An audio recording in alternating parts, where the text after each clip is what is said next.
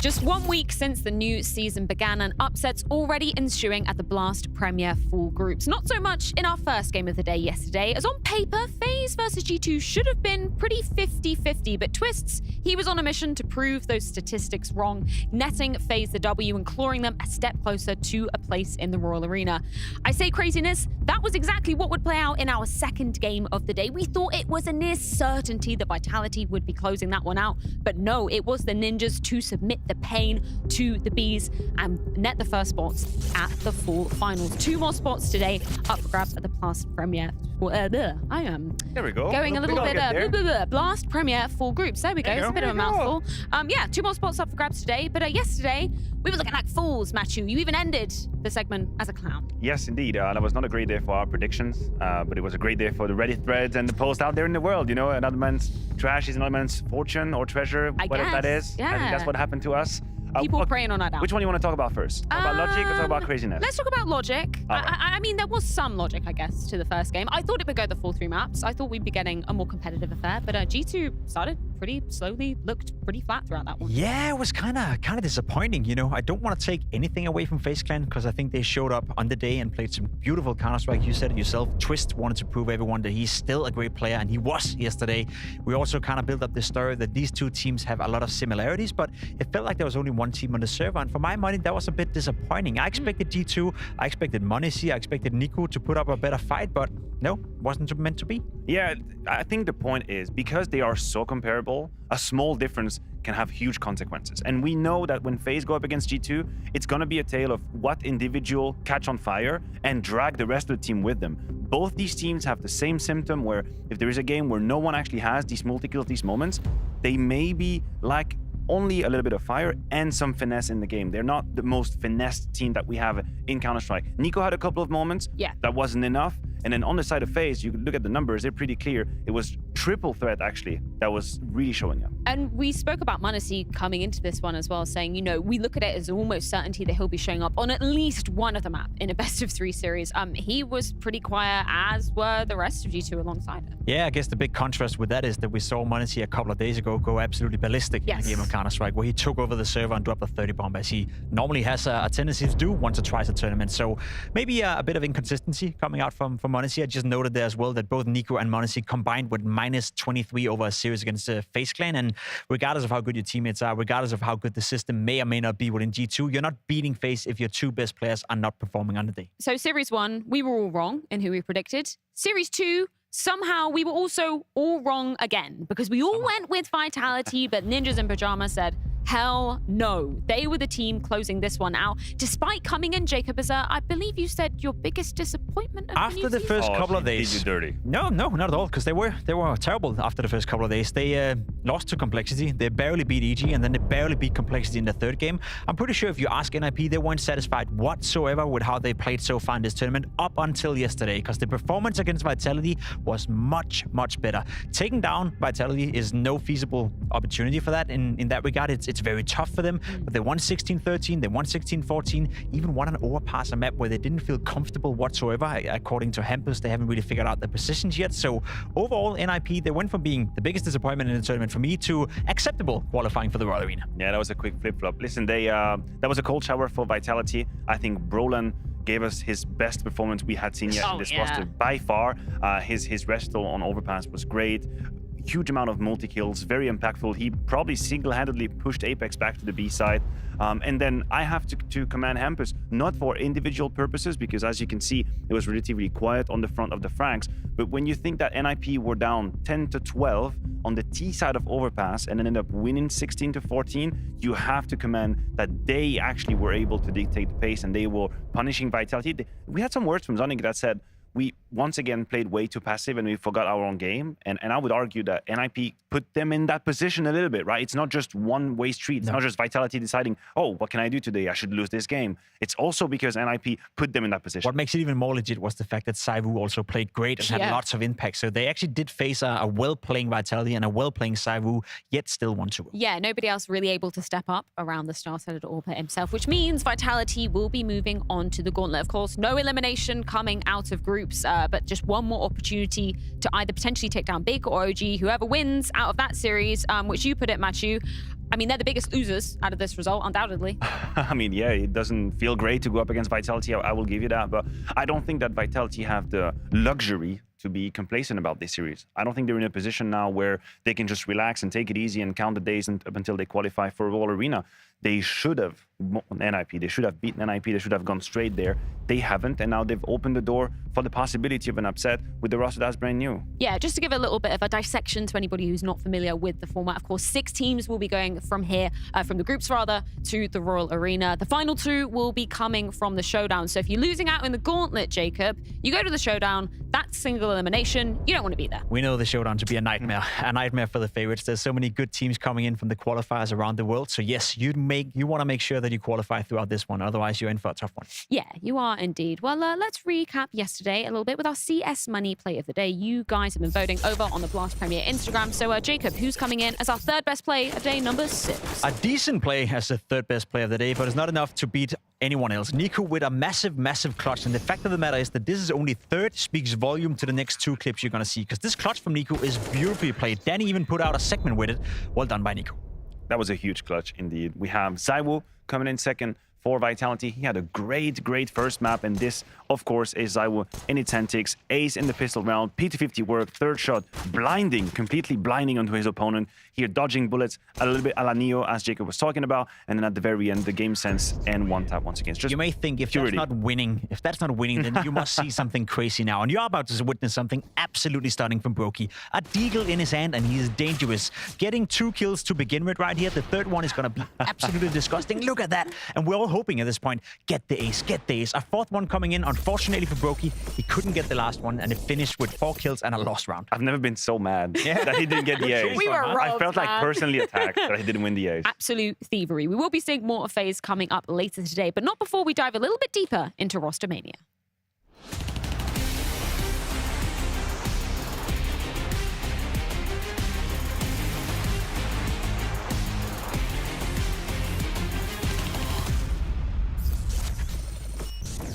Because, of course, outside of the Blast circuit, there's been a lot of changes going on for some of these teams. We're going to focus on the European teams today, some of which, or most of which rather, we will be seeing gracing the stages in Cologne. And there has been a lot of big moves, big shuffles coming in. We already touched upon Cloud9, Jacob, but that is undoubtedly the hugest one out of this list. I'm so hyped for it. Yeah, me too, because I think when you look at these teams, you know, Sprout, Falcons, Mouse for that matter, I don't think any of those are going to be title contenders the same way Cloud9 will be with this roster change. You bring in so much firepower, so much experience, 2 players who know what it's like winning, who hopefully can help Shiro and Exile and Hobbit for that matter get over that hump that's been for Cloud9, that they couldn't get their shit together in the most pressured situations. Yeah. I'm excited to see Cloud9 in Cologne. I just want to see how Electronic is going to impact that group of people. I have to be honest, because on paper, I'm not happy about him being an IGL. No. I will never be. This is not where I would put Electronic. But something that he does have is an incredible championship mentality. Like, he can be harsh. He can be straight to the point.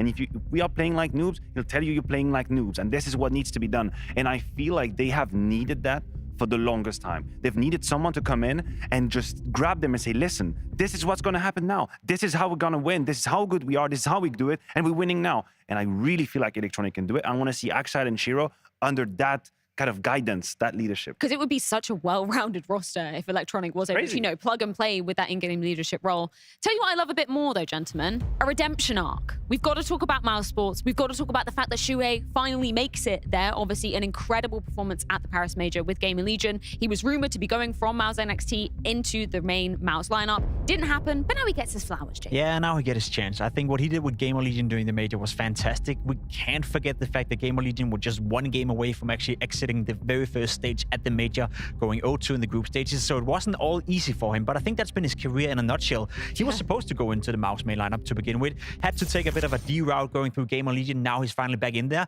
but the more interesting project of that one is Chimpat. I've been watching him a little bit play these online cups. I've seen some of his highlights. That is natural skill coming out of that player. I'm super excited to see how he's going to transfer into Tier 2, Tier 1 Counter-Strike. I agree with you. I think this prospect is one that we have to keep an eye on. How annoyed, how frustrated are you that Torji is still in this roster? I can tell you I am. Yeah. I've had enough. Yeah. Nothing personal. I think he's a lovely guy. No problem with that. Yeah. Just when I'm looking at Frozen, when I'm looking at Torji, when I'm looking at Shuhei coming as an IGL, when you think about Chimpat and what he can do, I'm thinking all you need is a really strong AWP, and then I'm ready to put this name in any playoffs bracket that there is in the game. I would put them there. Top 8, quarterfinal, semifinal. I would even entertain the idea. But we have seen Torji fuck up too many times for me. The story is, wait a minute, which shoe is going to be fine. That's a great story. I didn't know you feel that strong about Torji. I do. That strong about Torji. I will say, though, that when Dexter is a free agent right now out there looming around who potentially can go into a mouse lineup, I agree with you. Why don't you take that gamble, bring in Dexter? Imagine Zorte. Imagine Zorte in that lineup.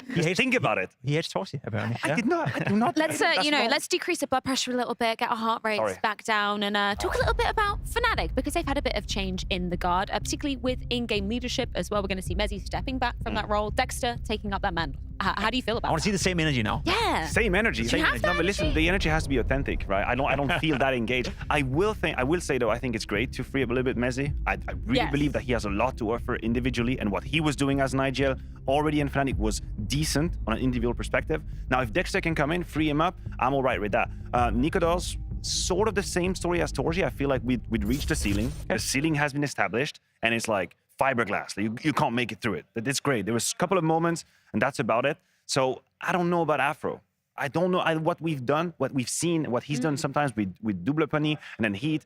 There were a couple of moments, but it's a gamble. A gamble I respect. And Croissant, let's go. Yeah, you're French, right? Aren't you, Matthew? Absolutely, I got my double passport. The tricolor right behind you. Final team that I do want to touch upon, of course, it's going to be Falcons, because Boros, they've managed to net a star that we saw at the recent Paris Major. Yeah, what a steal, right? He was great at the Major. He's been playing some sick games online, and I think it's going kind of under the radar how good that transfer season, or that silly season has been for the Falcons. Now, with MBK's leadership, you bring in Boros, you bring in MHL, you bring in Longs for that matter as well, who did great in Sprout. I think there's a potential new team coming up in the ranks that's going to contest the same, placeholders as OG, big in that regard. Top 10 team, surely on paper, I think they can do very well for the future.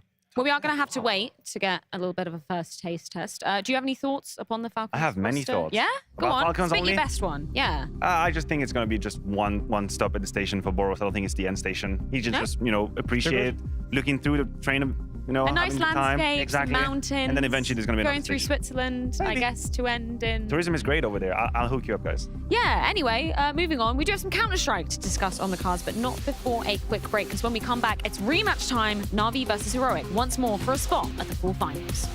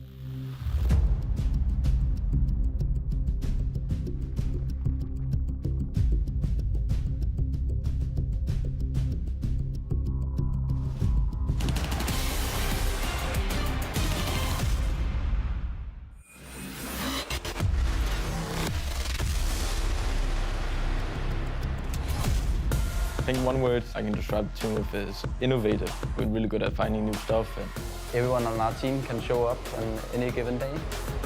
If you look at other teams, it's always like the star player who shows up, and our team is much more fluid. I think it's a smart move for Heroic to stay with the current lineup.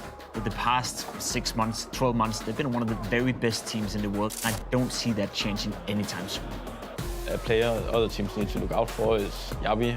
NAVI has been consistently delivering at a very high level, and I don't think he's done. I don't think NAVI has played his best Counter-Strike with any Heroic. I think the wild card on our team would probably be Cadian.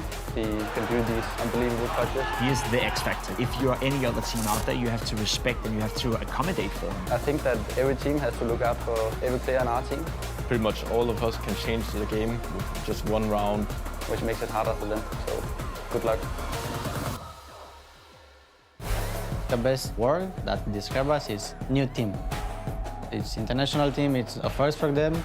It's different and needs some time for the adapt. They took a risk. The CIS powerhouse is now an international roster. This is the most drastic change we have seen during the off-season, and I have zero clue what we're supposed to expect, which is why it's exciting. Walker, it's simple as that. He's doing a good job because he can win every clutch. It's very important for team. It's probably the highest amount of pressure that he's going to have on his shoulders to perform. Everyone is expecting a lot from us. Like I said, it's going to be a new field for us. A lot of play styles in this team, a lot of culture. I have absolutely no clue how NAVI is going to play Counter-Strike. They have to build from the ground up. If the players don't individually deliver, everything is going to fall apart. And this is nothing but a question right now. We bring a lot of progression. Everyone wants to win. Nice start. He knows they're both there. Oh, Alexi! There's a lot of teams who's looking at us. All of us can change the game. Oh my God, he gets the shot anyway. HE, that might be enough to blow up Alexi. It will be. Cadian is here. He's ready. We're the best team in the world. We want to take more trophies home. A rematch with it all on the line. Heroic and NAVI already colliding once before, but now with the simpler route of the full finals up for grabs. And I say simple, it was anything but for NAVI last time these two teams faced off, unable to even bolster a single map victory, which does make sense, Jacob, in the context of Heroic coming into this new season with no roster changes. This is a chance for NAVI to take a bite out. Yeah, I think most people would rate Heroic to be the best team in the world right now. I think most people are looking towards Heroic thinking that's how we want to approach Counter-Strike, that's the style we want to adopt. And Heroic has just been the trendsetters in that regard for almost a year now. So I don't think it's too big of an issue for NAVI that they couldn't take a map off them. It was more so the fashion it happened in. You saw the body language, you saw the frustration, you saw the tweet coming out from Simple. It just gave you a lot of bad vibes in a game that, realistically speaking, NAVI shouldn't be able to beat them anyway. Yeah, I agree with you. And I think that they're going to have to deal with these situations, and hopefully they deal with it for the best. But we've seen the reaction against Big, right? We have seen the reaction, granted against a lower level of opposition. But I liked what I have seen against Big. We've seen a couple of players show up, which they hadn't before. And it's very important for this roster to very quickly get a few Ws, just to make sure that there isn't any seed of doubt that gets too profoundly put in the dirt already now. You have to keep the belief even at the very beginning. One of the players that we had huge expectations for, the man we see on our screen, Ime, obviously coming off the Paris Major, he was looking absolutely on fire. We said there was a lot of pressure on his shoulders coming into NAVI. We got to see that come to fruition in that game versus Big. Yeah, that was great. You see his stats compared. The Big game, he was great. He was all over the place. He was impactful. 1.33 rating was the first two games. We only saw him play well on one map against Astralis, I believe. That was Overpass. The rest, he was missing. There's a lot of pressure on this guy because we saw how good he could be during the Major with Game Allegiance. So, of course, it's maybe a bit unreasonable to expect the same level, but I think there's a too big of a difference right here. We need to see Ime play consistently better and better and better, and the step in the right direction was made against Big. He had a great start in that game, and I also believe that Big allowed him to kind of catch on fire, right? They played a whole lot of heads-up Counter-Strike. He had a bunch of multi-kills. I think he's currently a player that needs the reinsurance early in the game, and if you give him a couple of these duels, he wins them, that's it. He takes off, no more doubt, and I can just ride to my 25 kills. In other maps, were a bit slower at the beginning, a bit more labored, I would say, to get his kills, and then he never catch on fire. Well, let's check in with the new leader that Ime now finds himself under. It's Alexi B with James Banks. Alexi, the game versus Big was certainly a solid win for you guys. but we saw Ema in particularly start to come alive a bit more. Was there something in particular you'd worked on or said to him in order to make that happen? I mean, as I said previously as well, I think it's going to take time that all the individuals are comfortable in our game and in each and every official. Obviously, down the road, there might be games that someone isn't feel comfortable. But the only thing I'm saying is I think we're learning on the way now. And we're starting to understand how we want to approach the game on both of the sides. And I feel like Ema was feeling it the last official, and I hope it brings him a lot of confidence for this one as well. And is that what's key right now as well? Not just like, obviously with all the changes going around the team, but making sure people are confident, like we're passing on the fist bumps more and saying some inspiring words to keep people going.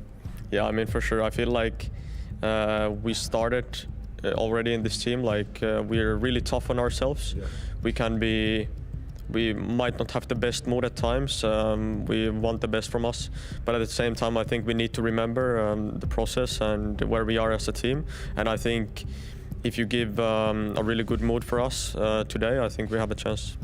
And in terms of that, right, Heroic look really good right now. They are the #1 team in the world. They've kept the same roster for so long. How is it for you going into a rematch, and what do you tell yourself in terms of the tactical side of things in order to try and get an advantage against them? I mean, just trying to learn from the mistakes from the previous one. The map Vito looks almost the same. And yeah, I feel like for them, it's always tough to prepare against a team like this when you know they have a deep playbook and you know that they will prepare, and you only have so much you can go from because you can't completely change your own game just for one opponent, and you need to try to understand the consistency and understand the fundamentals. But yeah, for us, I feel like we need to come out guns blazing. We cannot fear them as much as we feared them last time, I felt like. And yeah, just respect them a little bit. And would you say this is something where you might ask some of your players to make some moves at times, or let them have a bit more freedom to make some moves as they say they want to, in order to surprise them, catch them off guard?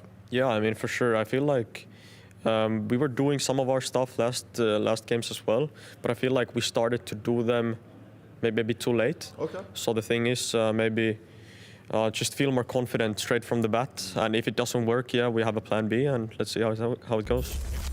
True words never spoken by Lexi B, because they will need to come out all guns are blazing, going up Heroic, we know will be punishing. Yeah, listen, there is a mismatch here for NAVI, unfortunately. It's the beginning of their campaign, right? It's the beginning of this roster, and one area where I would be ready to give them some strength is the mid-round calling on the T side. Like, I believe in LXCB, I believe in his reads, and I think he and Simple together have enough brain power and decision-making power to come up with ideas. The issue is, you're going up against the deadliest CT side that we have in the game, the most disruptive, in-your-face, anticipating CT side that you have, which means you can almost never just go by the plan. You're never just following through the motion. You're always being pushed, always being pressured, always being battled and challenged, and I think that's why they struggled first time, and I think that's why they're going to struggle once again. I think the mismatch is correctly put, that NAVI, the only team they can't beat in this tournament, is probably Heroic, given the way they play, given the way they're proactive, given the way they always pressure their opponents. So you can have Simple pop off, you can have Ime pop off, but I think Heroic's stabilization, the core unit of that team, and the philosophy they're playing under on the Cadian is just too strong for NAVI to do anything against it. Yeah, and we just had the numbers. We were comparing Cadian's CT side output to Simple's, right? Let me be clear. Simple, although being below his usual average, is still an exceptional player. But you have to understand that to reach peak efficiency on the CT side takes time. It's not just LXCB that has to create 15 setup for 15 rounds. That's not what's happening. It's about knowing how to react. It's about having protocol. It's about having automatism where you know if my teammate is smoked, I know what he likes to do. And this is where, in this context, Simple can shine and take advantage. Cadian does that with Heroic. We can talk about them now. They have all of these setups to a T. They know each other. They know how they like to play, how they like to react. And you can use these little details to sneak in and get an impact. And that's what he did. He demolished them in the first series. Yeah, he absolutely did. And that's what's so scary about this Danish side, is we're not looking at there to be, you know, a single star coming out. But is there one that's maybe, you know, winning the race at the moment for your money, Jacob? Yeah, I mean, I still think Stown is the big star within Heroic, but I think Yabi has put himself into the conversation, and he's done that over the past 6 months. We remember when he first came into Heroic, his start was a little bit lukewarm. It wasn't the best of the best, and we were wondering, is Yabi not better, or does it just take time for him to thrive within Heroic? As of late, I think the past 6 months, he's been absolutely fantastic, and he's given Heroic another dimension. We always said that there's only one star player within Heroic. that's down. Sometimes KDN could pop off, but the fact of the matter is now they have more strings to play off. So Stown can have an off game, Yabi can make up for that, and they still have this homogeneous team play and the synergy that no one can match in the world. So I think Heroic have grown stronger over the past 6 months, and that's a scary prospect for everyone. CS, unfortunate. I hope that you've got the Close your eyes. Stream, close your eyes. Ready, because it's time for our unicorn predictions, and it's time to see if we've all gone with the same train once again. I've picked Heroic coming into this one. Of course, finally. James has There picked we go. NAVI, but we do have some different predictions for the last game. Yeah, we do. That's a We side do. fact. And James is obviously protecting us with his forever, never-ending Navi pick. So we're safe on that one. There's not going to be any CS, unfortunately. I wonder if we can just not do like a CIA redacted type. We just redact our predictions, and we only reveal them to a couple of eyes. You need due clearance. Exactly. Yeah, let's just forget about yesterday. It's a new dawn, it's a new day, but not for these two teams. They've already faced each other once before, and last time it was the Danes to absolutely demolish Navi. Can they bounce back with the Royal Arena spot on the line? We're going to find out on map number 1 of Mirage.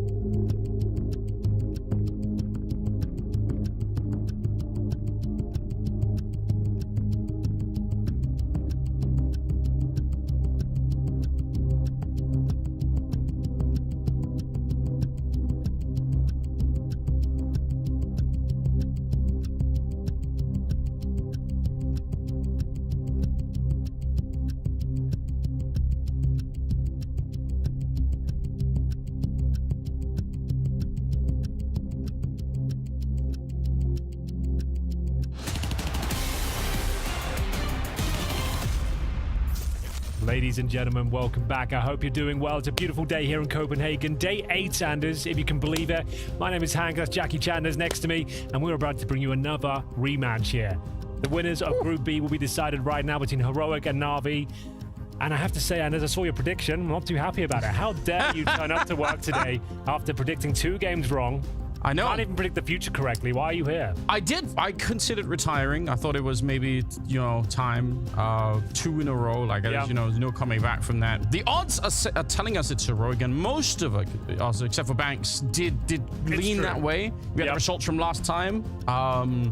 Henry, what have you got to say? How do you want to defend yourself? I mean, look, I actually think I was doing pretty good. I had 100% success up until that day, actually. It was but fair enough, I did make one mistake on this journey, this 12-day tournament. Something went wrong, and I would like to apologize. I should be able to predict those sort of outcomes. NIP taking down Vitality. I'm not sure many people would have on their bingo card. Let's see if NAVI can topple the beast that is Heroic. It is a arduous process here. It's going to be a difficult task, as Heroic look like the absolute best team right now. One of the few that didn't make any changes in roster mania, and they are yet to drop a map here at Blast Premier Full Groups 2023. The heavy favorites by some margin. It was Mirage to kick things off in the previous matchup as well. 16-9 in favor of Heroic. It's the pick of NAVI, and it's down, looking to crack things open with his silenced USP. Yeah, he's alone. There's no backup. There's no one to throw any flashbangs for him either. He's just lurking in there, and JL was ready. First kill of the series, and it goes the way of NAVI. A little bit of a double setup up there, and also a suggestion that NAVI know once again what they're doing. They expect some aggression out of Heroic on their CT sides. They're not stupid, and that absolutely pays off. Very slow, but very efficient so far. Making their way up towards short. It's going to be Simple spotted. Shush getting a lot of intel here. CSGO about to be pressured from two different angles, but rising to the occasion. There's the first headshot. What a ridiculous kill that was. He should have never got away with it. Shush will be in market now, and he'll get one more. Turns it into a 3 versus 3. No kit picked up at all right now. No smokes either. So it's going to be a very hard retake, no matter how you turn this. If any of the NAVI members can actually get back up into the B hallways, probably even harder to find them, because now it's about playing for time if you're on the T side here. JL, he's got the first attention, actually. It's going to be Simple to get that shot, and that pretty much seals it. Nothing that KDN could do out here. Take some shots if you want, but you're going to be losing this round. Well, there we have it. You're dead on. Nothing KDN can do about this. As mentioned, no kits available. NAVI slowing it right down, waiting for the game to come to them at the start. It was Stown, as mentioned, exploring his options towards top and middle. Taken down early 5-on-4. Wasn't the most beautiful execution towards a B bomb site. As we can see, a lot of information picked up from the window as they scuttled in toward the bomb site, but they converted their shots, managed to get the bomb down, and a pretty efficient hold as NAVI pick up a very valuable pistol here. This was the aggressive stance there from Stown. This shot from Immer, who did struggle immensely against Heroic. One of the standout performances in the sense that he couldn't really deliver. Since then, though, has looked much more compelling in further series, so we'll see how he can step up today. I feel like this understanding, this is what we saw last time as well when NAVI were on the T sides. They did kind of have a good read of how Heroic like to play and try to sometimes control the map a little bit more on their CT side. So wouldn't be too surprised if once again we're going to see NAVI call some freezes every once in a while, wait for Heroic to make a move, and then try to recommit into a fight. This time, they're pretty aggressive, and what a shot from Stown. He must have seen a gap there. Straight headshot to take down Alexi, but it was happening so quick, hard really to tell. 4 versus 4 as they do lose Stown in return. Yeah, lovely shot. Maybe got a bit ahead of himself, though. Tried to reposition out of the window. Caught out by Simple. 4-on-4, as you mentioned. And Simple with the bomb.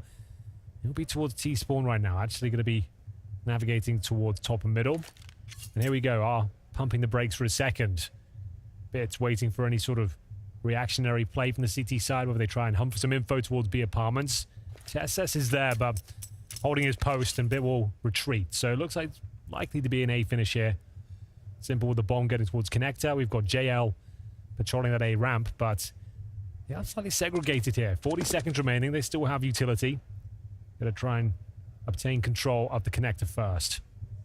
There's if NAVI get the opening going into the A-bomb site, they're probably going to be fine. But if it goes the other way, if it's a scout or a deagle instead that picks it up here, you never really know what's going to happen. And JL is a little bit slow to coming down the other side. Good shot for Simple. There we go.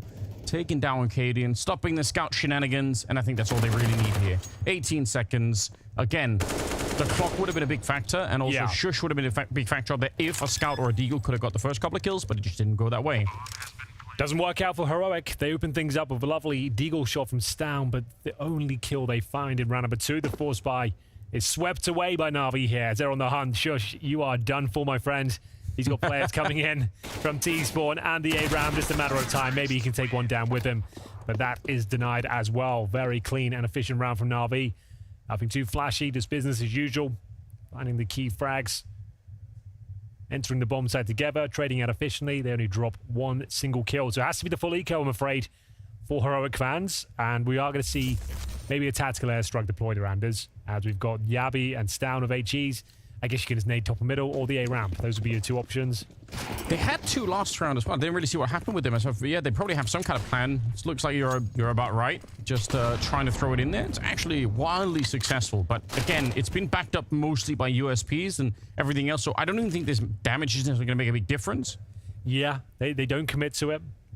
Unaware of how much damage they've done. Falling back towards the A bomb site here. Stacking it some more. We've got Cadian alone in B. He's got at least a 5-7. If the low HP players come in first, maybe he gets a double kill. You never know. I am such a sucker for trying those grenade stacks, but I feel like if you look at the stats for it, it almost never... Like, this is so much more successful than normal. Normally, you're doing, like, 7 damage to someone who's already backpedaling, and it's not really worth it, but... We'll see if they can find a couple of kills of it. Let's keep track of Simple and Alexi B. The players have been tagged up. You would assume they'll stay at the back of the pack while their teammates come for these remaining kills. Just should be a matter of time here. The Alexi B will scuttle back with the bomb. So, a 3-0 start looking likely, though, Anders. That's about as good as you could ever hope for on the Na'Vi side of things. They haven't given much away in terms of manpower either. They've had pretty clean conversions. So, an idyllic start. Heroic, of course, with the loss bonus racking up, taking the full eco here. Yeah, we'll have the full buy. Maybe Cadian sacrificing the AWP with this 5-7 purchase. Yeah, that's an interesting point, right? You want Cadian on that AWP as soon as possible. You know, could be very good with it. Simple in the middle. This is looking so crisp. Almost a quad kill on him. It'll be Cadian. A little bit close here. I think he realized he couldn't even really run to pick up the Galil up there. So not going to be a feature of the round. 3-0 in favor of Na'Vi. This is fine. This is what you want, right? Na'Vi are out for revenge. They probably also want to prove to the fans out there that this new constellation, even if it's really early days, that it is at least heading in the right direction. And taking down Heroic would be a massive step in that direction. Well, let's see what they can do. It was a frustrating series, to say the very least. It was all anyone could talk about after Simple's tweets and performance on the server. We have got an ult for Cadian, but you can see it's not glass cannon, but no helmet, no utility. All in on the firepower here. First gun round will be indicative as to what sort of game we can expect. Mirage is the pick of Na'Vi. Perfect start on the T side here, 3-0. With the default to kick things off, you can see them lying in wait towards top and middle, waiting for any sort of CT aggression, which is a calling card of Heroic. We've spotted it many times. Yeah. Very active CT side. They'll be probing different areas of the map each and every round, constantly backstabbing. It's overwhelming and stifling to play against, but for now, Na'Vi feel comfortable to take middle. Smoke's deployed towards Connector and the window, of course. And we've got Yabi towards short. It's towards Connector as well. By passive hold, allowing the T's to have control of middle. Quite a few grenades already expended by the Heroic side. Probably were lacking a couple to begin with, given the money situation, but could be a problem if we get into the retake territory. They also don't have any defuse kits at all anywhere on the map. True. So another potential problem if the bomb ever goes down here. We're at 40 seconds, and looks like it's going to be an 8 crunch, Henry. They're ready for it. Yeah, they're getting connect control right now. Shush about to be tested by Immer. This is a key duel test. This will be overworked in the A bomb site. His teammate goes down quickly, trying to take some aggro for him. That's for the smoke before anything happens, but it will not make a difference. Alexi, half health and runs right through. He's going to pick up the M4 to try and continue the fight. Alexi goes down, but a lot of pressure onto Tess's. He's got Yabi kind of getting there behind him. 15 seconds on the clock and the bomb. It's on the back of Bits. He's going to try for that sneaker position. As long as no one's coming through the middle, he's going to be fine. Great bomb plant. Very low on time, but it was well coordinated from Na'Vi. And I feel like this retake now, again, we talked about, it could be very, very hard for Na'Vi, or for Heroic. You can even tell Cadian's not even moving out of the B bomb site. Well, yeah, for good reason, really. Yabi and Tesses are having a look what's available to them, but apparently nothing but lead. As Simple will remove Yabi from the equation. That confirms the round. The 4-0 star here for Na'Vi on the T side of Mirage. Doesn't get much better than this. And they might be able to take down Tessis en route as well. Immer well positioned. Confirms the penultimate frag. And we've got Cadian desperately holding on to the AWP. This is pretty alarming for them now. They save absolutely nothing. They've got maximum loss bonus at this stage from the CT side. It's only good for a half buy. So into round number 5, there'll be 5-7 scouts. as we'll see this bonus round actually for Navi working out tremendously well. Another slow-paced approach, waiting for that CT aggression we've talked about from Heroic. They got nothing, and then it's a nice little A split. The key frag coming from Alexi B, of course, with the Mac-10. Send him in first, see what he can do. And he gets that surprising kill towards the steps, and as we mentioned, it's quite a passive hold on the A bomb side. They were overwhelmed, sent packing, locked out towards CT spawn, and they don't save a damn thing. So the first tactical timeout is used by Heroic. As mentioned, pretty much the only option here is to go for, I guess, a half buy, Anders. So you're going, yes. oh, wait, there's an M4. Oh, no. So it's okay, just for one player. Okay. So Test says we'll be buying a silenced M4. So we're seeing this more and more. And his teammates will go with the Desert Eagles and 5.7. So still a half buy. I mean, Test says if they do lose this cleanly, he'll be on like MP9 or Deagle going forward. Not the end of the world. Let's see if he can make a bit of a dent here, though. He'll be boosted up in towards B. Yeah, people are really trying to stretch the economy as much as you possibly can. Yeah. This is a one buy, the rest of them half buying, giving themselves a chance here. I mean, if you can get into the game a round earlier than expected, obviously that's going to be very, very helpful. Something to be excited about if you are a long-term Navi fan. In fact, Simple is up 7-1 at the moment. That's going to be great. Alexi will crack open the A-bomb site. Immer and JL going to find a couple of kills too. And that M4, yeah, it would have been fun if the rest of the team could have waited. They had 4-man stack at the bomb site. If the Tessus is already in T-spawn. So if they had lived for more than 3 seconds, maybe the flank could happen. But it's all just a hypothetical now. Not going to be happening at all. 5-0 Henry. So, Anders, what if you're wrong on your prediction again today? What will you... I'll just have to retire, I suppose. That will be it. Yes? Unless I get 100% of the predictions correct, yeah, I guess I'm done. There's no... That's the only honorable thing to do at this point. After yesterday's debacle, I'm surprised we even turned up to work today. I was thinking like classic, you know, penance. Like we could get like a whip. You can whip yourself on the back, you know. So some way to, you know, to maybe repay, you know. You could show remorse as well. I don't mind. I think that would be fine. Yeah? I think that could be appropriate. Yeah, that would be all right. Some potential content, you know. I'm not going to lie. If people did get whipped for getting the predictions wrong, it would up the game a lot. Like, it'd be a lot more interesting. So there might be onto something. Well, Anders, this is Navi. They're certainly onto something here. They are. They're whipping Heroic. I think you could be onto something there. Yeah, it's 5-0. Utilizing those Mac-10s, those saved weapons. They've got so much money. It's unbelievable. 5 digits on 3 players. Alexi being Simple on 6K. Otherwise, it couldn't be going much better than this. They pick up the pace as well, trying to get towards that connector. And Stown, he is burning towards the underpass. They know he's there as well. Should be a pre-fire from Immer. But somehow, Stown gets the best of him.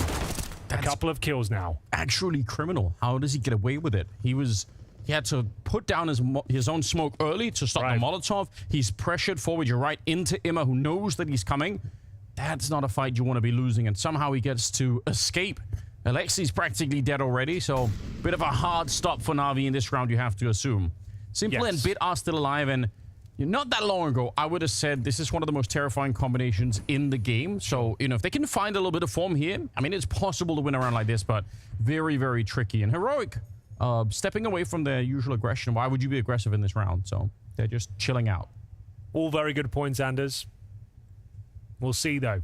Simple with the AWP. Plenty of time as we come to the 40-second mark here. Looking towards Sandwich, and there is a CT player lying in wait. One towards A ramp as well. He's just trying to see if the CTs will give him anything to work with here. A slither of information. His teammates can bait them out in any regard. Here comes Bit to lay the trap, and it's a beautiful shot to open things up. That's what you want to see, but unfortunately, that's the bomb. Alexi was so low that he needed the same kind of headshot the Bit just got. I think they realized, yeah, we can't really get the bomb in 18 seconds and try and go for it, so just try and save the AWP up there. Still, 5-1 as they will lose the round. They have a lot of money on the Navi side, so they're going to be fine. It's been a pretty flawless start, to say the very least, if a Navi. So, yeah, money's not a problem whatsoever.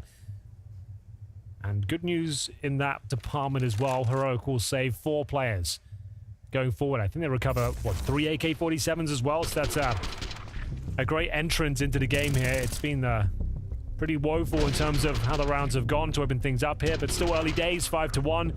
Tactical timeout has been called. This time by Navi. The Blade a chance to get stuck in, considering they're up 5-1 of all this cash. He just wants to get stuck in early, Anders. Kind of address what he's seeing. They've had some very slow-paced rounds, lots of defaults. Tried a fast-paced one there, didn't really work out for them. Presumably, the start of that last round made a big difference, because if Stown goes down in the middle, it's mid-control for Navi. It's a 4-on-5, so a lot was probably hinging on that one battle. Ultimately, Navi not able to recover from it, but it's such a chaotic start that if you replay that, I think Stown most of the time is going to end up dying in that underpass position. So yeah, that's a good point. And considering they had the information down there as well, you'd think they'd come out on top all day long. So, yeah, good point. We'll see the timeout come to an end, though, sending 3 players toward the B side of the map. You can see Ima on high alert for any potential pushes towards underpass this time. They actually have gone for 0 mid-control as well. No one towards A. So this is B execution straight out of the timeout here, Anders. I like this. It's something they haven't tried. They've been waiting around a lot, so Alexei probably trying to change the pace a little bit, see if they can catch them off guard. Smoke, but they're going to run right through it. Why would they stop? They're already going into it. The Molotov doesn't do anything. Yavi instead, they had to stop them on the one side. Good timing. That's the bomb down as well. And TeSeS with the opposite crossfire, absolutely shutting it down. Just simple in a 1 versus 5. As he takes down Yavi, there is so much more to come. But yeah, I think Heroic are doing the right thing. They're respecting the fact that they are up against a legend of the game. So don't fight him. Don't swing to finish the game early or the round early. It's not worth it. Well, Cadian's got him locked in, so there's nowhere for him to go at least. So, yeah, you're right. There's no real reason to feed the beast at this point.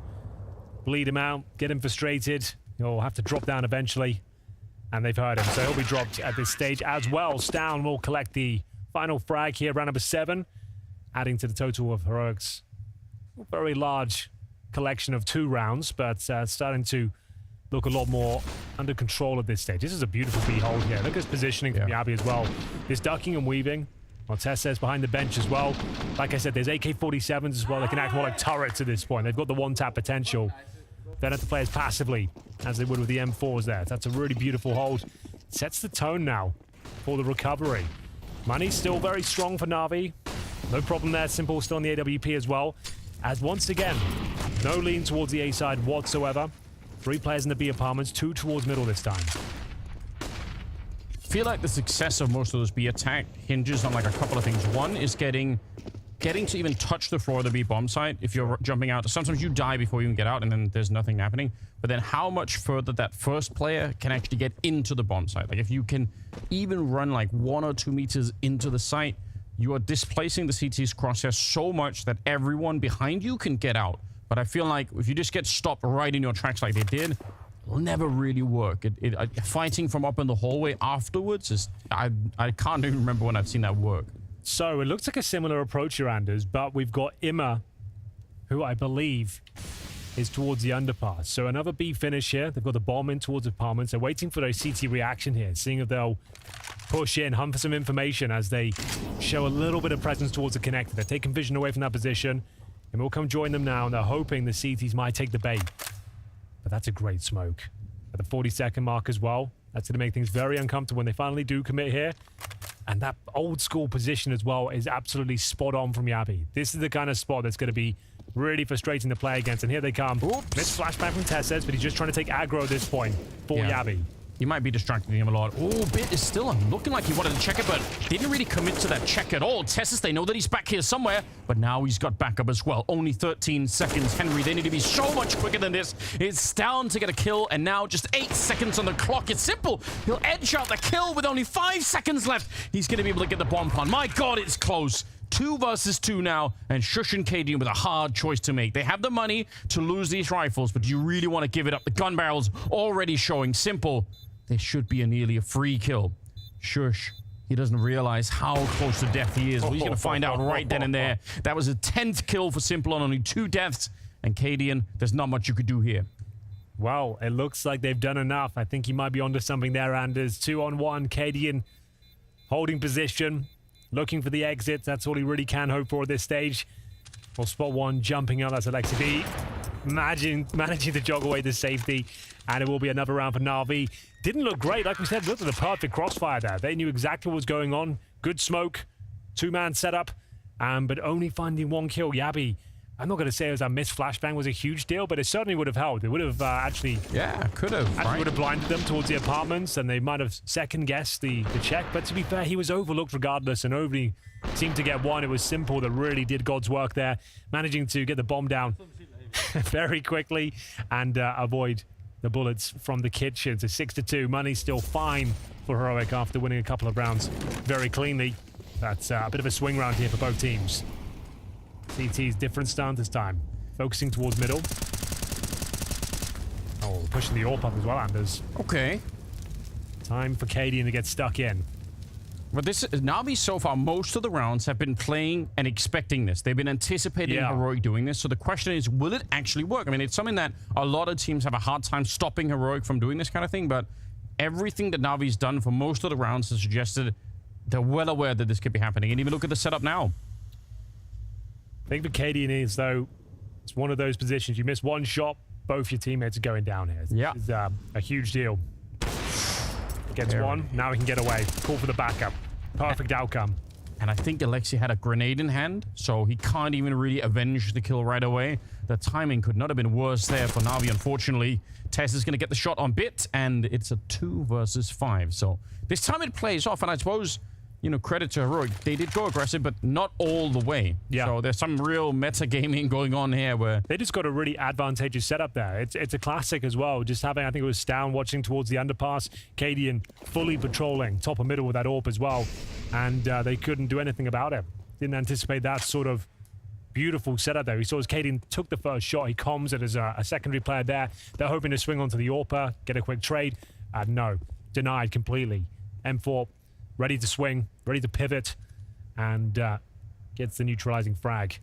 So 5-on-2 has to be the save here. Navi still in a very good position here. Bear in mind, T-side, Mirage are up against Heroic, the #1 team in the world, and this team's been together since, what, like July 6th or something, since they've been practicing, I think it was. Yeah. So, yeah, so far so good on the rematch here. Group B final. Yeah, and at the end of the day, right, they got, what, 9 rounds last time on Mirage? 9 total, yep. So the fact that they're already up to 6, it obviously is a very, very good look for them. Look a little bit more solid here. And when you're winning, you're not prone to the same level of frustration. You see Jail with a smile back on his face. He seems to be smiling most of the time, to be fair, but, you know, still looking happy. No one's frustrated. Not yet. So, not yet. It's true. Let's see how it goes, Anders. Aggressive once again. Loving this from Stown. Very active gameplay. This time, Alexi being one step ahead of the curve, though. We'll take him down, courtesy of a flashbang from Simple. Early pick. The caller's dream, really. You haven't really taken any damage. You got a 5-on-4 early. World is your oyster at this stage, and they've had success with these B attacks. They know they've got set pieces to fall back on. You've got that man advantage as well. The set pieces are working. Do you just go back into that B execution, Anders? It might seem like they've hammered it home a few too many times already, but it's working for them. And it's working, and the chances that it works is even better now that you're a man up. But yeah. Tessus will make sure that stops. Oh, and a shot from Yabi. That's the whole mid portion of the push gone. They got now no choice. It's just the hallway. Yeah, now they have no choice. They just have to go for it. And Cadian ready to lock it down. Bit is going to be blown up, and it's Bit and Simple and Jay are left, and there's not much they can do right here. Simple's going to get picked apart. They don't get the bomb plant. They do lose a lot of rifles. Heroic are starting to get their claws back into the game. You can feel ever so slowly. It's a bit of a problem for Navi, and great work in the middle, just stopping. I mean, if they're back in the bomb site like they have been in the past, then they get pinched like they were in the past. But the fact that they're so far out on catwalk's really good. There's a day and night difference here. Remember we saw G2 yesterday on this map and the way they were getting Hunter in towards ladder room. Right. Like a proper system, right, to get him up there, uncontested. There was no way you could really stop him. You're just not seeing that sort of fluidity from Navi. They're trying to... Oh, we'll get us right back into the action. This is an eco. But yeah, they're not having the same sort of process there. It's a little bit more clunky, and Heroic, as active as they are on the CT side, punishing the disjointed nature of the setup. Once again, Heroic will have the advantage here in the round. 5-on-3. Just pistols and one single AK here in the hands of Simple. And I think that might be all she wrote for this round, unfortunately, as they've been absolutely mauled. Simple. Just enjoy the moment. Nothing to be mad about. No. They didn't mean to die. They tried their best. Maybe that's what they need, like, you know, a little some positive affirmations, like a little post-it note next to his monitor, like, you know, never give up. Yeah, don't give up. Unfortunately, unlike you, your teammates are human, and sometimes they'll die in a couple of rounds. You know, you can't really change it. So what have you got for a simple? Bit of a wait, but no frags found. Heroic closed the gap. And once they had a 5-0 lead, Navi now just the one-round advantage, 6-5 overall. We'll take a tactical timeout. This is called by Navi. Money in a questionable spot. They will be buying. They've got an average of $4,000, but that means no simple AWP.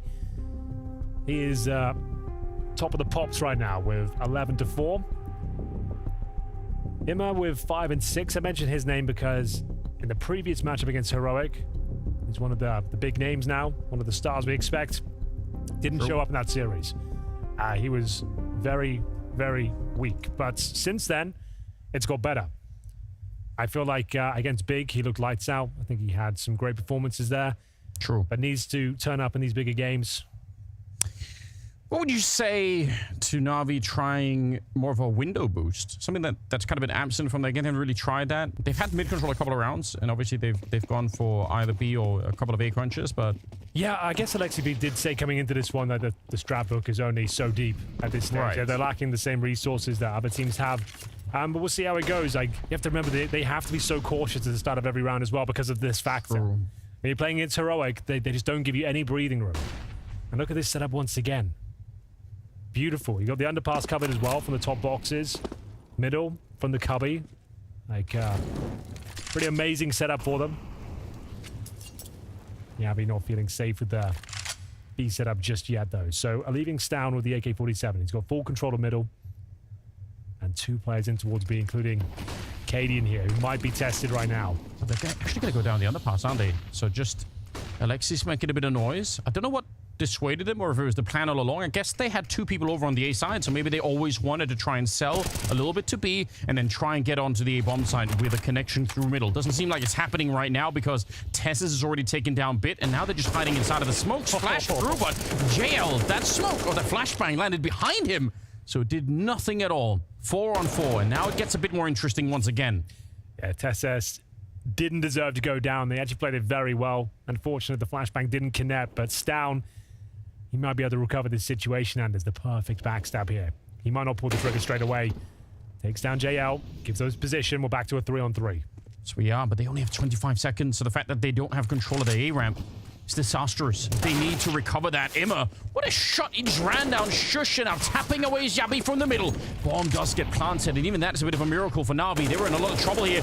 Oh, the flashbang is so good. The spray follows it up, and now it's Imma versus Stown. A 1 versus 1, and Stown straight deletes him from across the bomb site. It's beautiful.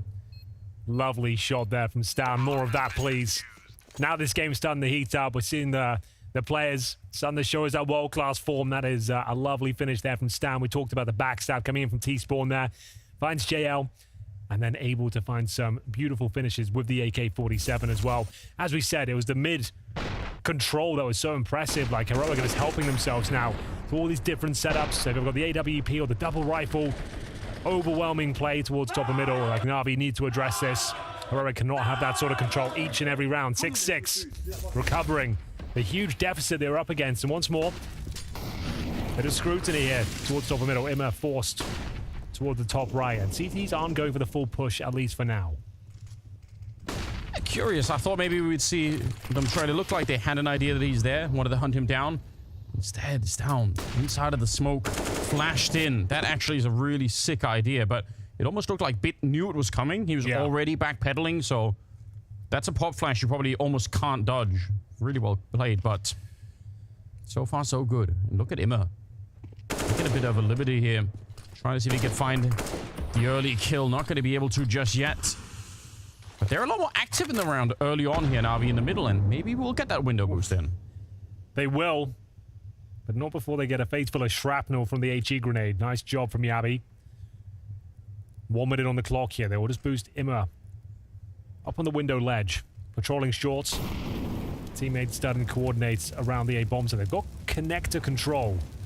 Stown seems to be aware of that prospect, though. Bear in mind it's where the bomb is as well. Alexi B needs to be very careful. 35 seconds. JL is a late flank over from the A ramp. Good spray for Stown. That might just cancel the whole round. The window portion is dead and gone as well. Yabi's controlling that. And Simple and JL left to try and do something in the next 20 seconds. Simple with a Molotov in hand. He's eventually going to get found. JL actually does get the double. That's outrageous. There's a way, maybe. He needs to find the bomb. It's going to be picked up finally. 10 seconds, and Shush just not even allowing him to get back onto the bomb site. So Roik up to 7 rounds. Stown is playing an absolute blinder right now. Really nice positioning. Good understanding of the situation as well. Lock them out of the utility as long as possible. That follow-up smoke deployed by Heroic is just so difficult to deal with. And you can see, I don't think Navi even got a target to shoot at there. They're just getting absolutely brutalized by these crossfires. Heroic are either very, very aggressive and active at the start, demanding respect across the map, or they'll let you play yourself. Hold this crossfire, sit far back. You run the timer down, you have no choice but to run in. Picking up the pace, so Navi going to be committing towards a bomb site here to kick things off very early. Shush is so ready. No flashbang in his eyes, and he's going to be spraying down JL, but that's a long range. That's a deagle from Simple. In the back line, Bit's going to be joining in. They're getting a couple of kills going their way and running out of bullets at the worst possible time, but Yabi, what a teammate, showing up just when you need it. That one got a little bit close. Some good deagle shots could have changed the round, but it's still an 8th for Heroic. It's really fallen apart here for Navi. Still a good half, all things considered, but you won't be feeling good when we enter that 2-minute break, Anders, because they were 5-0 up. I know. They were running away with it. They were winning rounds with Mac 10s. The wind was in their sails, momentum on their side, but now starting to shrink. You see them looking a little bit more desperate on these rounds. They will go up against a double AWP setup this time. We talked about it plenty at this tournament alone. Simple looking to pick the B-bomb side. Looks like he's got that pick. They don't commit. That's going to be Stown on the secondary. AWP removed quickly. And an advantage for Navi as they hunt for their 7th round here. I would say the way Heroic are playing now, you kind of need it. They've woken up and they look pretty mad. A lot for Alexi to work with. You know that there's a double AWP in play. You know Stown, who's normally playing this connector side, was the one that was playing over there. So you know that there's going to be probably a fair bit of movement running around. And it's unlikely that there's going to be now a double setup at the B-bomb site, because that would really blow up in the middle of the map. So quite curious how this will play out for Navi. Plenty of time on the clock. Alexi can really start to put it together. And hold on. Hold the phone. Tess's. This is a bit of a move. Now, they're coming back for him. Simple. He's already got the AWP out. He might just catch him for free. Oh, my God. He's might have just won the round. Yeah. Simple with the presence of mind to know that Heroic might be up to their old tricks. Dissecting the map, hunting for information. Alexi B needs to be careful here, but absolutely destroys Yabi. No problem whatsoever. A perfect round as they make their way in towards the B-bomb site. Surely nothing can be done here. Cadian and Shush on the other side of the map, and will be found out by Bits straight away. Lovely kill. Flashbang was great, but there was no follow-up that could even be done. No. Nothing to save, obviously, for Cadian. It's the 15th round, but they're not even defending the bomb site. They're hunting for him. They know they've got him. They're ready. So Navi with 7 rounds at the end of the half. Again, they got 9 total in their last matchup on Mirage. So this is a really, really good trend line. And I think the fact that they didn't get this last round is probably really nice for them. Just feeling a little bit extra positive about the whole experience so that they don't just suddenly get wiped out at the end of the half. No time for Cadian to do this. He'll give it a good go, Anders. Sure, I mean, you should. You should always try, right? But as long as, I mean, they could disconnect their keyboards and win this one. 8-7 at the end. It's pretty good for Heroic, but Navi with a much improved form. We'll see if it continues on the CT side after this.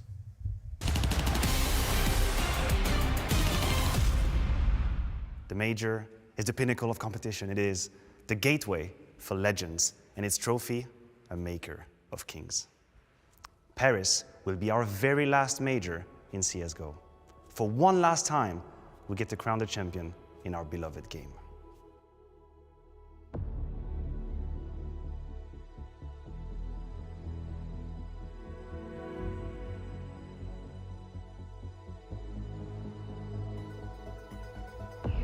Thomas, really? CS have been in my life forever. Counter-Strike in my life for 15 years. I've been playing this game for 2/3 of my life. I grew up with Counter-Strike. I didn't really know what I wanted in my life, CSGO was that answer for me. It's what I've always done. It's my whole life. I've done a lot of things in CS and I've sacrificed a lot to get there. For me, there's something that activates inside me. I think this comes down to I want it so bad. My life is Counter-Strike and I live and breathe it.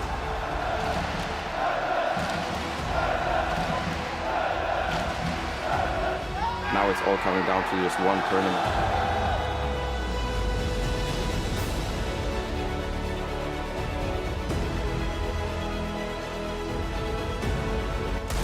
Interesting position. Oh my God! Emma! Oh! It all ends! Game Legion with a legendary run. Dreams becoming reality right before our very eyes. Can anyone stop this vitality streak?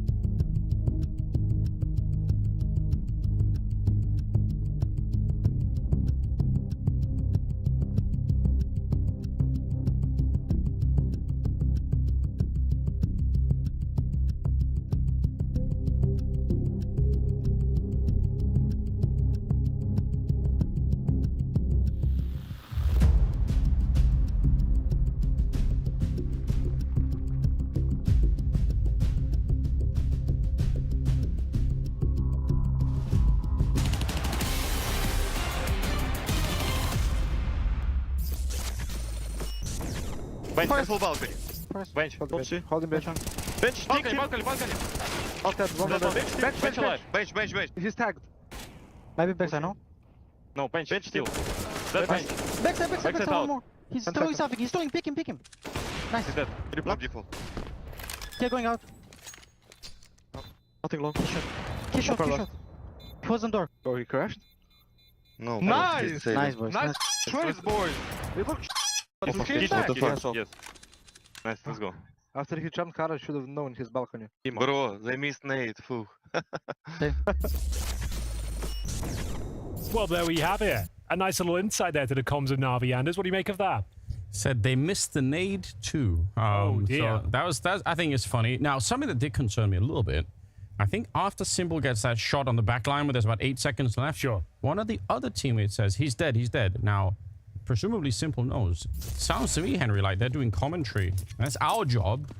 I don't want the players doing commentary of their own games. Like, I'm already worried about the predictions. I'm already about to get fired behind missing those. Can't have them dipping into that, so gonna have to talk with him later about that one. But now second half is coming up, and it's JL. He started the pistol. He got the first kill of the series, and he's back again with it here. Simple taking down Shush. If Navi can win this pistol, they're so well on their way. They might actually bring down Heroic on this map, so everything is on the line still. 4 versus 3, and the bomb is on Yabi all the way over the A ramp. He is alone. Well, bear in mind yesterday, NIP taking down Vitality in the Group A winners game. I know. And no one saw that coming, so famously, nobody saw it. Forget all of your expectations. This one is wide open. And for now, it is an advantage for Navi in the pistol here. Cadian just patrolling these B apartments, trying to find a pick if possible with that P250. It's risky as they probe the map. It's Alexi B to pull one back, and this surely is locked in for Navi now. 50 seconds. 2 players segregated here, and a boosted CT lying in wait is going to take down Cadian. Man, if Cadian wins that fight and they rotate B, we could have one of those insane scenarios where Yabi actually plants and nobody knows. Nobody knows it's an A plant. But now, it's all for nothing. JL will finish it off. Good double kill for him. And NAVI with the pistol round win. This is starting to get really excited. I'm so much happier. You know, as much as Simple was frustrated, I was quite frustrated watching it too, because this is such a crazy version of NAVI, but obviously you want it to work. The name itself has an enormous amount of history with Counter-Strike.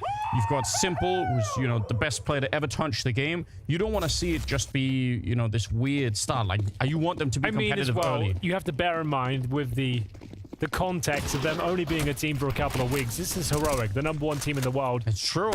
Heroic should be winning this. Being dead on is exciting for sure.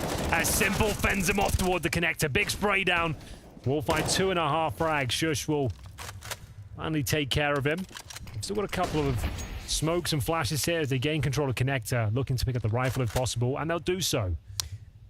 I feel like when you are playing under the banner of a NAVI, it doesn't even matter what the context is. Like, it's the people will expect it. I remember the same thing happened when the new NIP with Rez and the rest of them sort of took over from the Get Right Forest ladder. It's like, you can say that you're playing for your own legacy and you're not trying to live up to what the old. No one's gonna care. Like, you're playing under an NIP name. People will expect you to do big things on day one, even if it's insane. Well, we'll see what Heroic can make of this B execution. Call it execution. There'll be a smoke thrown, a flash over, and they'll hope for the best here. So we'll see a couple of smokes at least. Flashbangs. And JL, as long as he gets one frag here, all should be good, but he goes down quickly. A beautiful shot from Shush, and the bomb is going to be planted, Anders. This is getting interesting now. Oh, it's making me very nervous for NAVI, because winning the pistol, that's the first step in the right direction. But if they give up this round, we know how bad it could go. They picked up a Molotov from JL, and that means they can slow them down even further. In fact, funnel them through that window. They're running out of time, NAVI. They don't have a kit at the moment either. They need to be so quick and so flawless that it's anything but. Shush with the headshot instead. Immer and Alexi scrambling to get back into the round. They need this one so badly, and Heroic not going to let them have it either. Alexi's just completely lost here. He has no time left, and Cadian will make sure he can't even leave. 9-8 and a stolen round. And Heroic, you could see in Cadian's face, they know how much that means. That is a massive round, considering they lost the first couple of frags. It was Simple, right? The double spray down towards connector. A 5-on-3, technically, was quickly traded out, but this round was theirs. And the fact that Shush gets that opener in the B bomb side, the 1D, that made this all possible. The round collapses, and NAVI now, this is where things become complicated. This is where the mental fortitude is tested, Anders. And they'll be forced buying back themselves. Opening kill for the big man, looking for a double, can't quite connect until the third shot rattles off. Double kill for Simple, man advantage for NAVI. And Yabi taking matters into his own hands here, trying to answer back. They've got the bomb on the B side, and it's an open bomb site right now, so they're going to have to commit. You might even say that Heroic still have the advantage here, Anders, considering it's an open site. Sure, it's a 4 versus 3 with a couple of weapons picked up, but they won't have kits here. And they're starting to realize now what's happening. So a Molotov to try and buy some time. That's actually pretty huge, right? Heroic were just slow enough, and now they've been slowed down a little bit more. So at least NAVI are in a position to maybe handle this.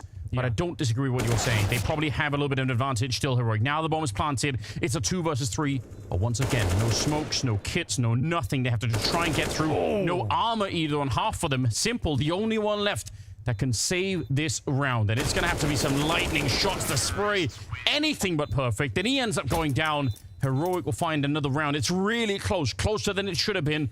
Simple responsible for a bunch of those kills, but it's not enough. He's got 20 overall, but they're still falling behind.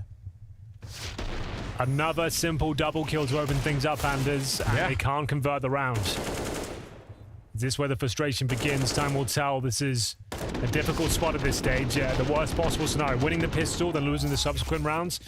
You don't get that bonus, piece of loss bonus. And that's full eco territory. Simple. We'll get a Desert Eagle. Apart from that, we've got USPs across the board here. So you'd have to assume Heroic will be taking this round. Even with the missed Molotov, I think it'll be fine. Pretend it was done on purpose, you know? Exactly. That's all you have to say. They have to play it off. On purpose. I'm trying some new stuff, guys. Don't worry. Yeah. Suggesting I missed it. Simple again. To the Lion's Den here, though. Oh, they're going to take him down. No double kill this time. I was looking forward to it. USP not going to be quite as good. That's where you want the P250 or the 5.7. Probably anything really by the USP. Zeus even. Yeah, it's the best gun in the game until the pistol round is over. Yes. USP. Then it kind of like drops to call off. it, Henry? Yeah. I believe. Spa. So do you want to buy here, Navi? 3,800 on Imma. He's already pulled the trigger. He will be purchasing up. So in we go. Won't have the luxury of the AWP. 11-8. Heroic now. Finding 3 rounds in a row after losing the pistol. They're in the driving seat. Momentum on their side. They have the AWP as well. And Navi, this won't have the same sort of maneuvers we saw from Heroic. That sort of synergy. Right. I think typically also CT sides are the hardest to put together. Yeah. Most people understand the basic T strategies because they obviously play, FPL or whatever else is going right. So you have like some basic idea, but some of that synergy, I think that's a good word you bring up. On the CT side, it can be very hard to manufacture in a couple of weeks.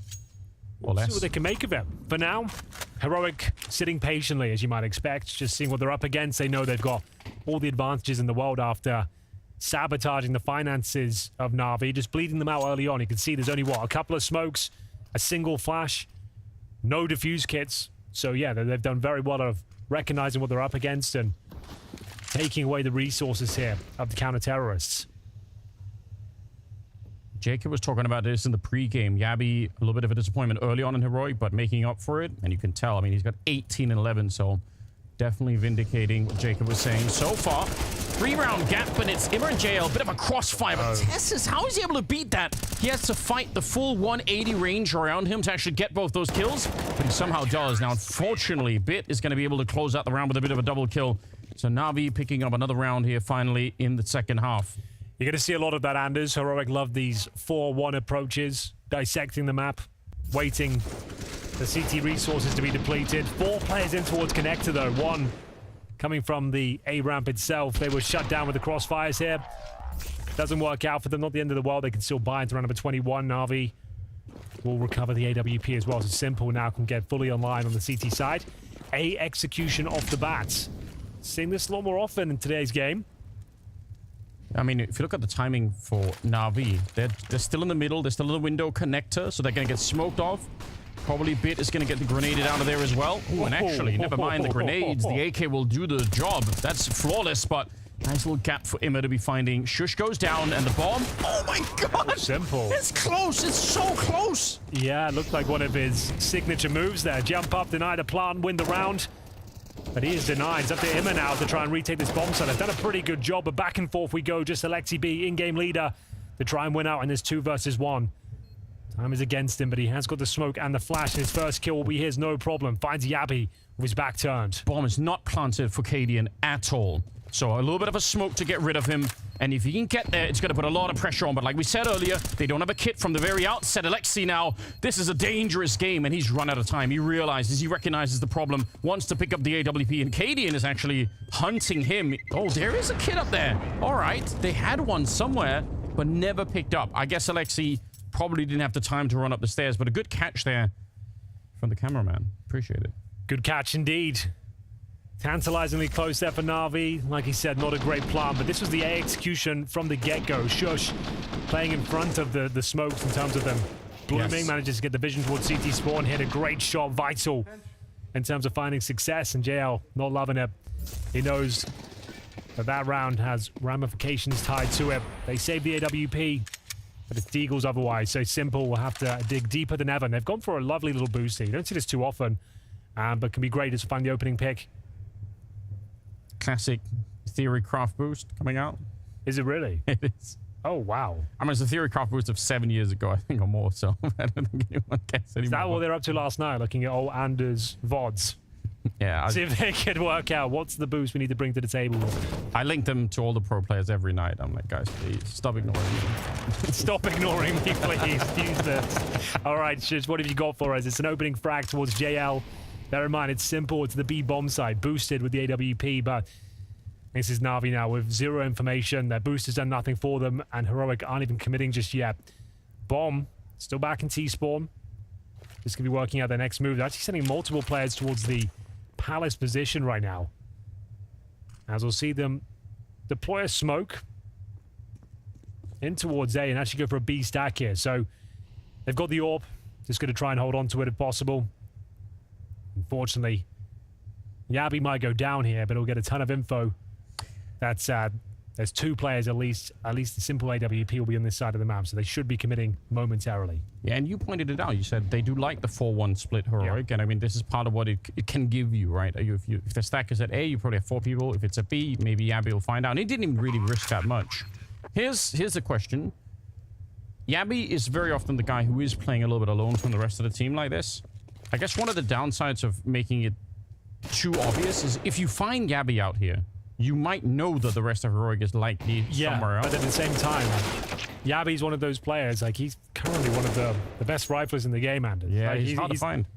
Difficult to take him down. Like, even if you know what they're up to, he's probably going to find a kill. I think en route, you know, it's difficult to say, oh, we can guarantee, because if he finds a kill and finds an open bomb site, they're not going to commit towards the other side. They'll come back. I think a couple of months ago, Yanko had a tweet about positionless Counter-Strike. This idea that, you know, it doesn't really have to be Yabby. Like, if you can make it fluid enough that anyone can do it, you don't actually give the opponent this luxury of kind of knowing what the setup is. Right. So, as an interest, I don't know if anyone's is able to do it yet, or if anyone has, like, that much synergy they can say, okay, this time it's KDM playing on its own, and next time it's going to be TeSeS, and then it's back to Yabby. But it's an interesting thought anyway. Like, I could see how that could really mask what's going on. Obviously, that already happens to some extent. Like, people do sometimes intentionally switch up their positions to try and mess with the calls of the enemy team. But, yeah, it could happen even more, I guess. Well, Blade has been brought in to contribute his 2 cents to the discussion. 13-9. It's been a much better day in the office for Navi on Mirage. It has. Bear in mind, they were 5-0 up on their T-side campaign. The fact they got 7 rounds on their T-side was actually pretty good. You're up against Heroic, and you remain competitive here. They're still not expected to win this one, considering how the second half has gone for them, winning the pistol and then struggling to really get anything going. This could be the end of Navi in the run, but to be Rush here to open things up in round number 23. Flashes and smokes are pretty good. It's got Heroic a couple of people down, but now they've been slowed down. I don't like this. I don't like the slowdown in these rushes. I feel like once you've really hit the bomb site, you need to put some pressure on, because backup is going to be coming in pretty quickly now. More people are showing up at the site. JL and Imma are both still here. They've lost Alexi, but a good swift little headshot for Imma to make sure Stown is out of the round. 2 versus 3 right now. The bomb's actually running away. Cadian is making an escape and just leaving TeSeS here. If he can live, if he can get a kill and stay alive for another 10 seconds, maybe, but it's not going to happen. Bit will get the kill, and now Cadian, he's even returning to the scene of the crime here. Well, he'll be going down momentarily. A moment's chance there for him to pull the trigger on JL, but there it is. Navi fending off what seems to be a B rush there, but as you mentioned, they got kind of locked out, couldn't really commit toward the bomb site. Molotov holding them at bay there. So let's have a look at the replay. Is Imma arriving at the scene of the crime before they can even get close. This is a beautiful shot. Looking towards our van. Oof. First bullet connects. As Bip defends the push. Nothing Cadian could do.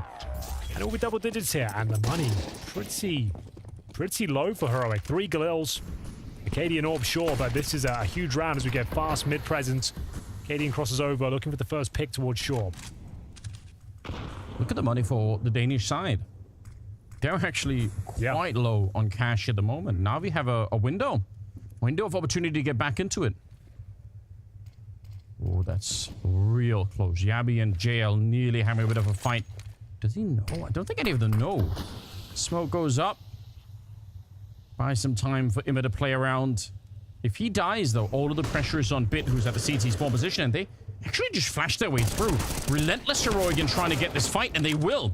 Eventually, the Galil will come out on top, and it's a 4 versus 4. And now, like I said, Bit is the one who's really anchoring the site. He's in a pretty compromised position as well, but he'll make it work, Anders. 1 frag is found, and Simple missing a couple of shots this round. Down to just 22 points of Felper making up for it here. TeSeS swinging towards spawn is punished, and now they're scrambling. They're looking very uncomfortable here. No utility to work with. Time not on their side. They are surrounded, going for the plant. Surely it doesn't go down. They've done it. Need to be aware of the flank coming in from A ramp, though. I don't think there's much chance for Stown. Yeah, he's going to be dead for free. Shocked that Simple lived. I think one of them could have turned around, but nobody was looking towards that CT spawn position, so he outlived his round just a little bit. Shush. 1 versus 3. They do have a smoke, so they should be able to do something here, but they're a little bit delayed now. Finally, the smoke is going up, and they're guessing just right. Missed shot there, so he has to try and spray it through. Good headshot, and he thought that maybe was the guy defusing, or at least wasn't aware that there was a second one. Nicely done from NAVI. That's why you want the smoke in the kit. Absolutely true. There was certainly a chance where he gets that first kill and there's no smoke down. Could have denied the defuse, but not meant to be. It's NAVI holding strong here. Difficult round for Heroic. Surprised they bought into that one, considering they had the 3 Galils, a single AK. It's a pretty close round, all things considered, but they'll take a tactical timeout moving forward. It's 13-11 in favor of the Danes, but NAVI hot on their heels. We are going to see Shush with an AK-47. Safe from the previous round, but for now, what can be done? It's looking very good for another NAVI round to get them one step closer, averaging $3,000. So we'll see a little bit of investment here. I don't think they're fully committed. We've got a couple of AKs. They're really stretching the limits. Yeah, aren't they? like 3 of them are all in at this point. So you might as well just might as well join them. Okay. They were limping into the round, like with 1 AK, then a couple of deagles, and then someone just called, let's just fully commit. Let's get stuck in here. It's a huge call to make. If they win the round, amazing. It's probably GG on this map. If they don't, though, which is the more likely outcome, NAVI are right back into this one. We'll have a look. It's down. With first contact towards window, connects a couple of shots on Simple, but not much damage. Sure. We tested next. JL surrounded once more. Good positioning, though.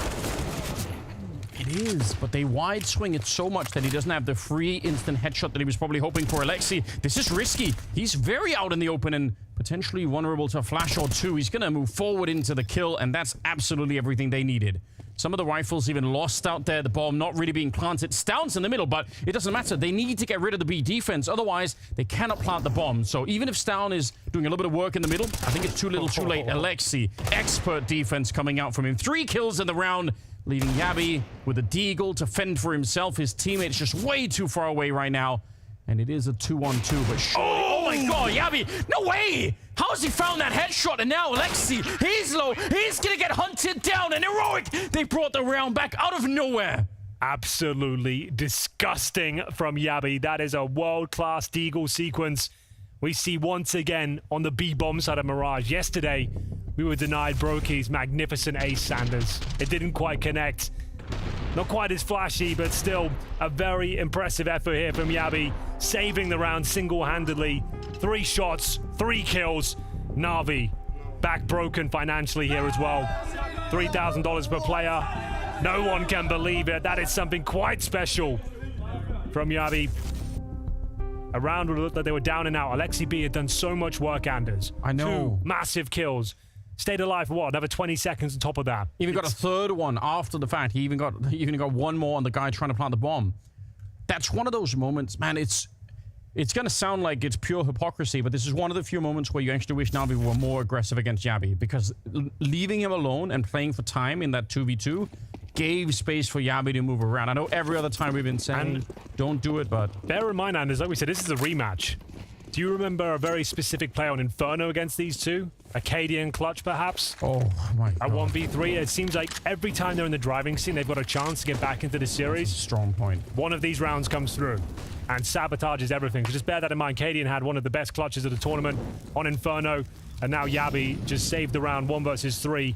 Oh, no. With one of the best Deagle plays so far. In towards the B bomb side we go. There's 1 player waiting, and Alexi B once again doing some considerable damage. We are going to see Simple, man of the moment, plucked from the B bomb side. Lots of damage inflicted, Anders, but not quite enough. Interestingly enough, though, the bomb is down towards short. CSGO is not feeling comfortable. He's only got 16 points of health. He can't necessarily grab it. Is there a way to screw it up? Are they going to see the bomb? Oh, this is very weird. Realize this is Yep, he's seen it. Incredibly awkward. Yes, he has. You could see him calling it out now. How have they got the bomb? They might lose this round. The scout is the perfect weapon for the job. It's not a clean kill from Tesses, but, well, there we go. He'll probably make up for it now. It gets interesting, but JL would have to do something remarkable at this stage, and the first shot's not connecting. Mac-10 encroaching in his position, and, well, any potential is shut down, as we'll need 4 rounds in a row now, and that's the force by Anders. So, $2,000 per player, 4 rounds in a row required. No round going to be more difficult than this one.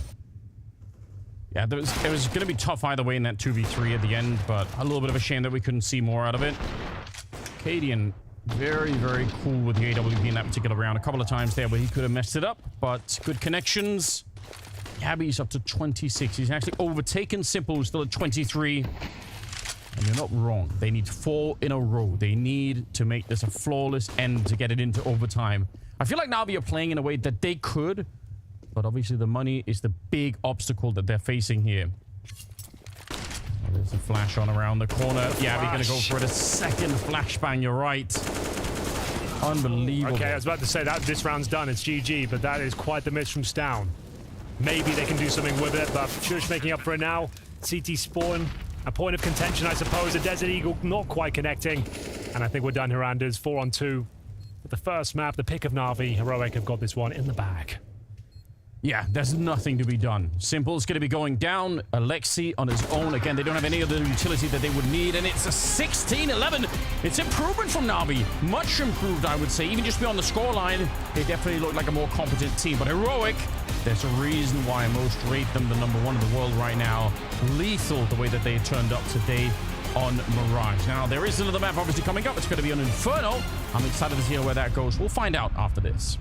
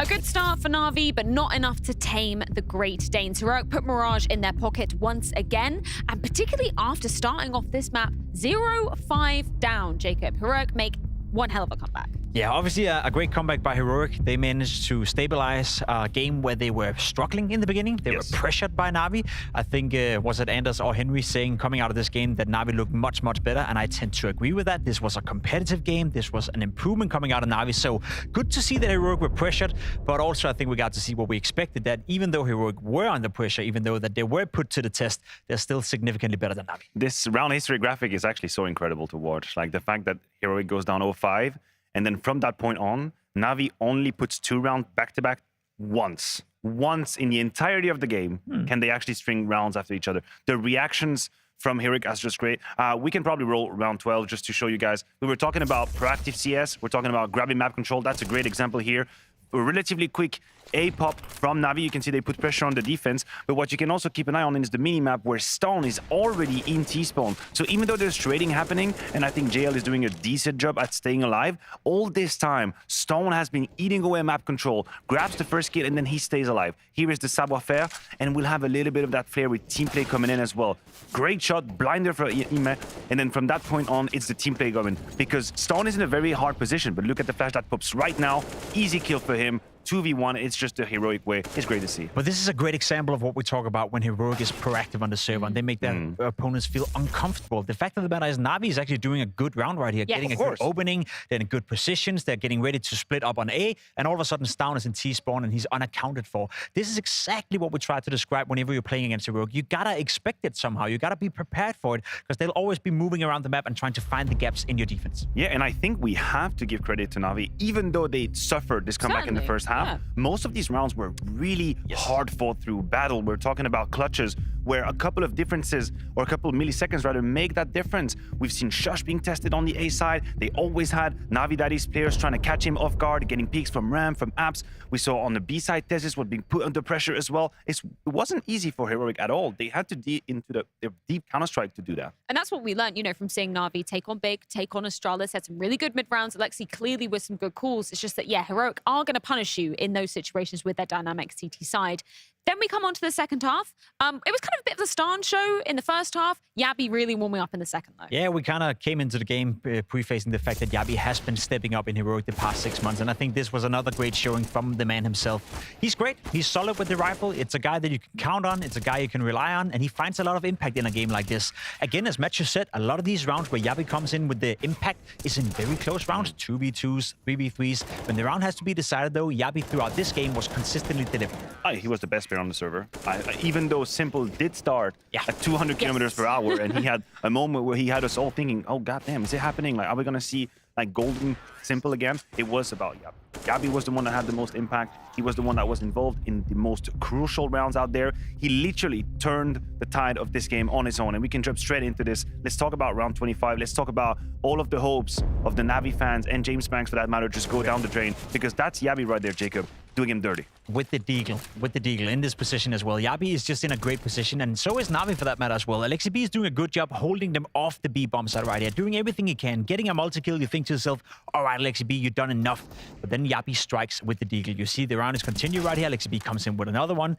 It's great played, and then this happens. The first one is crucial and very crisp. The second one is just pure class from Yabi, connecting it, and the third one right here, using the movement, using the map, making it very tough for Alexi B to do anything about it. That right there was high-level Counter-Strike. The last 10, 15 seconds on that B side is what I think is the best CS there is. This is the moment where you get to test every single individual on micro mistakes and where incredible moments happen. You are right. The first kill that Yabi gets with the Deagle when he's stuck is the only mistake I can pinpoint in this entire clip. It's the only moment where a player from Navi fully commits without having teammates ready to trade him. He gives up an opportunity, but after that, it's pretty much perfection from Yabi. The way he stayed alive, and we maybe didn't see it completely in that clip, Yabi danced around sides for like 20 seconds because Stone was completely lost around mid. He had a late lurk on which he couldn't activate. He stayed alive for so long. Look, he dances, dancing. And then at the end, of course, just absolute cherry on top with the Deagle headshots.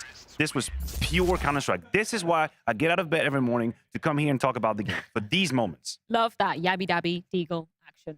absolutely love to see it. We are moving on to Inferno. That is Heroic's pick coming into the series once again. And last time around, Navi really struggled on that CT side to start. Yeah, they were. We talked about Simple and his struggles on CT side so far in the tournament. A big part of the win condition as to why Navi were competitive on Mirage was the fact that Simple had a good showing here, so hopefully he can do better. Yeah, let's put the shoe on the other foot and take a look at Heroic's T side last time around in the Mahone zone. The last time these two teams faced off, Heroic had an 11-4 T side, and part of the reason why is because they're actually so difficult to read. So I have this round here that I want to showcase that really kind of shows that. So right here where it starts off with is some mid control by Heroic. This actually sets up Cadian to throw this particular smoke. Now this smoke is the B split smoke. Now this is a pretty good smoke to actually pressure this long position. The reason why is for the A player, it's difficult for him to peek here towards that Moto side to see anybody coming up. But ultimately what it does is actually it creates an avenue to actually pressure towards CT spawn and potentially go towards B. So this is a crucial smoke here. But Navi, they're set up here for it. Simple's here towards that art side, Ime's here towards library.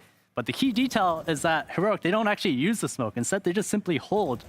They simply just hold around the map. They don't use that smoke. And what that does is it creates a situation where it's actually quite tough now for Navi to read what is happening, because what they've done is they create a situation where this is just a bait smoke. They've actually set the expectation where this smoke could actually be used for them to actually go up towards short or to go over towards B. And because of that, Navi, they understand that that could be the case. Simple rotates over towards B, Ime goes over towards A. And for Heroic, because all they did was just simply hold here, with Navi rotating away, what that means is that they're giving up that arch side. They haven't done anything to actually pressure or regain that side. So what does that mean for Heroic in their mind? It means that they're playing deep setups. They could be playing some sort of double pit setup, or it means that they could be playing some 3B setup. So what do they decide to do? The best way to unroot any sort of stack like this is to actually go for a fake.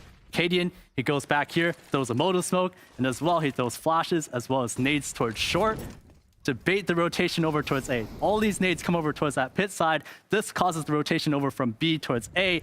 And because they used that smoke earlier to claim this space, it actually gives them an avenue to now go towards CT spawn and catch the CTs actually transitioning. When Stan comes over here towards CT, they able to find one. Yabby catches the second one as well. And this allows them to now overwhelm the B site, where Alexi B, even though he's here towards that church position, he gets to, but he can't find the last two. It's a great play from Heroic here, where they use that smoke to kind of bait out a certain setup, and then they take advantage of it and then go towards that B site. Yeah, lots to be dissecting from an excellent Heroic performance on Inferno last time around. But time to see if Navi can rewrite the script. It's going to be an uphill battle versus the Danes, bringing Inferno into the mix once again, and it's going down after this break.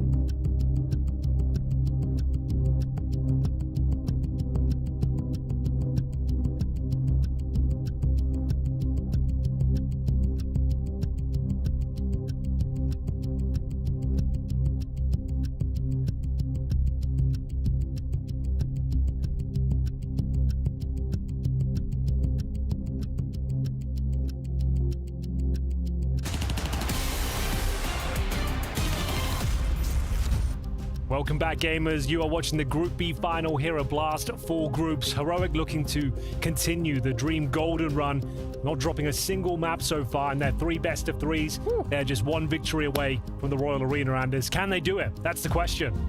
Everything suggested they can. They won against NAVI last time on Inferno. 16-10 type victory. Now NAVI look a little bit better, but still, I would say there's a good shot that Heroic are going to be fresh out the gates on this map. Well, it looks like we are ready to go, ladies and gentlemen. Heroic taking on NAVI. Mirage, although it was better, still underwhelming from NAVI. Need to see a lot more of their potential if they're going to take us to a 3rd map, which will be nuke if required. As we look at the buys now for Heroic on their T side, a couple of smokes, a couple of flashes, no P250s, and a Molotov for TSS. So focusing on the technical aspects of the game rather than the firepower here. No CT aggression to report. We've seen a lot of teams rushing down middle these days. They've got a 3-man stack towards B, and Immer with the Julies and Kevlar combo. Yeah, the more pistols, the better. See if he can actually get a couple of shots off early on. Cadian making a suspicious amount of noise outside of the B bomb site, but the rest of them are being silent, real quiet over in the A apartment. So, got a couple of people up on that side. They still got the bomb in the middle, so they're very flexible with what they could do here. Double smoke in the Molotov is a little bit curious, though. We'll see what Heroic could do. It looks like they want to pop out into the pit. I feel like Bit is going to be the one that can maybe save this round. Especially if they smoke off Simple here, then all of the pressure will be on Bit. So, Cadian, another 4-1 setup. A little bit frantic on the flick with the Glock, but doesn't take any damage, and he'll go join his comrades now. Bit to open things up. A cracking shot with that USP. He might be set up for the second here. At least gets the information as to where they're heading. That was clean from Bit. That's what you like to see. And it might have actually given them a way to hold on to the round here. Now he's sneaking into second mid. He's going to be catching Cadian as well. Bit is doing so much work to keep this alive. A little bit of a gap smoke there for Navi to potentially try and retake through, but the bomb is not even really planted yet. I think Heroic are in a little bit of trouble in this round. They're biding their time for sure.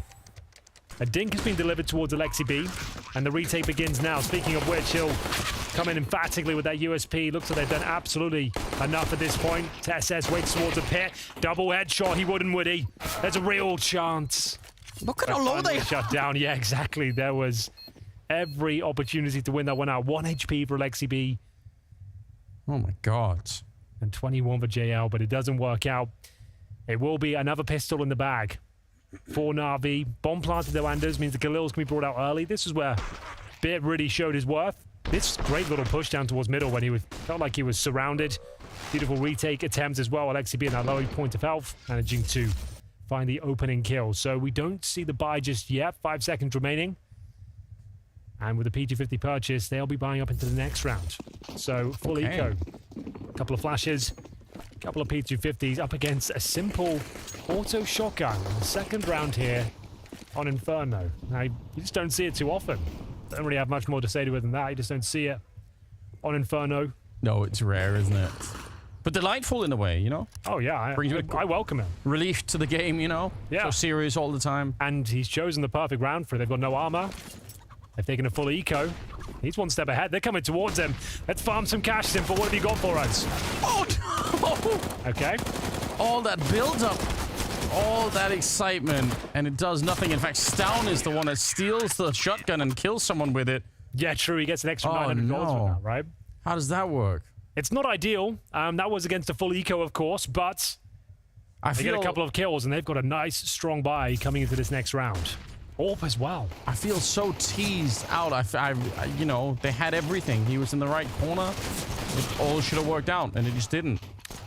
Couple of casualties there, but in the grander scheme, it's Navi with the second round. I'm sure they're just happy to get that, and we'll see if Heroic, if this 3rd round buy-up can make the difference. You're right, AWP early on. That's so early. Yeah, so that's the luxury, I suppose, of not buying in the second round. Sure, you can definitely win it with the Galils across the board, but why not have everything you need? All the bells and whistles. As we'll have the AK-47s, Acadian AWP. Not focusing towards banana control at the start of the round either. They want to get a bit of mid under their belts. Receiving some utility now, and the swinging from Immer is beautiful. Taking control of Boiler Room there. Finds Yabi as well. A clean kill. Doesn't take any damage on Roots. And they can peel off. Don't have to be overextended now. Juggling some utility around. And they'll leave Alexi B alone at the car. He needs to be careful, because if he goes down, Anders, with nothing, they're right back in the round. It's a beautiful shot. He's got no business hitting it, but Stown does. And all of a sudden, things become very uncomfortable. I feel like for most people, it wouldn't even register in their brain that someday they'll be like, oh, he's escaped. You don't even think, I could catch him. I mean, I might only have like 100th of a second, but I could still do it. And he does. Jail now. Put in a very awkward position. He has got no flashbangs, no grenades at all to slow this down. And they're smoking him off and trying to see if they can do something. Yeah, there's the friendly flashbang coming in. Jail swinging wide behind it, but he's still going to be going down. Maybe didn't swing wide enough. I don't think he saw Stown until the very end. And now it's a 4-on-3, and Heroic are right back in the round. Oh, they certainly are. They've sunk their teeth into it. I don't think there's a world where NAVI can consider this retake. So back they go. Off they trot. As we'll see them hold on to a couple of FAMASs here and the M4. But a pretty beautiful round there from Heroic. Suffering an early casualty, a 5-on-4, and I guess, I was about to say before he died, like, he doesn't want to overstep the mark here. He's been given the responsibility of the extra utility. He is patrolling the car position, goes to the jump peaks, maybe outstays his welcome. It's an absolutely cracking shot from Stown. Don't get me wrong, but it's so ridiculous. He offered it up. That's the issue. That round was looking so promising for NAVI. As soon as Alexi B goes down, we've just got JL patrolling the B bomb site with a M4A4 as well, smoked off. Unless he gets a kill through the smoke, that was always going to fall apart. And Heroic will post that first round after losing yet another pistol. It all started here, though. This was the opening frag. The flashbang didn't even catch Yabby. That's just pure skill. Speaking of which, Stown showing us how strong the aim is in Denmark. As we see round 4 come through. For Alexi going down up there, you've just got to be so deflated. I'm sure in his mind he's thinking that he's playing it quite safely. He was. It's really unfortunate. Not safe enough. Yeah, that's the trick. So, picking at the pace once again. Yabby's had enough. Full send through the smokes of Banana. Wants to slice of the second as well. He'll convert. I know Imma's in position now. We're going to be dropping the smoke first, but this is a brutal round. Spamming off the entirety of the magazine. Will have to reload, reposition, and it's not getting any easier. A nice maneuver, though.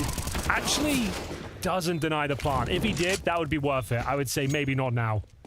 Yeah, it's very, very tricky. Although TeSeS is really far away. Shush is actually on his own. If they kill him right now, they have the kit. They can actually win the round right now. But I don't think they realize. I don't think they have any idea that TeSeS is walking up behind. So, Shush. Here he comes. Yeah, the clock's run out on this one. There's the shot. A little bit of a long spray. It's not the best that we've ever seen, but it'll get the job done. And at the end, isn't that really all that matters? Simple. Try and go for the full defuse inside. It is denied instantly. Good stuff from Heroic. Another frustrating finish there for NAVI. A couple of opportunities, a couple of twists and turns that could have changed the outcome of the round, but the headline is Heroic will be picking it up 2 in a row. Eco for NAVI on the agenda, and it all started with not a B rush, just a Yabby take. He went through the smokes, full force, breaching the bomb site, 2 kills. Imma was there as well. They had a 3-man setup, yes, but the pace was too much. Smoked off, taken down. NAVI did well to make the round possible for themselves, but ultimately, this is going to be the full eco now. A couple of investments, a PT-50 for Imma. Simple on the Deagle, but no armor, no nades. Remind me, Henry, I forgot. How did NAVI do last time on their CT side? CT side of Inferno? Yes. They got 11 rounds, I believe. Okay. All the way up there. Then, oh no, NAVI said, hold on. Oh, look at this. This is a cleanup. They only lose Yabby. I genuinely did forget. It was NAVI that got 4 rounds on their CT side. Okay, 4 rounds. So I got the scoreline correct, just the wrong team. So yeah, as their CT side had collapsed, Heroic managed to run over them here on Inferno. Damn. So that's maybe a little bit early to say, but we're trending in that direction, right? We're getting to a point where yes, NAVI are getting run over a little bit. After winning the pistol and losing 3 in a row, yeah, alarming position, and maybe more so now, Anders. They've got a buy here. This is the full gun round. They've got 2 MP9s, 3 M4s. This is desperate now. This is like, you don't expect to see them in this sort of setup so early on. But they're playing on the front foot at least. Forward stance.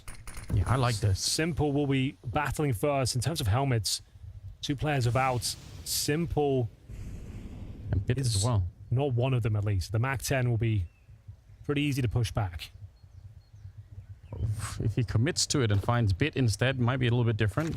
Grenade thrown up there. How aggressive will he be? Simple's now a little bit out of position, and there's the shot. No helmet on Bit. I'm glad you mentioned it, Henry. It makes a huge difference in those kind of fights. Simple will get one in return, but they put some real pressure on this A defense. Here we go then. Excellent work from Simple. A valiant hold towards Shaw. Shoots back with conviction. But there is a fly in the ointment here. CSGO flanking from the arch side. He's breached the smoke, but I think he has been discovered by Imma. And that should be round. Excellent work there from Simple. 4 kills in total. A quiet victory. They know they've got a lot of work to do here now as they tie things up 3-3. It's a pretty decent round, though. Money under a little bit of scrutiny for Heroic. 2 players posting 4K, but the others around $6,000. This was Simple. Getting the information that Pounce with the MAC 10 was coming towards the apartments. Turns on a swivel, manages to get 4 kills in total. That's a very impressive outcome considering they entered the round with 2 MP9s around us. So it's actually a pretty decent round, but a lot of work still to be done. They need to find consecutive rounds here. String a few together. Deep grenade, Molotov on top as well. Really slowed them down on that banana attempt. More grenades being exchanged back and forth, and so far it is going to be favoring Na'Vi. They really badly need it. If they win this round, though, we're back on track. Na'Vi can start to celebrate a little bit further. Heroic will not be able to buy in the upcoming round. And they committed 3 people to the B side of the map to defend that early on, which is not that uncommon. Now it looks like they're escaping, leaving Alexi here with some extra grenades. So another 4-1 setup here, Anders. The calling card of Heroic. Yabi holding second middle, looking for rotations, will actually go join his teammates here. So a 5-man commitment, and just pour at Alexi B, who has an MP9 and a little bit of utility. They've left him a couple of smokes here. You can see Imma starting to realize they have no info to work with, so he's patrolling top of middle. He gets himself tucked in a quad. JL going to be peeking arch as well. They realize it's a bit too quiet this side of the map. The penny's going to drop momentarily. A rotation will have to come through. 35 seconds, and Alexi B will reposition on the bomb site here. He will have to do a lot. He has got 0 in the form of rotations. JL will be the first one there, but he's just starting now. He will be more of a support element here, and he has no utility to back up Alexi B.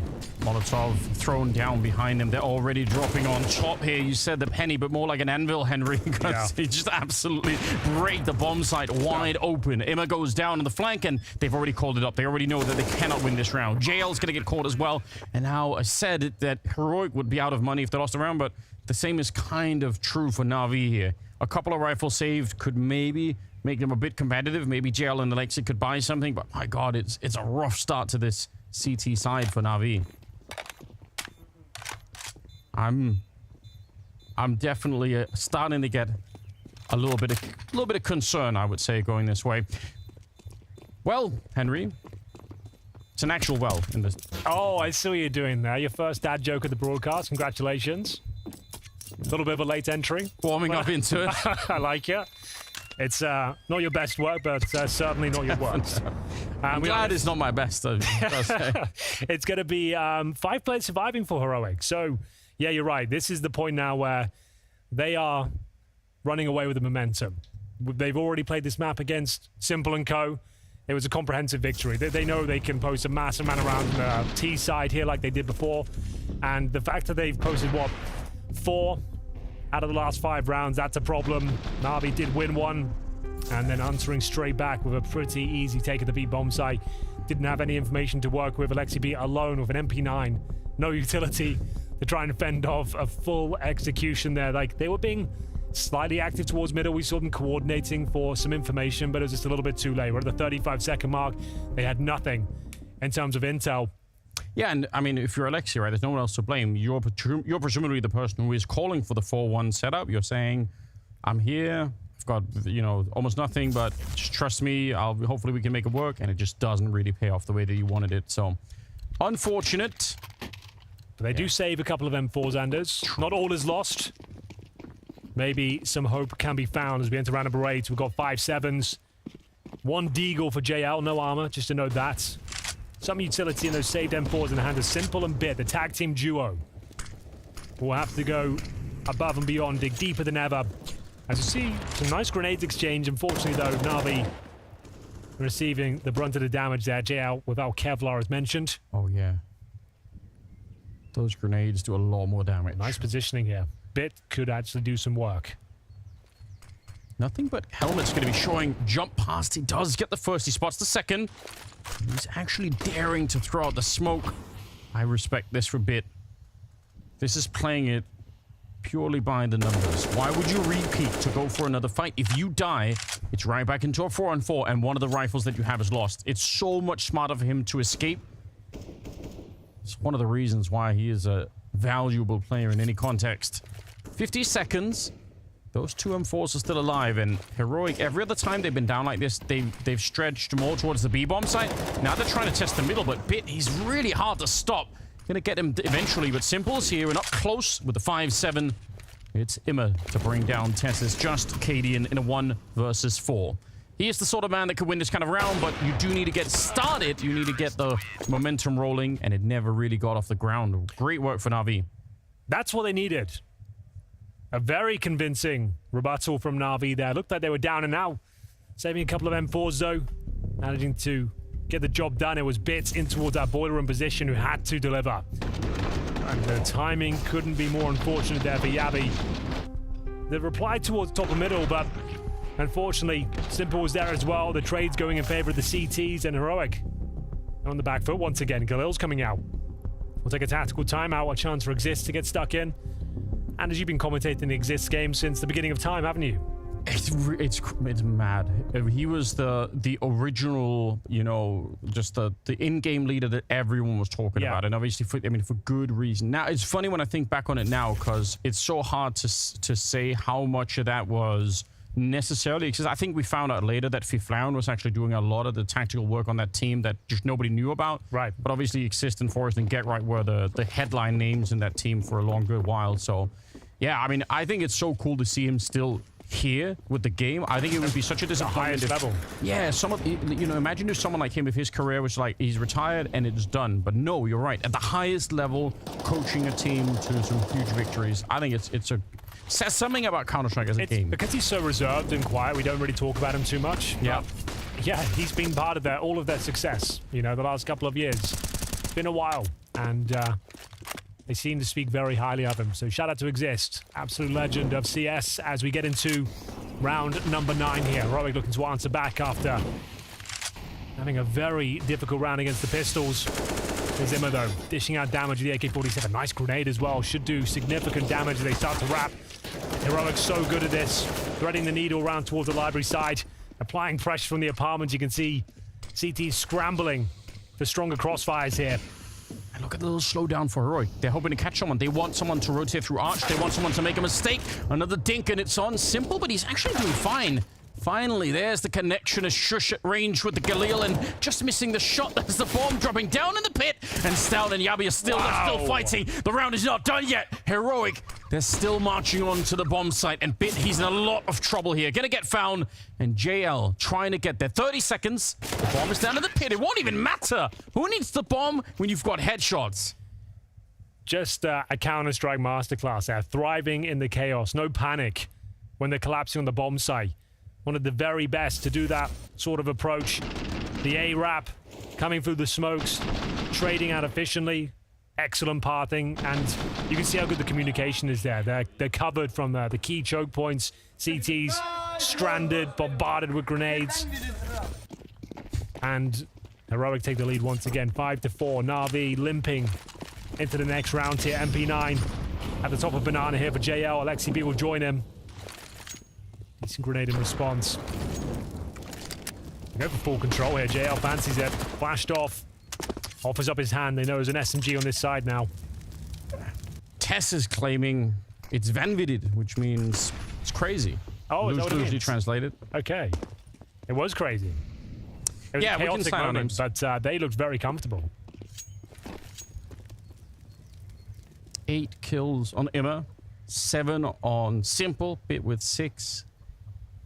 It's something to work with. I can't really complain too much about what I'm seeing there. But in the 10th round, the fact that Heroic are a little bit in the lead, and the Navi economy, has it ever got off the ground? Has there ever been a point here where they've actually had a bit of a luxury of money? No, but they are making these lesser buys work. To be fair to them, they're winning some of these rounds. So we'll see if they can replicate that success once again. It's another Arch wrap here, this time focusing on removing Vision with the CT side. They can operate a bit quicker, but it's actually the fake once more, as you might expect, Anders. The 4-1 split. Stan will go down, and Simple seems to have a firm understanding they were going towards B, but they've changed things up. They've hightailed it back. 4 players top of middle now. 30 seconds. This will be their final commitment. It's a brave swing with the MAC-10, but he spots a couple, and Imma needs to deliver here, Anders. Great information to play around with here. And you're right, he does. And he will at least get the first one, and that might just be enough. Cadian and Shush, I don't see them winning this round. 15 seconds in a 2 versus 4. They have to wrap onto the bomb site. They're going to find one and nearly a double out in the open there in the pit. But yeah, time has run out here for Cadian with the AWP. It's better for him to save the AWP, unfortunately, so no chance at it. It'll be Navi tying up the scoreline and making it a 5-5. Well, there we go. Once again, a compromised buy, a difficult setup, and they're making it work. Fending off these A attacks, which I said are very difficult to do. They get 3 AKs. And 3 AK-47s as a reward, as BIP. One of the players that is synonymous with that position. So strong, difficult to remove him from his post. Finds himself multiple frags once again. We've got a Cadian AWP in the force buy here. 4 pistols. An AWP to work with as well. We'd assume they'll slow it right down, see what the big man can find, what he can scavenge. Just a slight gap here. Maybe more than just a slight gap, but with the smoke on the other side, if you were to walk through this one, it'd be very hard to see what's there. Shots, just random guesses really coming through the middle, but not connecting on anyone. And again, familiar setup here for the Navi side. Just the AWP and some Tech-9s, 3 of them. That, to me, would suggest that you're probably going to end up at the B bomb site, and might be more of a contact play, but once you go, you're really going to go for it.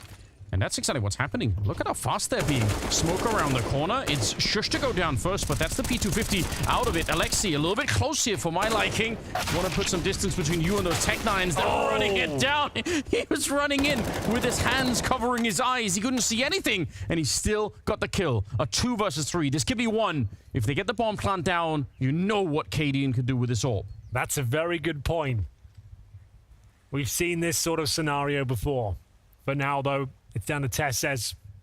He's got the Tech-9 towards the coffins. We'll see Imma just waiting patiently. His teammates rotating through. And the first AWP shot rattles off, not connecting. Looks like they're out of luck here. CESGO has done well to find another frag here, but surely this is not possible, Anders. No, they should either be double peeking him or just waiting like they are. Smart play, and it'll give them the round. Bit coming all the way in from the other side. That's a massive round to win as well. Bear in mind, that's a force buy. They came in with the Tech-9s, the AWP, and it doesn't really do anything for them. Cadian a little bit quieter in this outing. 3 and 7 right now. Difficult to really have huge impact to the AWP on the T side of Inferno, but they needed him to deliver that. It was Yabi that managed to open things up, and we saw a Tessus frag towards the ruins in response, but unfortunately Alex gave up his position, and nothing he could do to close it out. Has to be the full eco here, and they know it. So Glocks across the board, a couple of flashes, and yeah, one of those rounds where there's not really anything to talk about, Anders, I'm afraid. They're just going to go for it and see if they can get the bomb down if possible. I think, like, especially on a map like Inferno, this discussion is not going to go anywhere. Even getting the bomb plant on Inferno is so unlikely, right? There's nothing but choke points really on the map.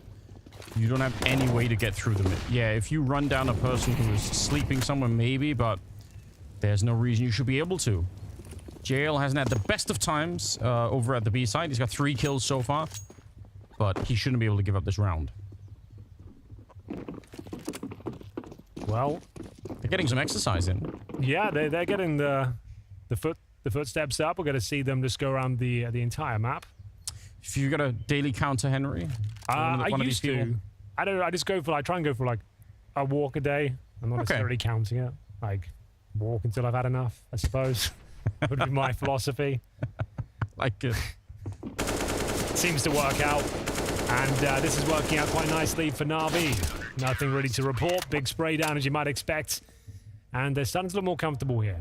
Morale starting to be raised as we see another gun round for Heroic here. They'll take a timeout and discuss their options, as they have an average about $4,500 per player.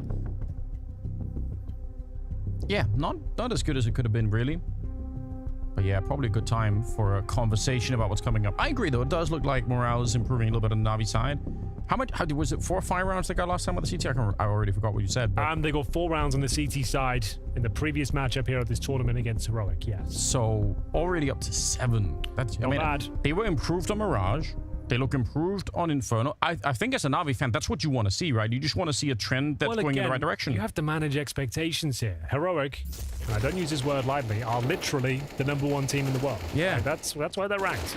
So you're a new team. It's a new project. You're focusing on the fundamentals, getting all the basics together. You're not supposed to beat this team. So the fact you're even having competitive games against them is one thing. But you are appealing to logic and reason. We're on the internet, Henry. Yeah, I guess you're right. So I'm not. So I was saying you're why wrong. haven't they won already? I'm saying you're misguided. Oh my Simple. That's not bad. What a way to open things up. A double kill, swinging out towards top of mid. An early 4 versus 3. Alexi B said they felt like they respected Heroic too much in previous outings, but that's a nice way to let Simple off the leash, get stuck in there, shut down whatever tactical mission they had in mind there towards top and middle, and Stown looking to reply, trying to help himself towards some territory here, and he might catch them in transition as they boost up.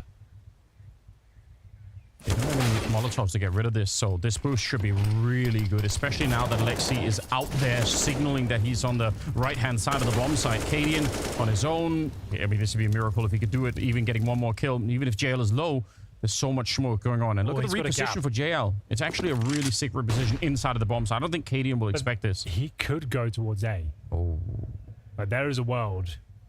Surely not. Because they're both towards Banana right now, and I think they're realizing, yeah, we need to get our skates on here. So it does still work in Cadian's favor. There's only 1 player still towards B. They're assuming he's run off. So he's sowing the seeds of doubt in their mind, waiting for his opportunity to strike, and this might work out perfectly. It's just JL at the back. He's holding new boxes with 16 points of health, Anders. No utility. If Cadian gets a quick kill here, this round is on. This round is so on.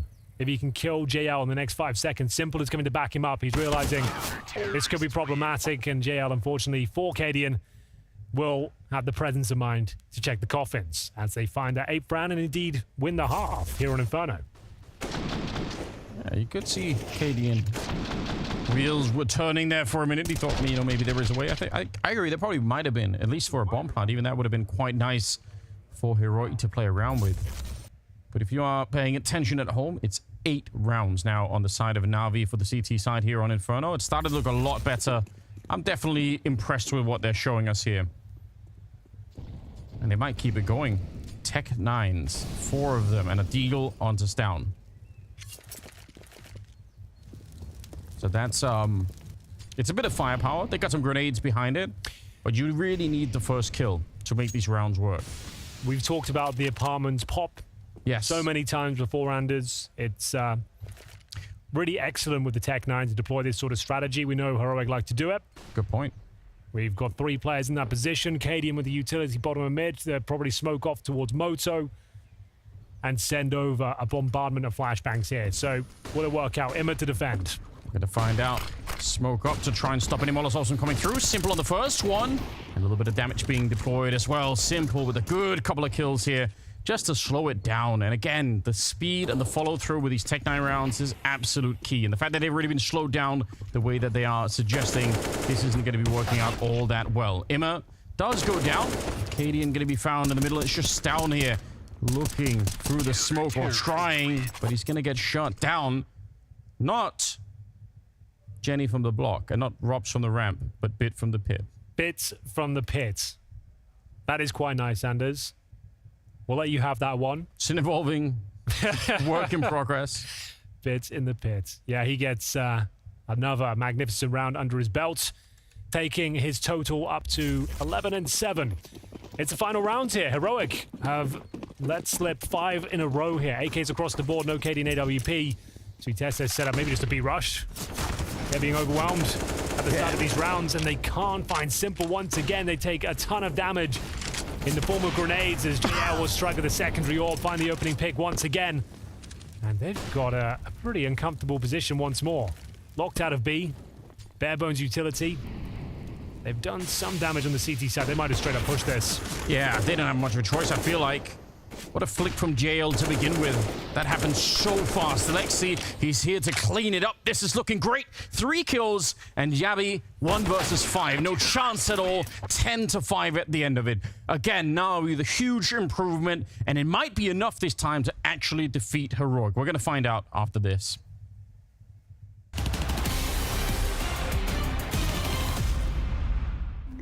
Hello everyone, this is Magisk, and today I'm analyzing just one round. So let's go. And this is Inferno, and this guy is probably an Apps player because he's rotating library. And he is going Apps, I can see. Oh, he's starting out with a big smiley. Molotoving Apps on timing, and now he probably hears that they're executing on A. And one guy is calling they're rushing long, so I decide to rush down for the Molotov. And I can see this is me because on the skins, it's pretty obvious that it's myself, but I think the decision to jump down balcony and going for a Molotov is a little bit crazy because it doesn't really make sense, but I can see that on the radar, they're getting contact on long, so he has information that they're going long, and that is why I wanted to try and catch them off by going through their own Molotov. And I think that's still a little bit of a gamble, I would say, even though it's worked out pretty well. There is always a gamble when you jump down like that when they're taking mid and perhaps rushing A, because one guy could have been peeking me short. And you know, sometimes in Counter-Strike you have to take gambles, and I was reacting in 1 millisecond to information that they're going long. So I think overall I would say it was a good play, but also a bit of a risky play. And then I die.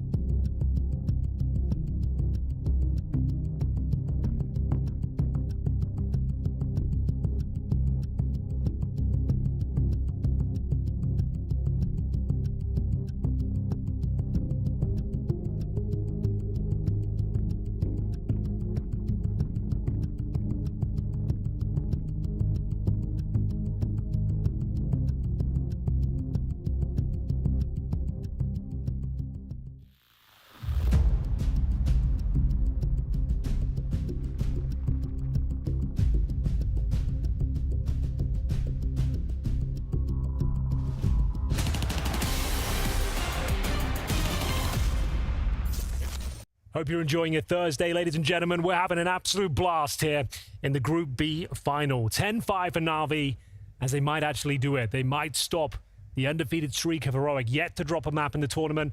And now switching over to the T side, NAVI are looking hot to trot, Anders. Yeah, this is delightful, isn't it? I'm really, really impressed with how this has been playing out for them. Been together for a long time. You've been trying to stem the expectations a little bit, trying to sort of bring things back into a more of a normal mode, which I can appreciate. But I think if I'm analyzing NAVI right now, at least I'm seeing progress. It's moving in the right direction, and that's going to be huge, right? Absolutely true. The huge asset for them. They can win the pistol here. They're focusing their efforts towards A. 2 players here for the CTs. That's Stown and Shush. Former playing towards the apartments. We've got Shush here patrolling middle. Armor in the USP. In a pretty committed spot now. He'll have to deliver. He does not. Isn't it? It's real awkward.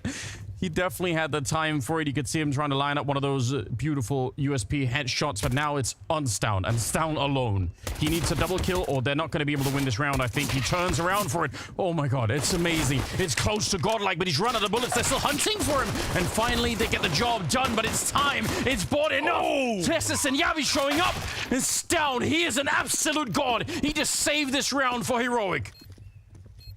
Excellent contribution there. You're dead on. He should have been removed very early on into that situation. The fact he even gets a kill was remarkable. Second was a godsend, and it will be the pistol for Heroic, a much needed one considering how the first half went for them. This was the moment. Stown took matters into his own hands, having to sacrifice the control of Library. 180 to the apartment and pluck one out of the air, staying alive as long as possible. The plant goes down, but you can see what it means to Heroic. They want to get their place in the Royal Arena book today. Now they're one step closer. Big plant for NAVI though. AK for Simple. Galil for JL. Lesser weaponry elsewhere here. It's a scout shot from KD and one that does not connect.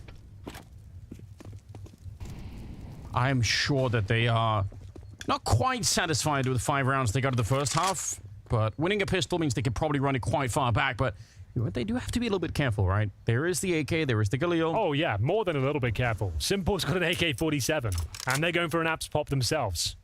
We saw a lot of this. It's an Alexi B special. You'll see his teams do it more often than not. And against Shush, good luck to you. He's got an M4 and an incendiary. If he times that well, deploys it as they're committing, and this could be problematic. He's got a smoke as well. The Molotov, they actually I think have Bit's one. about to throw a lurk smoke for them. Okay. So that will be giving them some sort of entry here. Time will tell. That actually is going clean. So there's a flash. No incendiary, and they've actually breached through. They're in. Yeah, this is huge. This is such a step in the right direction. SJL with the first one. They know the Shush is down here. He's barely getting the kill. Does he have any more bullets left here? I think 6 of them to try and get one more shot now. Down to 5, and eventually Bit's going to be able to find him. So 2 versus 3, 35 seconds. This Tess is barreling through the smoke, but he's going to get punished. And what could Jabby do? He knows where one of them is. They're very low as well. They are low, yeah. That's a huge factor, isn't it? Nice little pick-off.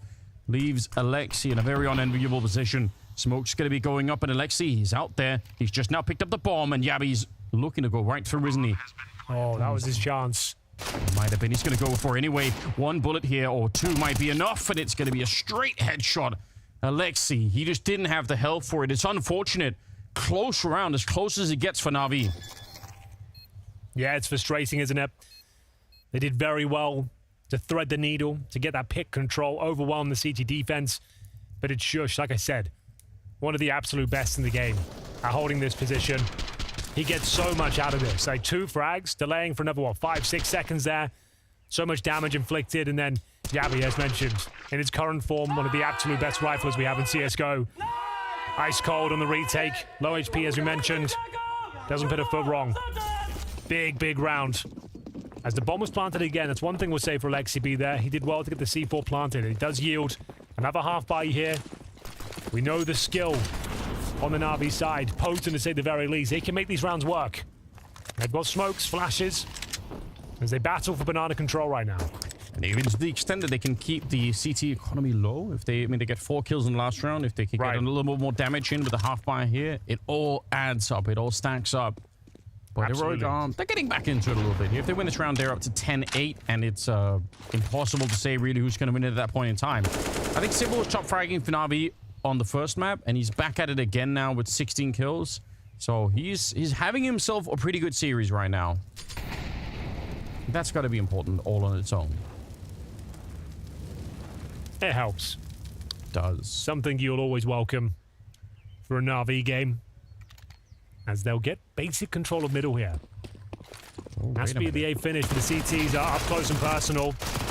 Looks like it's working in their favor as well. Should be on with his first frag and find the bomb, but applying the ointment here. Bits with a successful backstab. Oh, that was the moment for JL. If he gets to 1 dig there, you never know. But now Bit with 35 seconds. Bomb on his back. Katie with 3 kills in this round. Speaking of 3, that's exactly what Bit will need here.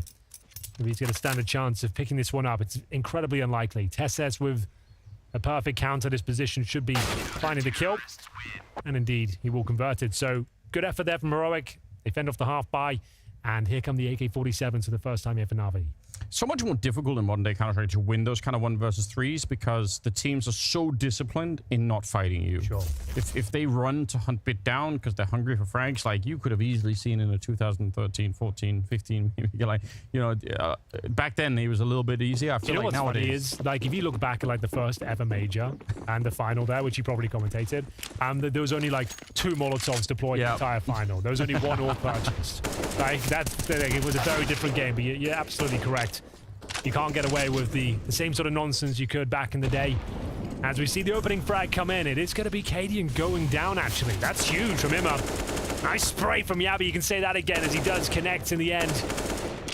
JL will be dropped.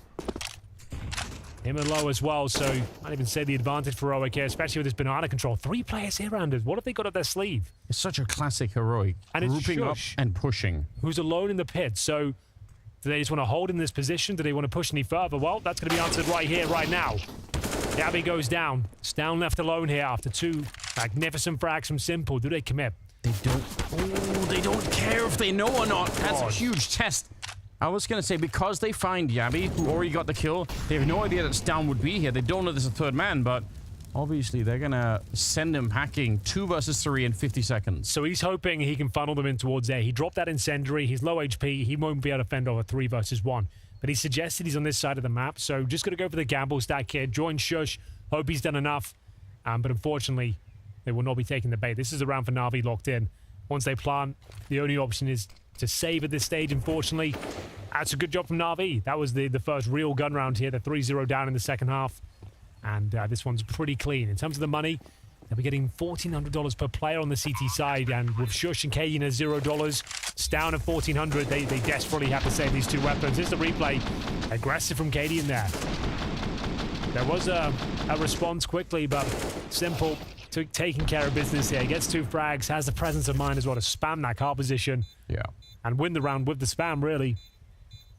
Huge. Absolutely huge, wasn't it? Give them an 11th round.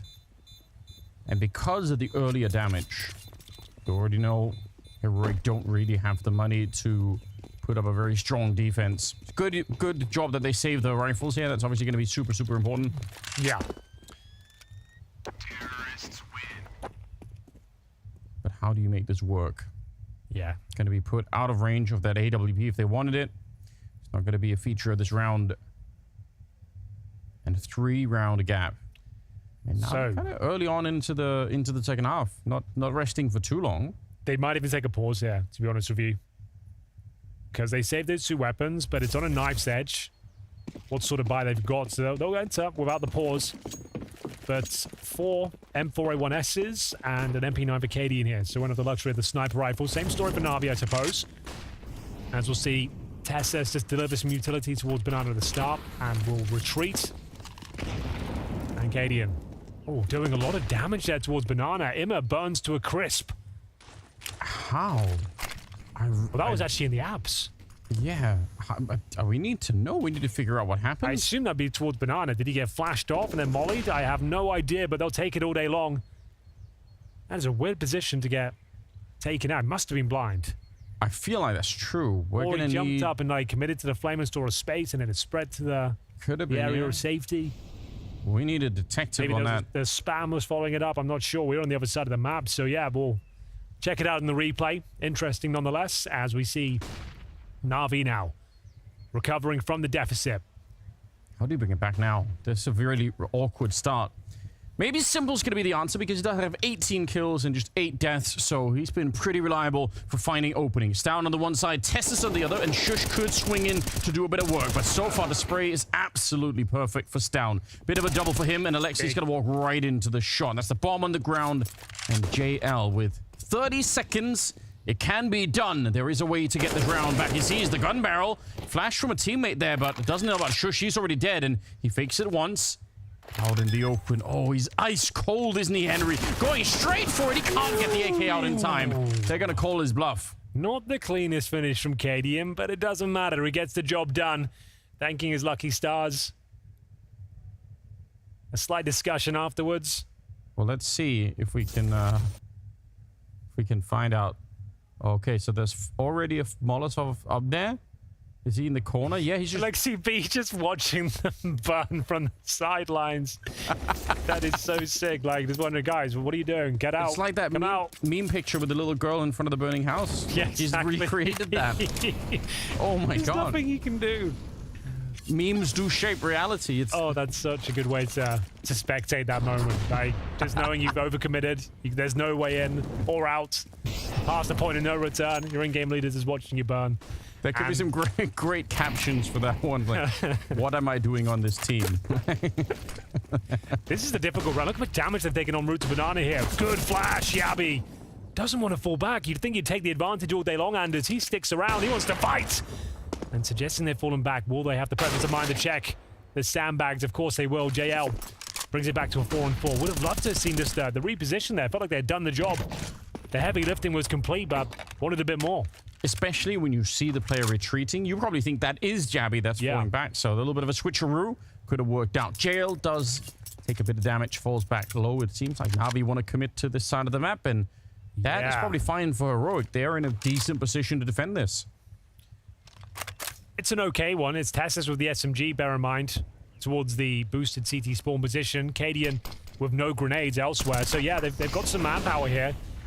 But unless the MP9 gets a kill, Anders, I think Navi take this round. Yeah, you could be right. Oh, a little bit of a jump pass. He's down below. He does get one, and Cadian through the smoke on the other side. Simple wanted to try and see if he could be a superhero, trying to bring it through Imma. No bomb plant, 1 versus 4. Bomb down as well. Yeah, as he does get the first kill here, but he's just not got the time for it. If there was 50 seconds on the clock, he could play around, he could try and lure Heroic into something, but now he has to commit to the bomb plant. And he realizes already, as soon as he does, they're going to be right on top of him. So try and save the gun instead. Do a bit more damage, in fact. Okay, it's respectable. Yeah, frustrating there.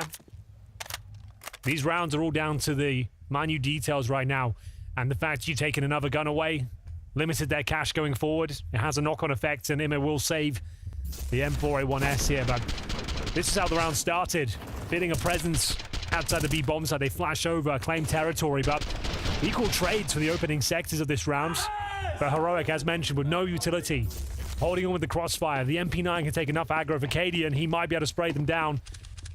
It all comes through, and we're left with a half buy once again for Navi. Now, they have won these before. But this will be an important one. If they can steal this one away, they've got a massive advantage here on the second map of Inferno. But a lot of work to be done. Imma with the rifle. The Yabi, of course, being a nuisance. Taking full control of Banana. And Shush, he'll be tucked in towards that boiler room as well. Yeah, doesn't want to stick around in the A apartments.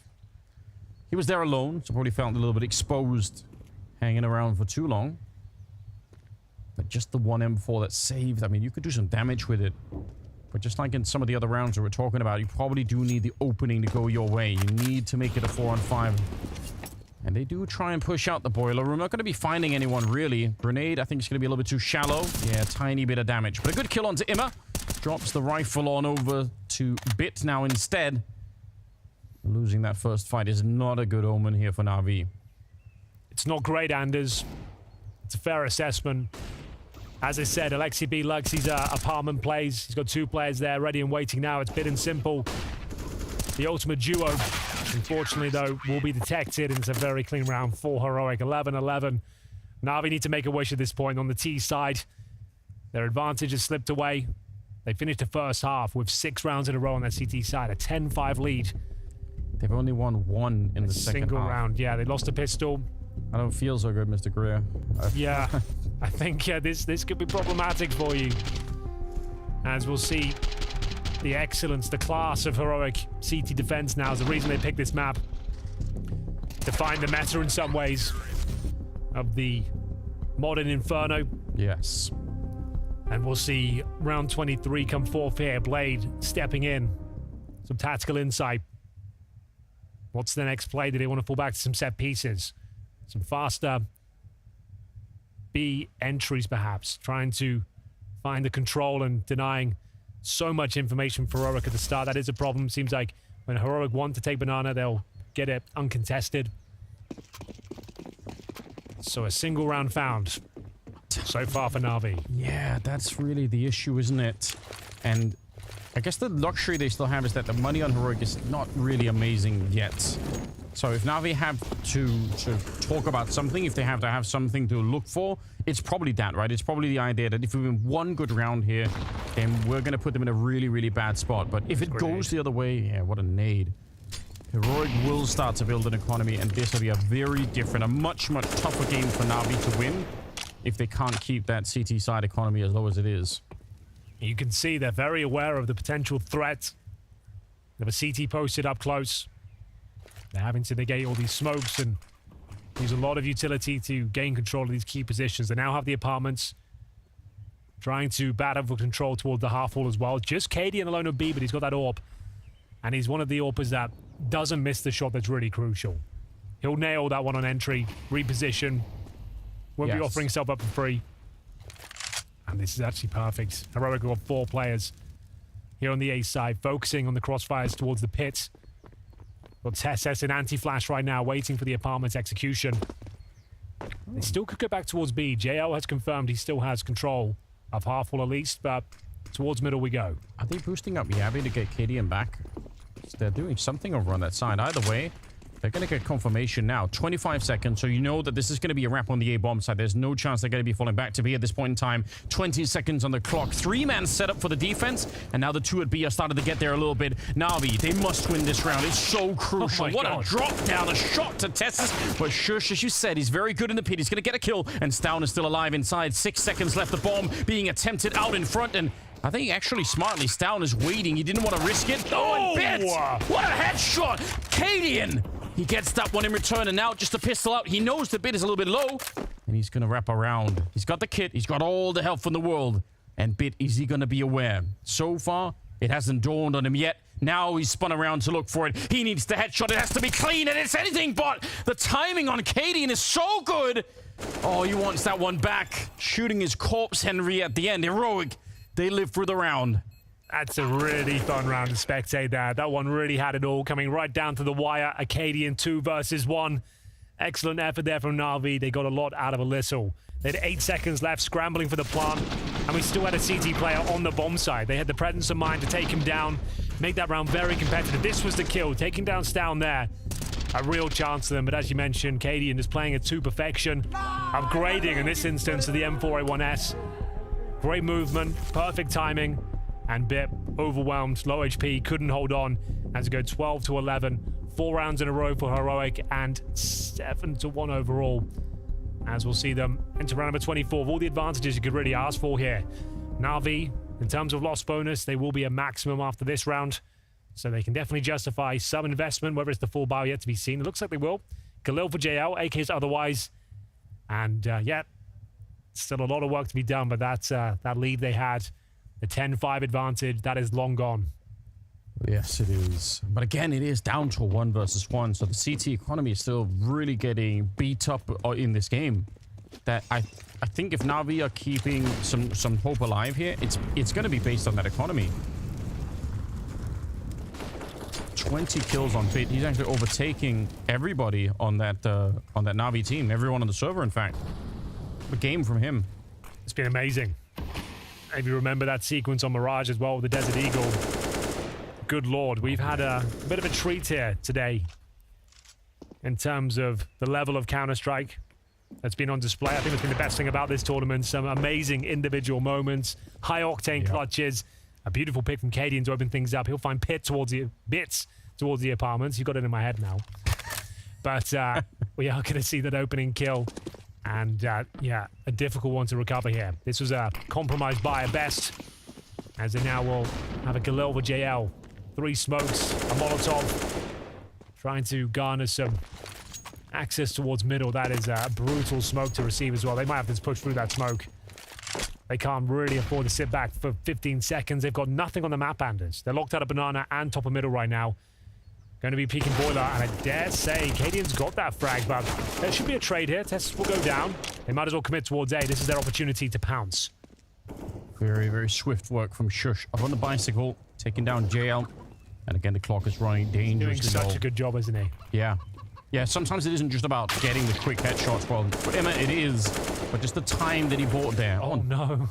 They can't even plant. It's over. Henry, what a What would you call that? A nightmare situation, an absolute blunder. One of those, perhaps. Yeah. I know that. Okay, here it is. That smile, as simple as it was. Like, bloody hell, man. You know what I'm thinking. I'm not going to say it. If I say it, I'll be in trouble. But you know what I'm thinking. What's worse? Alexei watching his teammate burn alive in the apartments or forgetting the bomb? Oh, that's unfortunate. I was just about to say, oh, they've actually done an amazing job. It's a winnable situation. Oh, the bomb is down. Second middle. It happens. It happens. Unfortunately, that's the worst time for it to happen. Half by again. Tech 9s, AKs, the hype starting to deflate out of this one, unfortunately.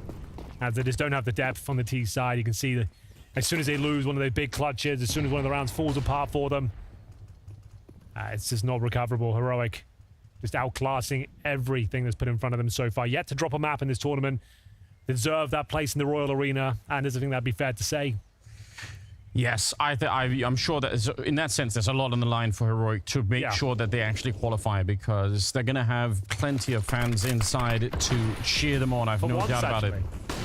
People seem to like them again. Yeah, they're back. Yeah. they've won. They were the villains at one point. Oh, hold on. Oh, maybe they still will be. Alexei and JL and Simple, it's just B, and it's just the entries, and that's all it is. Wow, that's shocking. Second round lost here for Heroic in the second half, and it's not even that elaborate. Just get the kills. We'll take that all day long. NAVI with a drought in terms of rounds they picked up. Don't even drop a single kill here.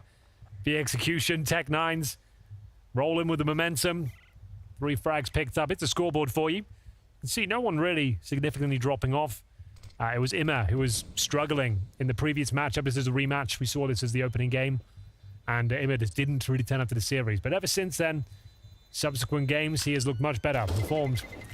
And just bear in mind, give these guys a break, cut them some slack. Like, it's the first tournament with this brand new project.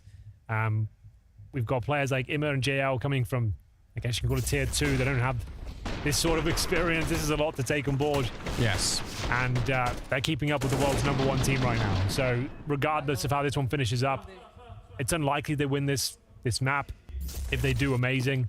If it goes to new, again, it's unlikely they win it. But if they do, like, congratulations, because it will be a very impressive task converting this one. Heroic have looked fantastic after entering their CT forces.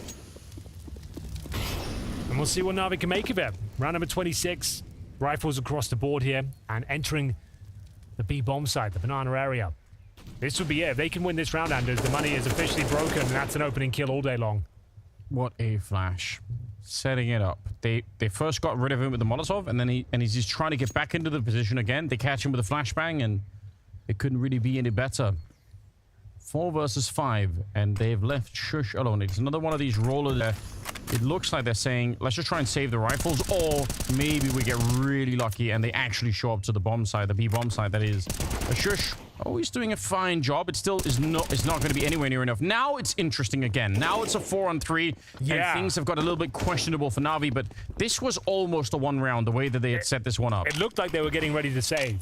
Yeah, I think so. He was about to be executed on. He didn't have much to say about it, but now this retake is possible.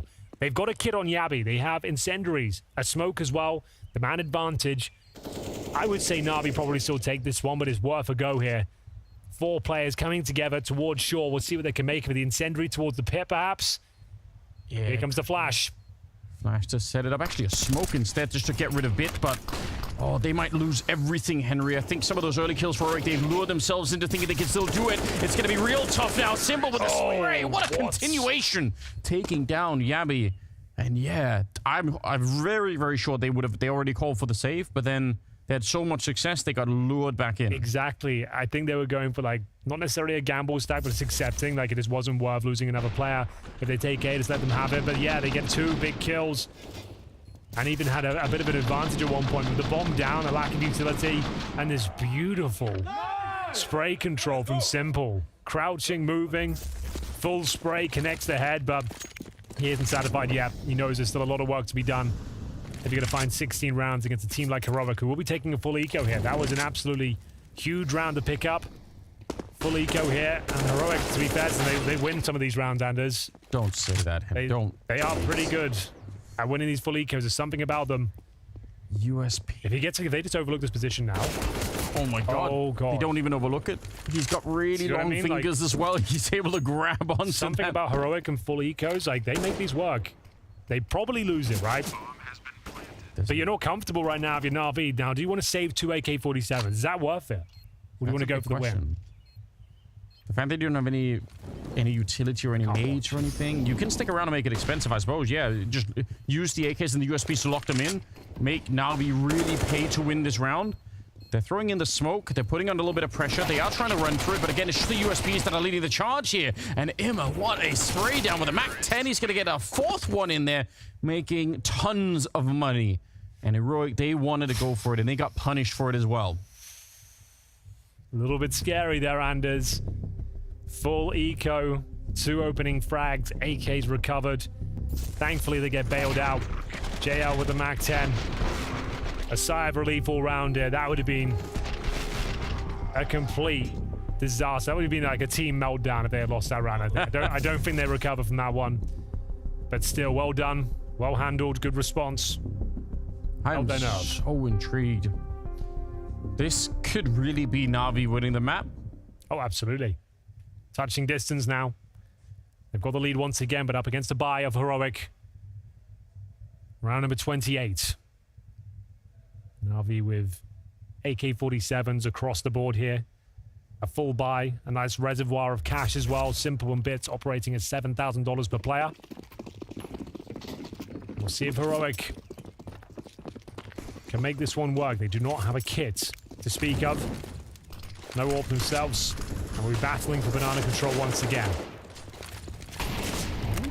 Deep little grenade, but it bounces right off the side of the wall.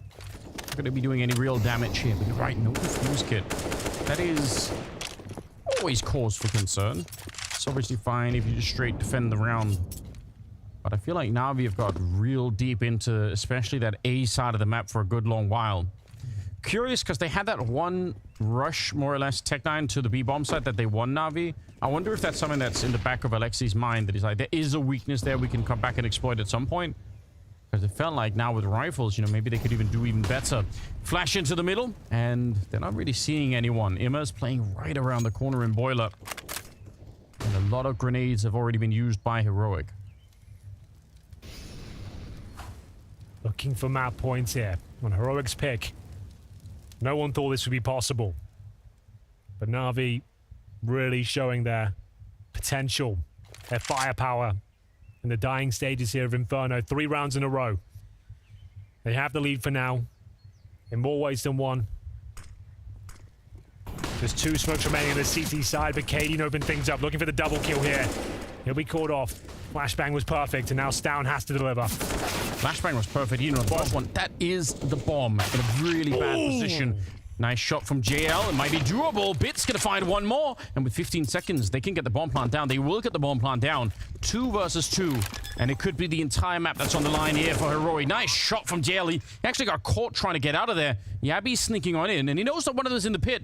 And could probably guess that Bit is inside of the bomb site. But how do you break this crossfire? How do you get through?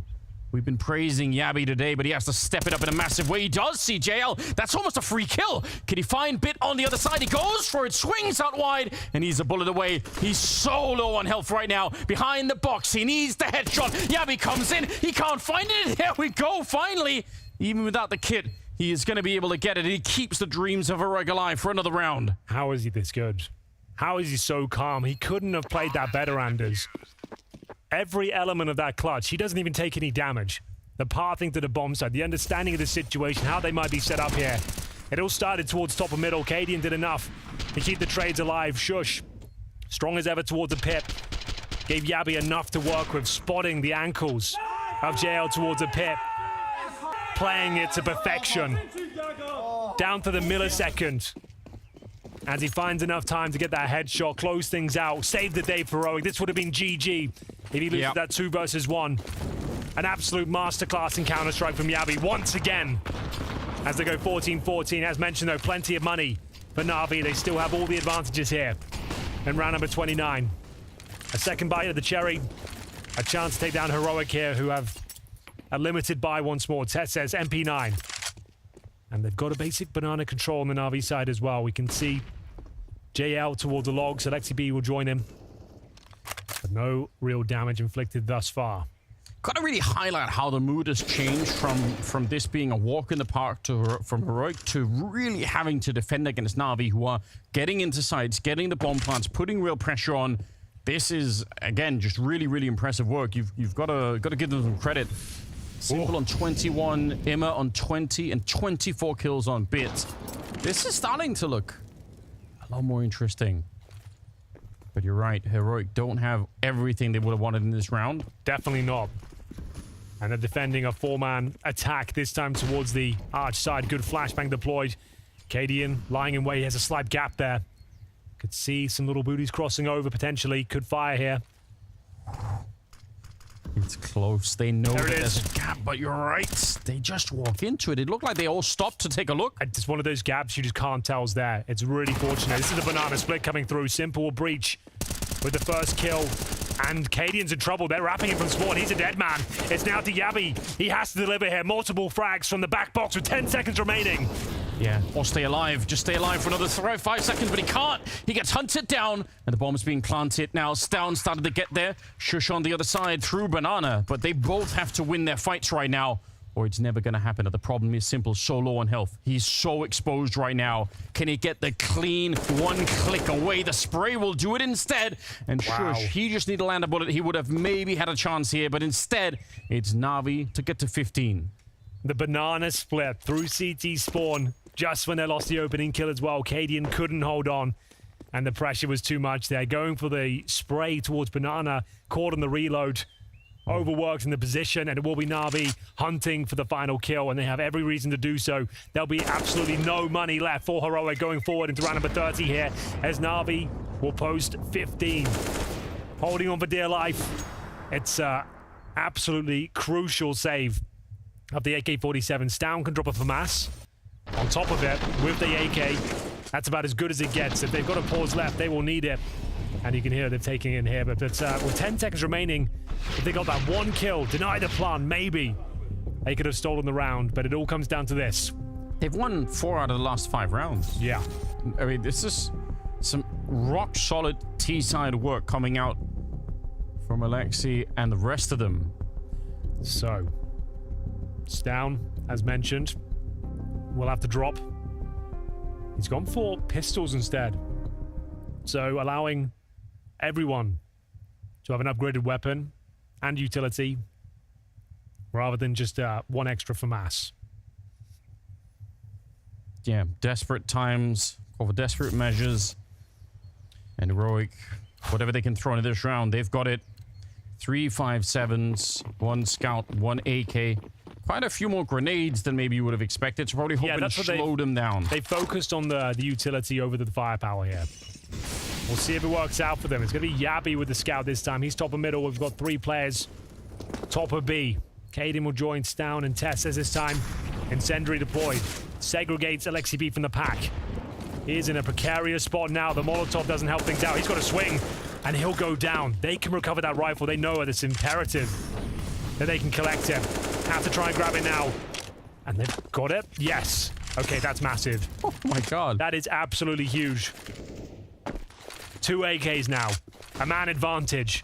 Henry, don't tell me Na'Vi push this intro. Don't tell me that they give up this chance. Na'Vi are going back towards B, where Cadian's actually made the call. Oh my god. They've given it up fully. They don't think there's any chance they finish up here, but Simple just got to walk in. This is shocking news. A stroke of genius here. They've got a wide open bomb site. They've read it so well. Yeah, and possibly just a stroke on the Heroic side, unfortunately, as they leave the bomb site. That's rough. How do you deal with this? You've got 2 kits. That's good news. You've got a Molotov on Stown, so maybe you clear out a position. But my god, you need kills to start this with. Otherwise, you're going to get locked out. There's the deep Molotov behind new box. At least they know no one's going to be there. But a little bit of a peek. Aimer and JL, and it's all absolutely done. JL with the triple. He's going to close it out with a quad. 16-14. And Na'Vi, they take the first map off Heroic so far in this new season. Yeah, you see he smiles. What a game, Henry. Absolutely epic performance there. Converting the 10-5 lead they had. It couldn't have fallen apart, but they're showing some real tenacity now, some mental fortitude. They take us to a third map, but the job is not done yet. We'll be back after this break to talk about Nuke, which is the next and final map.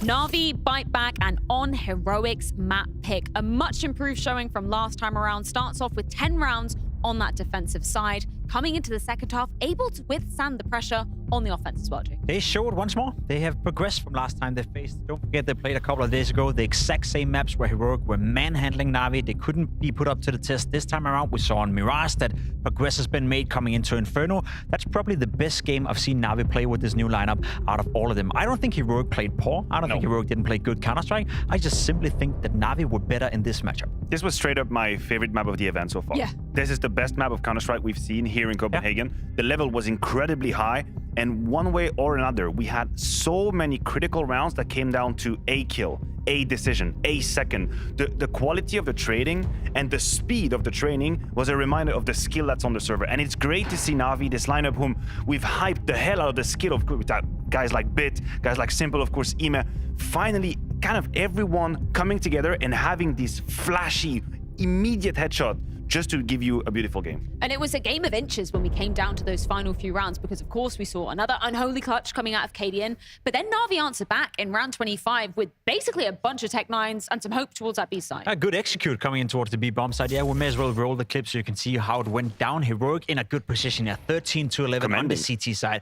Right, it's about to be closed out, but they mess up a little bit here. The timing not too good for TeSeS. Gets a flash from CT spawn. He's getting punished before he even gets out. Leaves Yabi to himself, and look at this little peek from JL. JL. That is just dirty. The fact that he instant headshots him. And at this point, round over. It was a very well executed coming in from Navi right here. Good flash, good timing, good execute, good aim. Everything worked out. Yeah, definitely. I think you're right on Alexi's position. That's a difference maker. Yeah. Like if Alexi is 1 meter behind his position and TeSeS actually enjoys that flash, because we have to say, Cadian had peeked down middle and he was already on his way. There are 3 CTs on the B side, which is exactly what you want to have prior to the execute.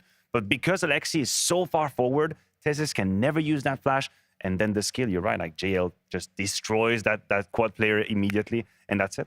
And it totally backs up the narrative that we were coming into this with, right? You were talking about the fact that Na'Vi, they've looked pretty good on the T side, some really good mid-round calls. It was a question of whether they'd be able to, you know, punch through the heroic defense that we know is so proactive, so dynamic. They managed to do it here. Great signs. Yeah, listen, I would love to be a little fly on the wall or be on the team speak. I'm sure someone somewhere can give us that kind of information. But I believe that the XCB's calls were beautiful at the end of that game. Absolutely masterclass in terms of callings. I mean, let's run round 30.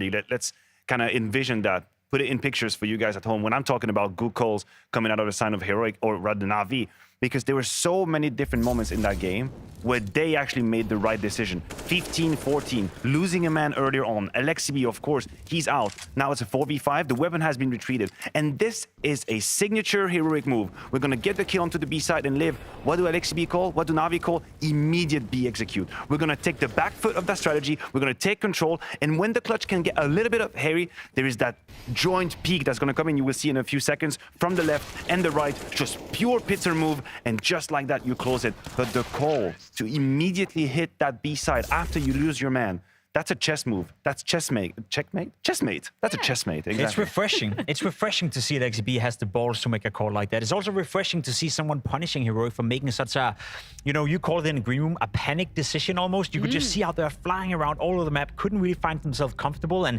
I would argue doing a 5-man stack on an A bomb side like that, when you have 3 guns in play and a scout, it's maybe a little bit radical for Heroic. And I don't like the call whatsoever from Cadian. I think he got punished and I like to see it. And also we have to say, this was 16, of course, for Navi, beautiful, but the 15 also comes off the back of surprising Cadian and taking him on the wrong foot. We have that pincer move from long to B side. Cadian finds a kill in a beautiful little smoke, and then what does he do? He calls the full B execute in his mind. He rotates out immediately to the B side. He gets caught off guard by CT spawn, and everything falls apart. That's back-to-back rounds where Heroic made the wrong decision.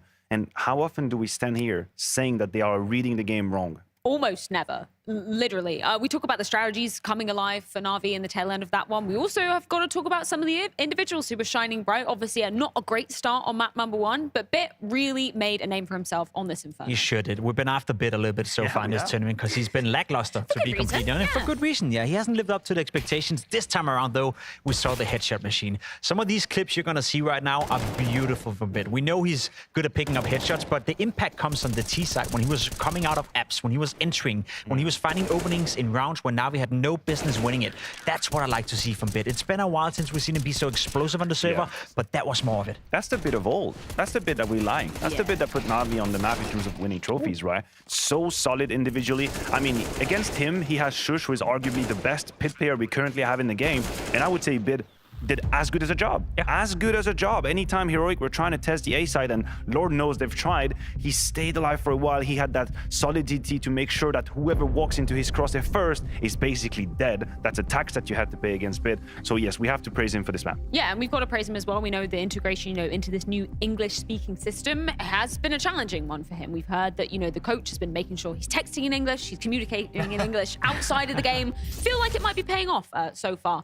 Let's talk about the third and final map. Didn't get to this destination last time around. Slightly different one now as well. We're going to be seeing Nuke. Thoughts, Jacob? Yeah, I'm curious to why we're going to see Nuke, because Heroic had the opportunity to push it into Ancient. They decided to vote against it, go into Nuke. And I can guess that some of the reasoning behind that is Nuke is a very tactical heavy map. You need a lot of synergy in order to have a stable defense. You need a lot of synergy in order to do executes on the T side. And I think Navi will be tested to the limit right here as well. Heroic, obviously one of the best teams in the world on the map of Nuke. So the fact that they stay away from Ancient, they had 2 good maps to pick from. Yeah, definitely. That's a luxurious position to be in. And it's also Cadian saying, whatever you've learned in that Ancient game, you're not going to get to use it we're not going to get there. Any conclusions you've drawn, any setups you think you have right now, that's not happening. We are calling your map pool out. We're calling the bluff. You are not ready on Nuke. We are ready. So we are going to make that choice, even though we destroy on Ancient. And that is why, in my book, Heroic remain the favorites. They're still going into this third map as the W, as far as I am concerned, because they have this luxury of having that choice at the end. You agreeing with that sentiment, Jacob? I echo the sentiment. I think Heroic will win.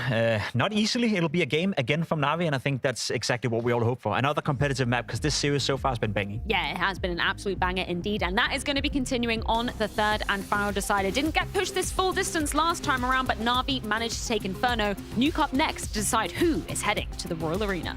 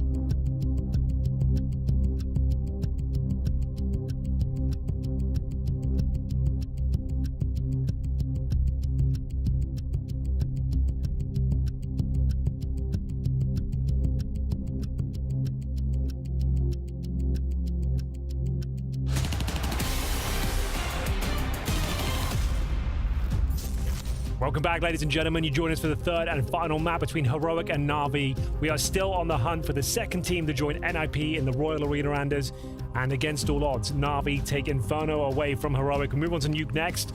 And people are suggesting there's a chance. The analysts say that Heroic are the favorites, but maybe NAVI can do this. Who knows? It's a bit of an unknown quantity, isn't it? I'm really excited. I mean, I'm impressed that Heroic managed to put up a little bit of fight at the end. They have a really good economy, but NAVI just, you know, they won that Tech9 round out of nowhere, the B-bomb side, and they never really looked back. It's really impressive stuff. I spent my breaks, as I often do, Henry, reading HLTV forum threads, and I'll read some headlines. Any good stuff? LXCB Mastermind, LXCB Masterclass, LXCB Genius. So we're covering all the bases. Well, it was a bit of a genius final round, if you remember. Yes. After finding the first pick, as Heroic often do, they left the B-bomb side completely open. Yeah. But being aware of their tendencies, LXCB does have a stroke of genius. He knew. He just runs knew. into the open bomb site. They get the bomb planted. You can't believe it. And the old classic, old faithful maneuver from Heroic is shut down. And we find ourselves in the third and final map. Bear in mind, Heroic were undefeated. They hadn't dropped a single map before this best of 3. 2-0, 2-0. One of those opponents was NAVI en route. And this is a rematch. They're trying to qualify to play in the Royal Arena for the final. So it's a lot on the line here for Heroic, especially being Danish themselves. I have no question that they want to get there as fast as possible. Put this one behind them. Yes, indeed. And it looks like we are almost ready to go. Ladies and gentlemen, who will be the next team to join NIP in the Royal Arena? You'd love to get it done today. Avoid the knockout stages. It's brutal down there, Anders. Not a place you want to be. Heroic will start on the T side here.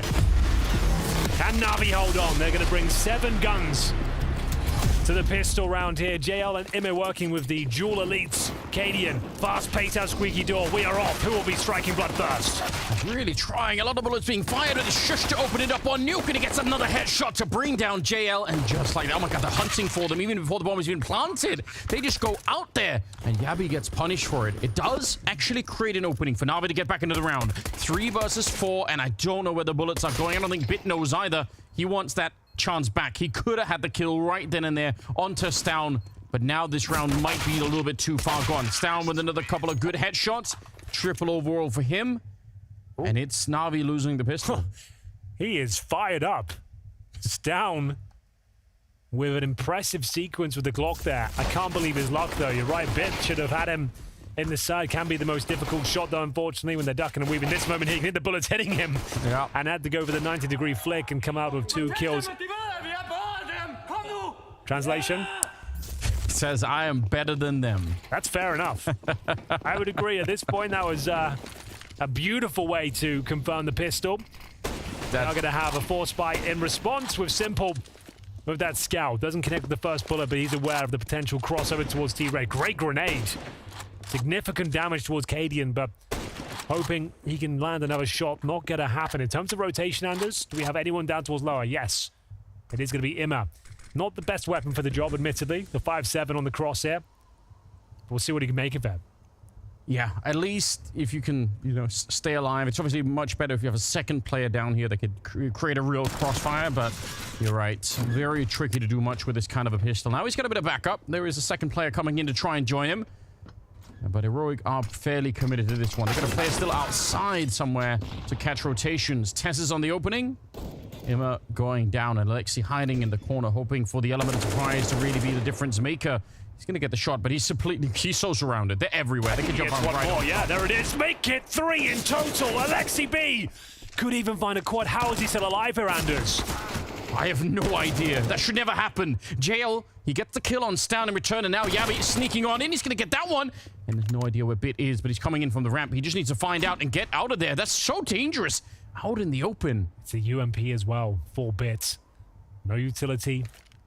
Yabi will have a Molotov and a couple of flashes here. Will spot him, and still Bit comes out on top, but it's hero Alexi B that saves the day there. 3 kills from the shadow position. How the hell does he pull that one off? I was about to say, I think he's good for 1 more here. Double kill for sure, but 3, no chance. Not only does he deny the plant, he finds that epic 3rd kill and then sets up Bit a chance in the 1 versus 1, and he delivers on all fronts. They know it's a massive round to win. One they probably shouldn't, but Alexi B delivers the goods. And we go to round number 3. Force fire in response. Heroic have pistols across the board. Nading off Squeaky. Lurk smoke to follow it up from Yabi. Ramp is actually relatively open.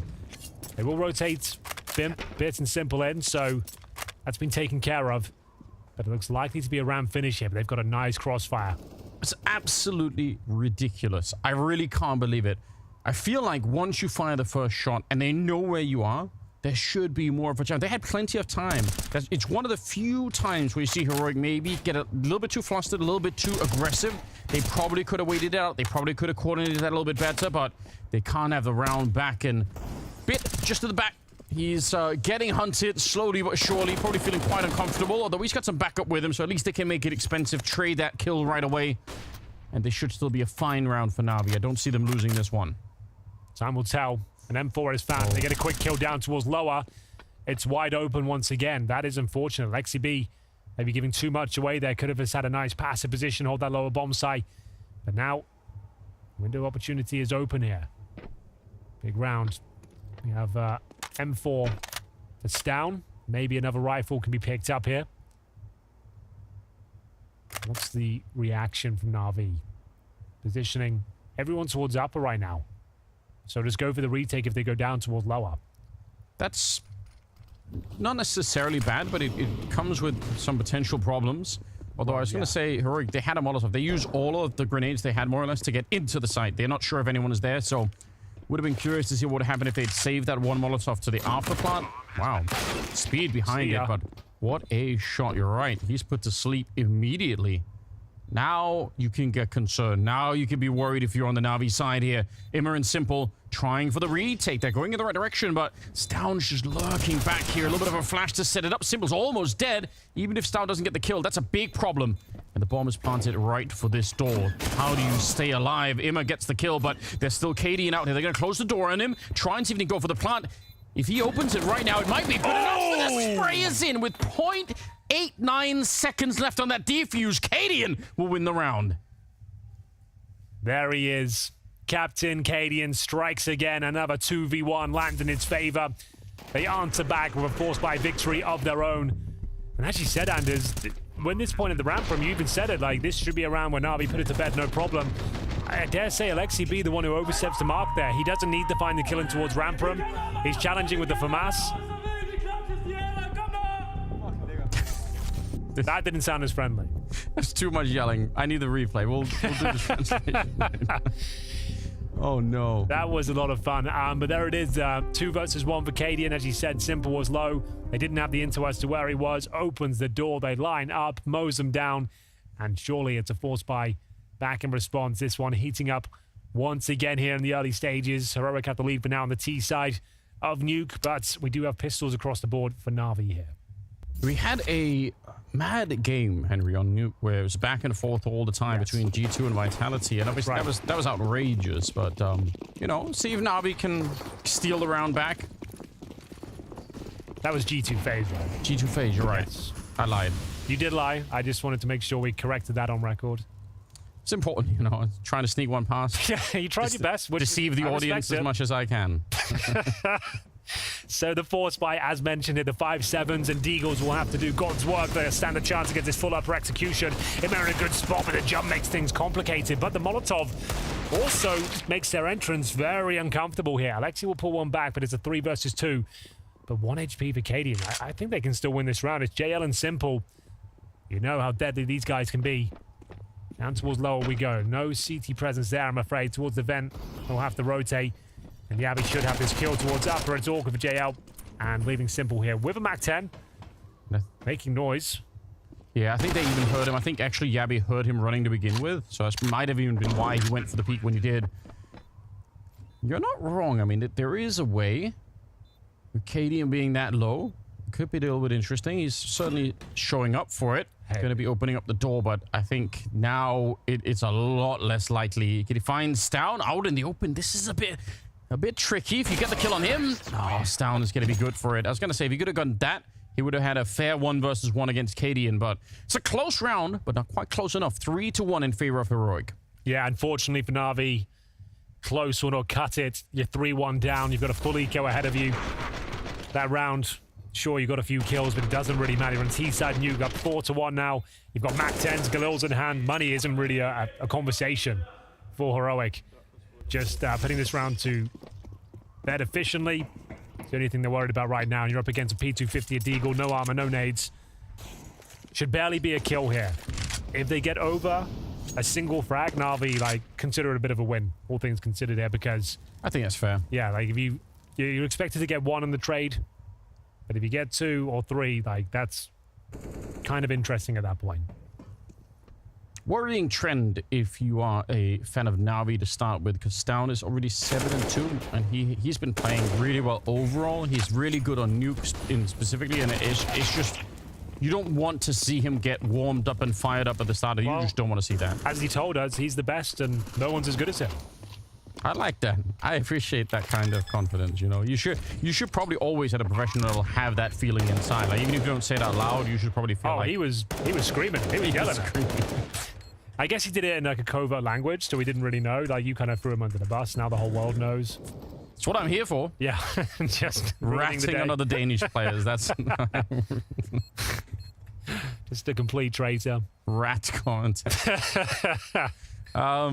There's a few of them. They do exist. It's a fifth round that we're watching here, but again, there's not much to be done. They maybe they could have set up to try and funnel into the site. You know, like I guess they're doing that now. Yeah, try and get some people to go up the explosion. Although the explosion is minimal on this site, so even in this corner, sure, it's going to be fine. He was in the flames, like inside the explosion on a nuclear power facility. If any blast is going to leave irreparable damage to the human body, probably be on this map, right? Yeah, but he did. A nuclear reactor explodes around you with C4. Just tanking all of it. You're just fine. You're just like, if anything, you feel a bit sick. Yeah. But you're still walking around. Yeah, that's one that needs to be addressed, isn't it? Nuke, you can just be on top of the bomb, essentially. But on Ancient, you can be at B when the bomb goes off at A and still die. Does feel a bit ridiculous. Maybe that's something for CS2 to address. I always wanted the shockwave to follow the sort of the actual map. Oh, here we go. Rush. 3 players down lower, Anders. That's so quick. Alexi, he's here trying to pull the emergency brake on this hit, but it's not going to happen. I can't believe he doesn't win that fight. Bit long spray here. Stops the bomb from going down, but only for a second as Yabi comes swinging out. Back into it with the double kill. They're going to be finding Emma. I don't think Navi have any idea what's happening at all here. They're just T players everywhere. And you know what? This comes back to what the desk were talking about. This is one of the reasons why they maybe pick Nuke over Ancient, is because they believe they can throw this kind of stuff in, and there's no way Navi are prepared for it. You just don't have the protocols in place for that sort of approach. And bear in mind, Ancient is where Navi have been playing most of their games. If they've played it quite a lot, why would you ever give them the opportunity there?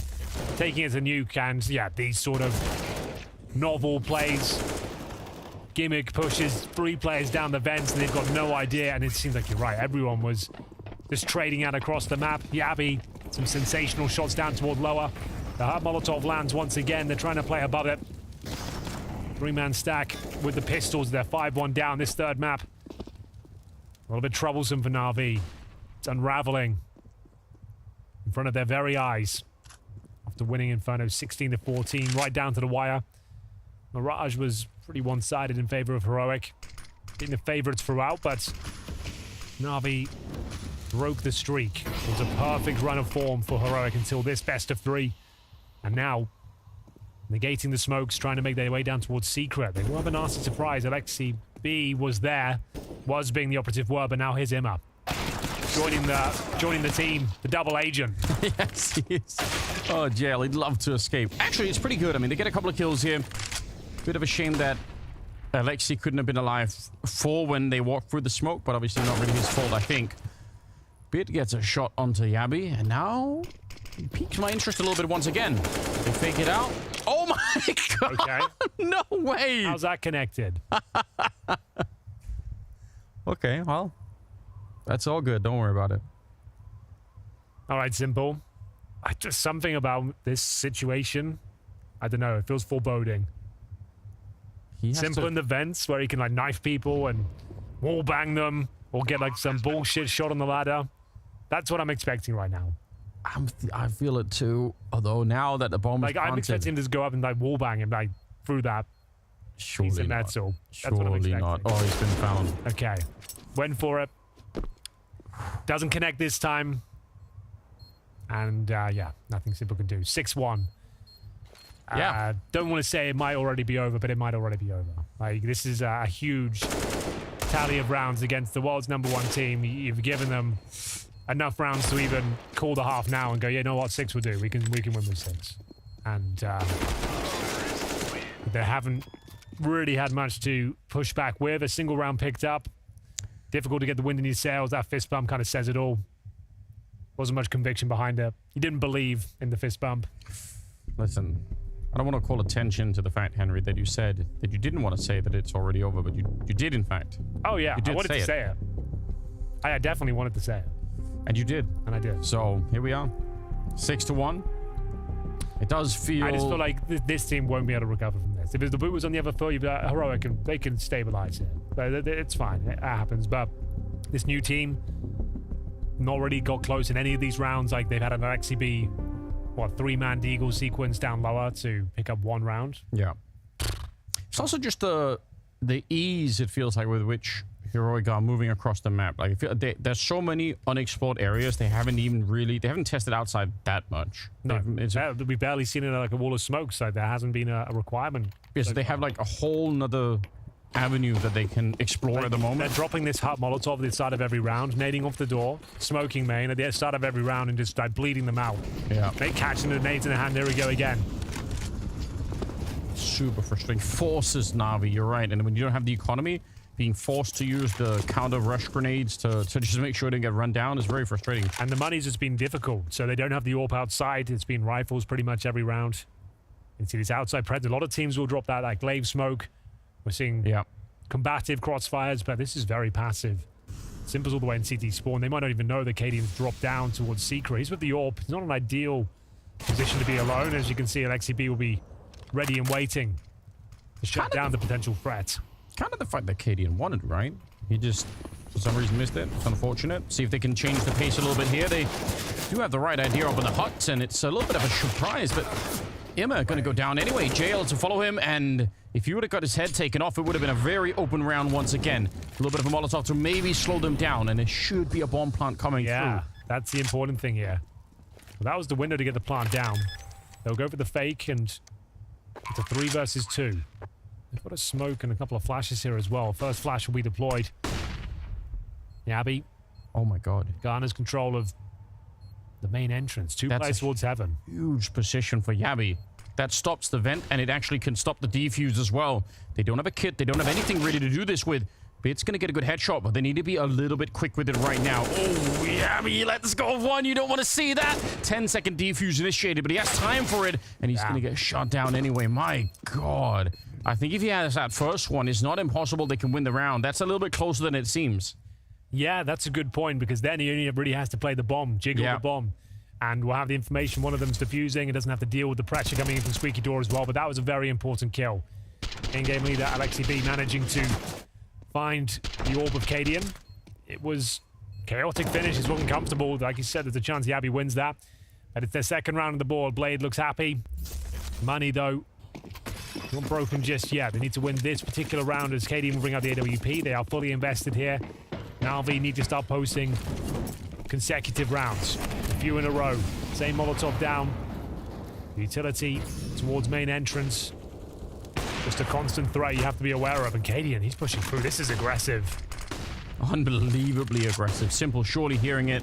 Although maybe the flash will make it a bit tricky. Double Molotov to the corner. Probably not necessary.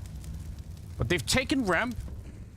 Spent a lot of grenades for it, but they don't have the kill. And sometimes on the T side, getting control of ramp is actually not that exciting if you don't get the kill.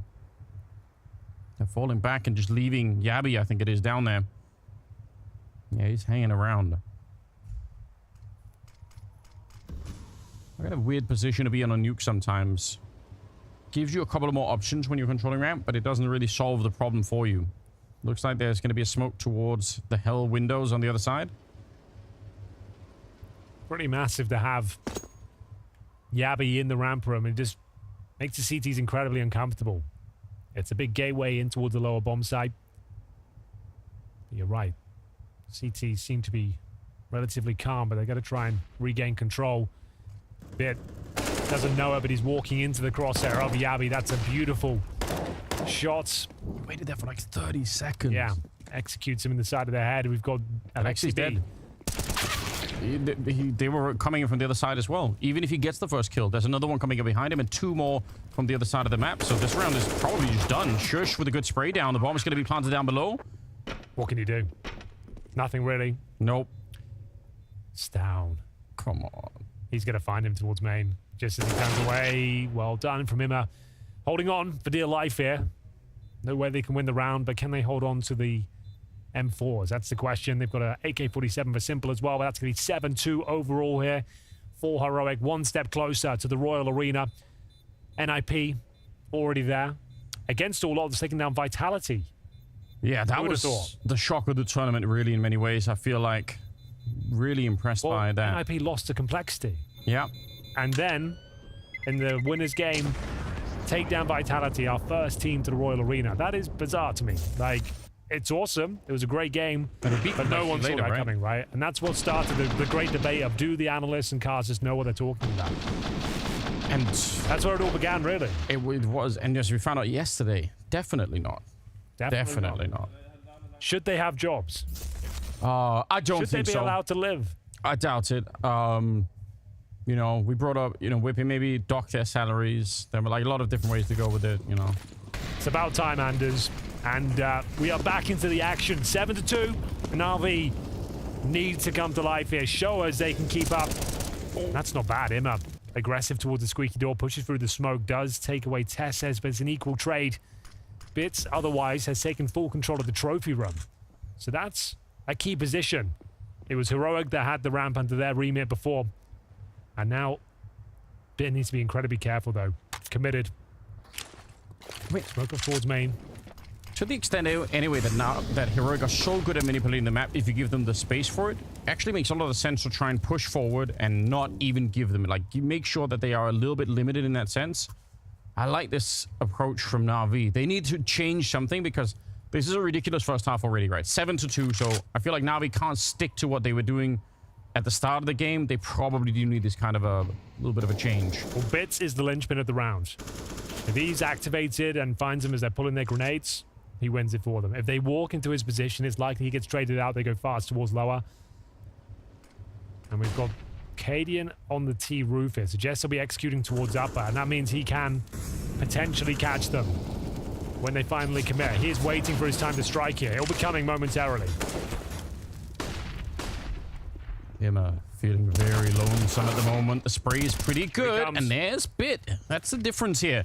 He could be there right away. Grenade around the corner. It's going to land right on top of both of them. They do get the little bit of a chance here, maybe to get the bomb plant, but not quite enough. Simple would be able to spray them down. I actually thought they would have got the bomb plant, but denied right in the last second. A third round for NAVI. Well, that's more like it. NAVI have realized if they just sit back and play default setups here, they're going to get picked off with the great execution and set piece potential of Heroic, and their defaults are just looking too good right now. So we had Imma very aggressive towards squeaky door, applying pressure, sabotaging their defaults, allowing Bit to get control of the trophy room. Yes. A key piece of real estate there. You can see he found the perfect timing as well, funneling them towards up, and had a bit more information to work with.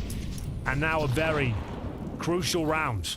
7-3. Heroic have our bye, but only a single AK. There is an ult for Cadian, but pistols, Galil's otherwise. And if NAVI can win this, they can still win the half, Anders. Like, this would be a great recovery. Down but not out. As we see the wall of smokes. Back to more traditional play now. And they're going to be going for main entrance control, I believe. Lexi really wants this spot. Up from the silo, he could have been dead. He's got right then and there. Still. It's wild to me. Looked like he was dead to rights, but gets all the information. It's going to be Stown winged with the AWP. And TSS will be dropped by Imma, who's starting to look quite deadly now towards Squeaky. See, here's the Tech9 here coming in to test him. That could have been a kill right there. Yabby, he actually had the, I think, a bit of an advantage in that moment. 4 versus 5, though. And Yabby's little adventure is over for the moment. He's supposed, anyway, to be playing for the after plant. He's supposed to be the guy catching the rotations as the rest of them get down below. That's kind of how this is meant to be playing out. Alexi's still here, quite confident in himself. Hasn't really called anyone in yet. Now he's probably going to be calling in that ramp position to try and set a little bit of a crossfire, but it's blown up immediately. This is actually really good for Heroic. 3 versus 3, and the bomb should be planted. Should be, Anders. 3 versus 3 indeed. There is a kit for Simple, but he's got the AWP on the retake here. Imma, first one at the scene of the crime, waits towards the solo door. CTs need to get their skates on, though. Bomb is at the halfway point. His first shot is an absolute beauty from Cadian. Stan will join in as well, and the job is done. A comprehensive victory from Heroic to close out round number 11. The lower bomb site is completely theirs, as NAVI have no response whatsoever. So going back to that more default outside execution, wall of smokes, getting the secret control. Alexi was there but couldn't hold on as they pushed him back piece by piece. Beautiful shots coming in from Shush. It's down as well with that Galil, making it work. Bear in mind it was a compromised buy, and that was brutal. Right in the face. JL is dropped, and the round collapses around them after pulling a single round back once again. Heroic answer back straight away, 8-3. CT timeout, but it's limited, to say the very least. 2 players hovering around 3K. They do have an AWP purchased already, but it is spiraling out of control, Anders. Yeah, it is. You saw the slow head shake there from Alexi. Definitely not feeling it. Really tough position, to give him a little bit of credit, to play when you're captaining the team. You're the only B defender. If you call for the rotation, like if you're just, panic down there and like, they're coming, help guys, rotate down. Heroic have already proven they could call a freeze. Some of those rotations are happening outside. Maybe your players get killed. So he wanted to wait until the last possible second. And the timing was pretty good, but the ramp part of that backup never really materialized. And unfortunately, it just didn't work out. So a bit frustrating. Now we've got an auto shotgun in play. JL almost getting, he's getting run down for the flames into the M4, and no chance here at all, I think, for Emma to do anything with. They've just blown it wide open. Triple for Yabi. It's done. 9 rounds for Heroic. What can you say about that one? It's quick, at least. It was just a little bit of damage. Yabi is tickled down to 45 HP as he finds 3 magnificent kills in towards the upper bomb site. Might not even want to pull the trigger if you simple that, because now they know exactly where you are. Yeah, you got to reload that. You're going to need 4 bullets here at least. They're coming for you, son. They've got flashes as well, B. Oh, no. Take away the vision. They're going to wait until everyone's ready. Here come the flashes. Simple. The shooting gallery is all yours. What have you got for us? It does say no idle zone, so they're just trying to reinforce the law here. They're trying to make sure that he's not just hanging around, and they're going to take care of business. No issue. Shush going to be able to find him. It's totally worth it. 9-3. AWP is gone, and at this rate, soon saw NAVI. I hope this one starts to pick up, because this is always the worst feeling. You have the first 2 maps that are pretty good, they're fun, and you and I have cast a lot of best of 3s in our time, and when the third one is just a blowout, it leaves a bit of taste in your mouth. You're just like, this is what we were waiting for. This was the great crescendo. Yeah, give me something more. Well, especially because if this is the worst, once NAVI win Inferno, you're invested, right? Exactly. Oh shit, this could actually work. You've taken away the map pick of Heroic. Like, this is now super exciting, but unfortunately they're down to just the Desert Eagles. It's a half buy, and wow, simple. What's your plan here? Oh, this is... Oh no! Oh, what? No way! No way! What the hell just happened? I have no idea. He looked at him. Did he think it was a teammate? This turned around and goes, "Must be my friend, obviously." I think he did. Must be my friend. Like, why else sort of a... I want to see that from Yabi's point of view. If he saw him... I'm speechless. That's so crazy. Like, the Simple should be dead, and now he might win the round after going for a knife attempt. That's the first instance of someone role-playing a spy that I've seen in Counter-Strike. TF2 spy. Yeah, TF2 spy. Okay, that's big. Let's see if they can convert it, though. Second kill available. Lots of damage inflicted towards Shush. It will be dropped. And they've actually done enough. It all started with a simple knife, and it's looking like a very clean finish here. Cadian will pull one back with the Tech 9. The lower bomb side, and there's some scrutiny here. The palm will come through. Imma trying to lock them in. He misses out on the first barrage of bullets here, and now Cadian finds a no-scope. Oh, does he ever? He gets a second as well. They wouldn't steal this round away, would they, Anders? No, they might. Imma going down, and now... Can you believe it? The door's closed behind, so JL has to make noise. They know where he's coming from. A double no-scope. Cadian. They will steal it back, Henry. They absolutely will. Look at him vibing. He's in the club already. 10 to 3. Cadian emote as well. That's amazing.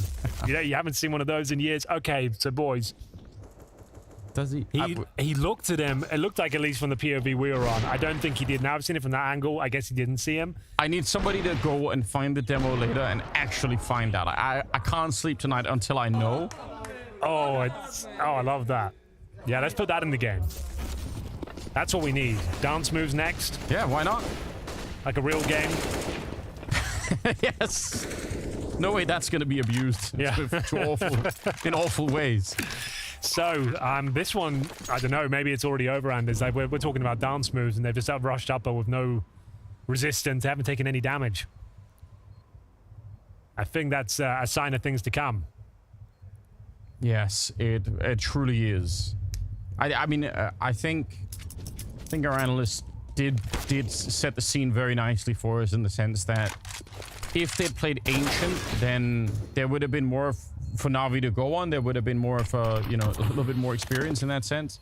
But Nuke for them is such an unknown quantity and not for Heroic at all. And that's, I think, what's playing out ultimately. Losing a fair few more players here than you probably want, but ultimately, you know... It's round 15 coming up next, right? What's going on? Yeah, they've just straight up rushed up. Oh, they're having the best time out there. He didn't even see him on the screen. Madness. Absolute madness. There's been a lot of that today. There's been some wild and wacky rounds. Let's see how this one went down here. It was Shush. You can see not really up against much. There's no utility down at his feet. He's not blind. And Cadian. Well. Like, oh, there was someone there. It was. Everyone's forgetting what team they're on at the moment. It's very confusing. Final round of the first half. Difficult to get excited about this one if you're a NAVI fan, I'm afraid. This is grim. It's about as bad as it gets. You're on the CT side. There's still a round to be played and you've given up 11 rounds. You still could lose 12-3. Well, a bit hanging around the ramp. Definitely one of the worst positions. I think most pros would agree. Very, very hard to know when are you giving up too easily, but when are you sticking around too long, and when are you failing to rotate maybe back to heaven or down below, like we see Sprint trying to assist Alexi. You have so many different jobs. I learned this flash recently. It does crazy work, and it just lands you right in front towards Pit's position. He's actually recovered pretty well. He's doing a lot of damage here, Anders. Has to pull out the USP, will be dropped in the end, and the equal trade, I'm afraid, favors the T side quite tremendously. So that's why you're always trying to find one drop down to your life, even just doing a bit of damage, getting the intel can be viable as well. Is this pretty much everyone down lower for the CT side now? Well, Simple's outer, that's for sure. Oh, wow. Look at this. They're calling it back. So yeah, you're right. Everyone is lower, but that's a huge mistake. It's a massive mistake right now for Navi. They've overcommitted. And again, it speaks to the lack of experience on this one. Oh, maybe not. They've gone down lower. What? So they go back through Squeak Door to drop lower again on the other side. This should never work, and I don't think it will either. Alexi hanging out in the control room. Just Cadian in a 1 versus 3, and he'll be shut down and put to sleep. 11-4 in the first half in favor of Heroic. They should be winning this one, but we'll find out if they actually can in the second half.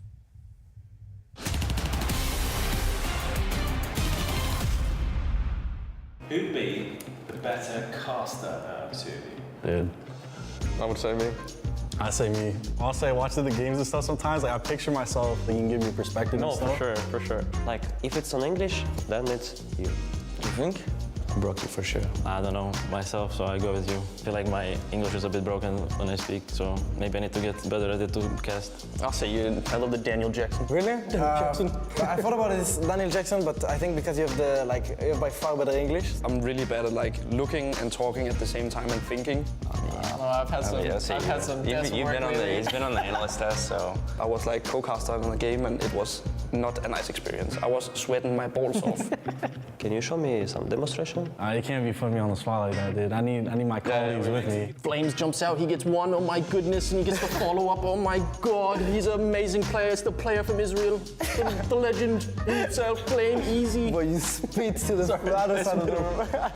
Who's got the best fashion sense? I'll go with you. I just wear whatever.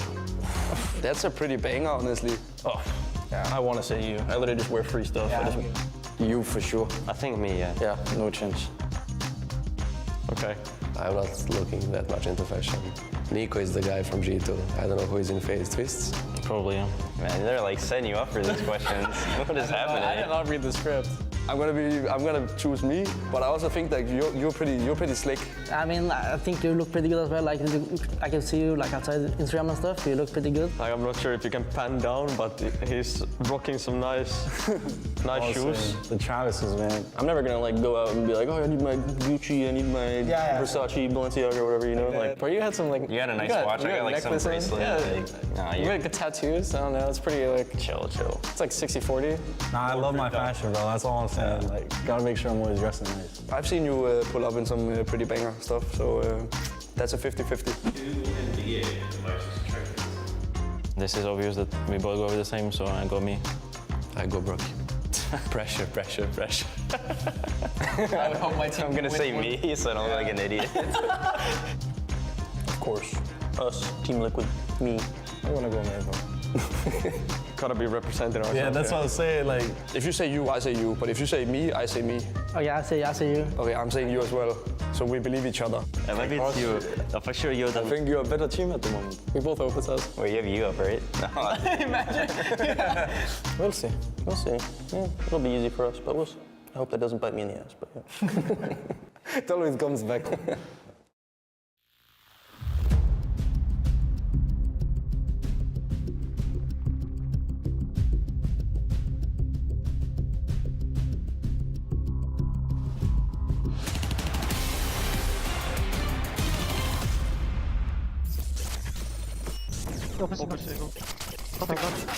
Window left now. We're coming out. Other side. Low south. Other side. Nothing. Window, bro. Wrong single. He'll pick you. One more single low in front of you. Single Nice. One down. Window out. Go spot. Mini ramp. Wait, Mini ramp. together. Where? Nice. Where? Info. Unknown. Careful short, Gel. Down Short. out. Zook. Nice! Why are you not screaming? No, I should have. Why are you not screaming, Anders? An age-old question. Well, they found out the answer. This just to note as well. We've got the moment where Yabi missed Navi with the push. So did he see him? No, he didn't. Okay, so the smoke blocked his vision. We have the answer. He didn't think he was a teammate. He didn't get lost in the source. The smoke. Incredible detective work. I appreciate it. I can sleep well tonight. It turns out the reason they weren't screaming is because they were just getting warmed up, Henry, because at the end of it, it finishes 11-4. Yeah, they get 11 rounds on their T side here of Nuke. Just a few rounds away from booking themselves a place in the Royal Arena, joining NIP, the first team to make it here in the Blast Premier Fall Groups. Final half of this series. Julie Circadian. No defuse kit to be spotted, and we've got NAVI with Glocks across the board. One smoke, a couple of flashes, and sending most of their manpower towards ramp is at.CEST to defend. 6 kills to his name at the bottom of the barrel right now for Heroic. Can he find a couple of kills? Gets the intel. They are coming towards his position and going to fall back. Yeah, as you should. You don't want to actually, he's going to keep following, mate. He realizes he's going to get run down if he stays in that close position. Opens the door, backs up again, and, you know, it's an attempt. Some shots to the smoke, but this is looking pretty good for NAVI. My God, do they need this pistol round as well. Cadian, flash around the corner, jumps around, and it does not even matter at all. Gets picked off anyway. 4 headshots so far, favoring the NAVI team. Wins down here. Proudly proclaiming earlier that he was better than them, but not in this round. 3 kills, I believe, on Bit. And it's NAVI with the pistol round win. It's a step in the right direction. Yeah, not a massive reason to celebrate just yet, though, I'm afraid. They've got a lot of work to do. An uphill battle is ahead of them, as we will see the force buy in the second round as well. They've lost a lot of these second rounds today, NAVI. Long old series, this one. Losing the second round, I would call it GG. If Heroic win this, I'd call it done. I don't think they'll have... Yeah, they can't afford it. I just don't think they'll mentally be able to recover from it. Oh, well, there we go. It's a good start. That's what we needed. Cadian trying to slip down through the vent and is caught in the middle of doing that. Again, I think CT side Nuke as a new team is such a tough task. T side Nuke, though, I'd be curious to see what Blade and Alexi and the rest of them can come up with here. A lot of different chefs in the kitchen at the moment, aren't there, on the NAVI team? Just got to let them cook, Anders. Well, let's see. See what kind of meal we can come up with. So, towards ramp looks to be the most obvious choice here. It's a wide open spot as of right now. Yabi, I suppose, could rotate over. They're actually focusing their efforts towards the vents right now, so allowing them to have lower, essentially. Shush will be towards Squeaky, but there's a nice flashbang just to gain control of the ramp from here. 45 seconds. Bombs there. Lower seems the likely outcome here, and we'll see if the CTs are ready and waiting. Down was, but not for long. We'll see if the swing will settle down Emma here. Ooh, well, he does go down. It's a bit awkward, but it should be fine anyway. Hang on. Yeah, he's getting one more kill. And the bomb's down. They must win this round, surely. Oh, the doors are open. It's Shush to get the kill. I don't even know how this is happening. Navi should be in control. Simple's going to be clearing out the round with that little flank, but that was about a couple of different ways at the end that could have gone wrong. And even for Navi, you know, you win the round, but you've got to be aware as that's going on that it could have gone the other way. That could have blown up in their faces. Absolutely could have done. Here's the opening kill, though. Cadian trying to get down the vent, punished by the spam coming in from JL here. Certainly a touch and go round, but they managed to pick it up. I'm seeing a lot more of this these days. Even on these third round ecos, we're seeing that Hero M4 on the CT side. Right. Bear in mind, it's the M4 that M4A1S is cost slightly less than the M4A4, so bring one of those out, try and make it as an expensive round as possible. Bit of a stack towards outside. It's down with the weapon, and it's down to deliver the first kill as well. That's excellent work. It will be answered back quickly by Imma, so they don't hold on to the advantage, but now he can be a little bit more nimble. He's actually going to rotate in towards the trophy room, I believe, with set M4, so just trying to be a real nuisance here. Very active, getting information here, maybe a second kill. Yeah, rare sighting of the MP5 on JL. Yeah, you don't see many of those these days. But you're right. The slightly less cost and a disgusting position out by the handrail on the stairs there. It's so hard to see. I would argue, even if you have a scope, it's still probably fairly hard to even spot anything at that range. JL, he's going to be seeing the barrel of the USP first and not ready for the second one. Why would you ever guess that Stown would be there? He was all the way outside for the first one, and now you run into him in the lobby? Now, they've got the man advantage. Lobby control. Lower setup as well. I still think Navi win the round, but Stown's done an excellent contribution here. We'll see if they can get the bomb planted. This is where things become very dicey for Navi. 35 seconds as they go for the C4. See, he could throw in the USPs in front of him. Yeah, just to offset the crosshair a little bit. Good timing on Alexi coming in from the other side, and that should be it. Yes. But I like the idea of using the rest of Heroic as human flashbangs, human decoys to throw in there. Should do that. Almost worked out. Couple of kills found. Stown will add 2 to his tally. If Cadian can save the Galil, actually helps him out quite massively, because you can see Shush was the one who dropped the M4 here. A Galil, not ideal, but it would certainly help. Maybe another kill here as well. This is actually not bad. This is also very beneficial. Trying to lock them in, get another kill potentially. Doesn't save it, but makes the round incredibly expensive. So that one M4 has yielded 3 frags in total. That will have a knock-on effect in the future. Shush will be down to an MP9, presumably here. This is the AK-47 shot, recovering Simple's rifle, putting it to good effect as well. CTs couldn't get much going after the bomb was planted. A good little headshot there at the end. In truth, it's a 4-round gap. I mean, we've something here. We know that Heroic probably should be pretty good when they have the rifles, and this is their first sort of real buy round. If they lose this one, though, I mean, I'm not going to rule it out. There is a way for Navi still to win the map. Just feels unlikely, but I don't know if that's just a fact that the first half was so incredible for Heroic. Doesn't mean that Navi's second half can't be equally as good. One doesn't really rule the other one out. Ooh. Alexi B finds some access towards the ramp from Nova, can't hold on to the spray. The flames will segregate him from his teammates, and Yabi on the rotation will find JL as well, who was fighting for the trade. Simple with Secret and a 5-on-3. There's only so much they can do with it. They got the info on the third player now as well. Stam seems to be very aware of the possibility of players down towards Secret. And we've got plenty of CT presence in the lower bomb side as well. So I don't see a world where they even get close to a plant here, but time will tell. Heroic have pretty much the ideal setup down towards lower to deal with this one. Yeah, crossfire. I mean, if nobody stands up to get the head blown off, this is going to be so rough. As the first one, Tess is recommitting to the peak. He did not at all have to, but it's going to be fine. But he got the dink right, so it's a win. You know your teammate's going to trade that one out. That kill, sure, it's something, but he gets dinked in the process as well, so Bit doesn't have any chance of winning it, and the bomb, nowhere to be seen.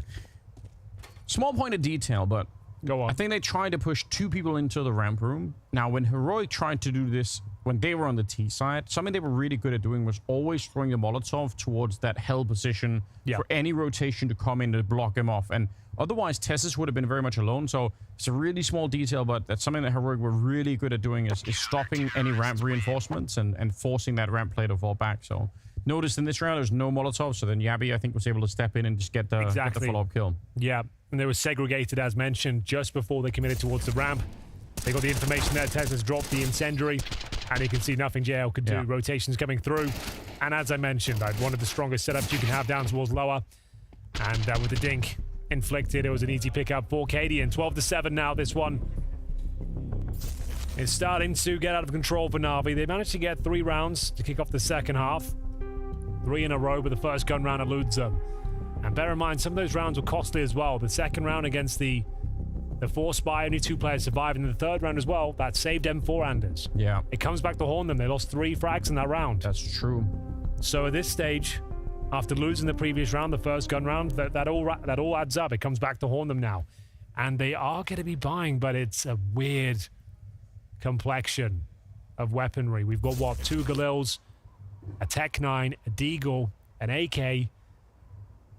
So certainly not a bonus round here. It's like the opposite. That'd be so cool for Na'Vi to make the scoreline a little bit more interesting right now. I kind of want them to do that because the first map is 16-11, lost to Na'Vi, but then they win the second one 16-14. If they can get a little bit closer here, I mean, overall, it'd be a really good result. Even if winning this map right now is going to be very, very hard to do. I still feel like, just as a test of Na'Vi, it is still pretty impressive. They catch Bit mid-air and Stown just moving forward. He's not trying to escape. He just wants to fight even more. Cadian, huge off angle. No one was expecting it, but he's going to get traded as well, and this is worth it for Na'Vi. Heroic, really committing to these fights, aren't they? Like they've done this a few times, like getting these great advantages and then wanting to get a bit more out of it. We saw it towards the top of B a few times on Inferno. And yeah, Na'Vi will take that all day long. They were completely smothered in the opening sectors of that round. Lost the first pick. There was no way to get a trade back unless Stown kept pushing. He offers himself up, and now it's down to Yabi, who's played an absolute blinder today. Flashed off towards CT. And all 3 members of Na'Vi are out here, but Navi not feeling confident about his position, will fall back. Yeah, quite a big fallback. Maybe enough that it's given an opening. Navi, they've sussed it out. They feel like something is up out here. They still have 40 seconds. This is one of the places on the map as a CT scene you don't want to lose control of. Once the T's get into this spot, it just opens up the map in such a big way. We'll see if they're going to be ready. One of them is down below, the other 2 up on the A-bomb site, but there is a chance you're going to get shot at the back, although that will pretty much confirm that they have such a read on what's coming. 20 seconds now. Simple wants to open up for his teammates on the other side. Flash in, and still hiding in the corner is Shush, but he's only going to get the 1 kill, and that confirms the bomb plant. 1 versus 2 now. CSGO can't do anything. Yeah, he's towards the ramp from Na'Vi. Look likely to fight on for another round here. I don't know what CSGO can do. He has no kit, no utility. They are relatively low, about half each. And they're both on the bomb side. So if he gets a really quick opening frag, you never know. But I don't like the look of his odds here. JL will find the final shots. It's a huge round for them to pick up. You wouldn't think it with the reaction there, but they're just laser focused right now and focusing on each and every round in front of them. Money, questionable again, so a buy available, but bear in mind, this is where they got the opening frag like that and still fully committed to the outside push. Could have definitely got out of there, but went for broke. And we will see them fully investing here. 2 pistols, the Orpicadian, a couple of rifles. Na'Vi with a MAC-10 as well, and there's Shush with no armor whatsoever, so that MAC-10 could be disastrous for them. No helmets on anyone. Exactly. On the heroic side. Yeah, this is right on the brink in many ways. Who knows what happens if Na'Vi will actually win this one? And you would wonder on heroic side if it's a little bit too much bravado, if it's a little bit too much like we're so much better, we're confident, it's on nuke, we're already in the lead, let's just fight, let's just close this game. Maybe. And Na'Vi, I mean, they're not a team to be underestimated. It feels like even this new lineup, it looks like they have some tricks. Well, this is a bit of a Cadian special. Right place, right time. Just needs to land his first shot. The flash won't catch him. The bullet finds Alexi. He's gone for the second. Let's catch JL, but not maximum damage here. So it's not massively detrimental. Na'Vi can recover this one. They only lose 1 player en route. The ramp from is theirs. JL's low. He did land a follow-up nade, like a fadeaway that tagged both JL and Simple. So a little bit unfortunate, but I don't disagree. This could be recovered. There's a way back in the round. 40 seconds. And looks like they want to get their way out Squeak, and they're actually being allowed to sneak on through. This is super dangerous to the A defense. Every step Imma takes right now, he's going to get closer to winning the round. Good shot. And how do you recover this one now? Heroic, 4 versus 4, and a lot of damage onto Na'Vi. But if the bomb gets planted, it's a different question altogether. Down, he comes swinging out left and right. He gets the first one. Oh, and they're going to run out of bullets at the end, unfortunately. He's not good enough here. Na'Vi getting a 9th round on the board. And Heroic, that was a full investment. They don't have any money to buy in this round. Oh, you can see some frustration creeping in for the Heroic camp as well. It was Cadian with the opening pick. He knows he's done a boatload of damage there as well, dodging that flashbang. 5-on-4 in their favor, but could do nothing about this onslaught of T players making their way through toward the upper bomb side. Simple to close things out there. And it has to be the eco, 12-9. Na'Vi should find double digits in this round, and this game's right back on. They were blown out of the water on their CT campaign. They couldn't get anything done. 11-4 deficit. And here they are. Only giving up a single round so far. 5-1 up in the second half. Imma gifted a kill through the smoke. Will find Yabi in towards heaven. The round was pretty much secure before it even kicked off. No armor, no nades. That's a great opening kill. Should be enough to confirm it. Just slow and steady right now for Na'Vi. Just make sure people stay grouped up. You can't give away an AK. A little bit of a tickle coming in from the 5-7 at range, but again, it's not a big problem. You're not worried about the flank. You're worried about giving up rifles right now. And there's one of them. As Stown will find the headshot. Almost taken down in control room. A little bit of a test here. Imma keeps on tapping away. It's a bit awkward, but what a conversion. He's good for a triple in this round. Steals back the AK-47 and even spins around for the quad kill at the end. So what a round out of Imma. That's what you want to see. 12-10.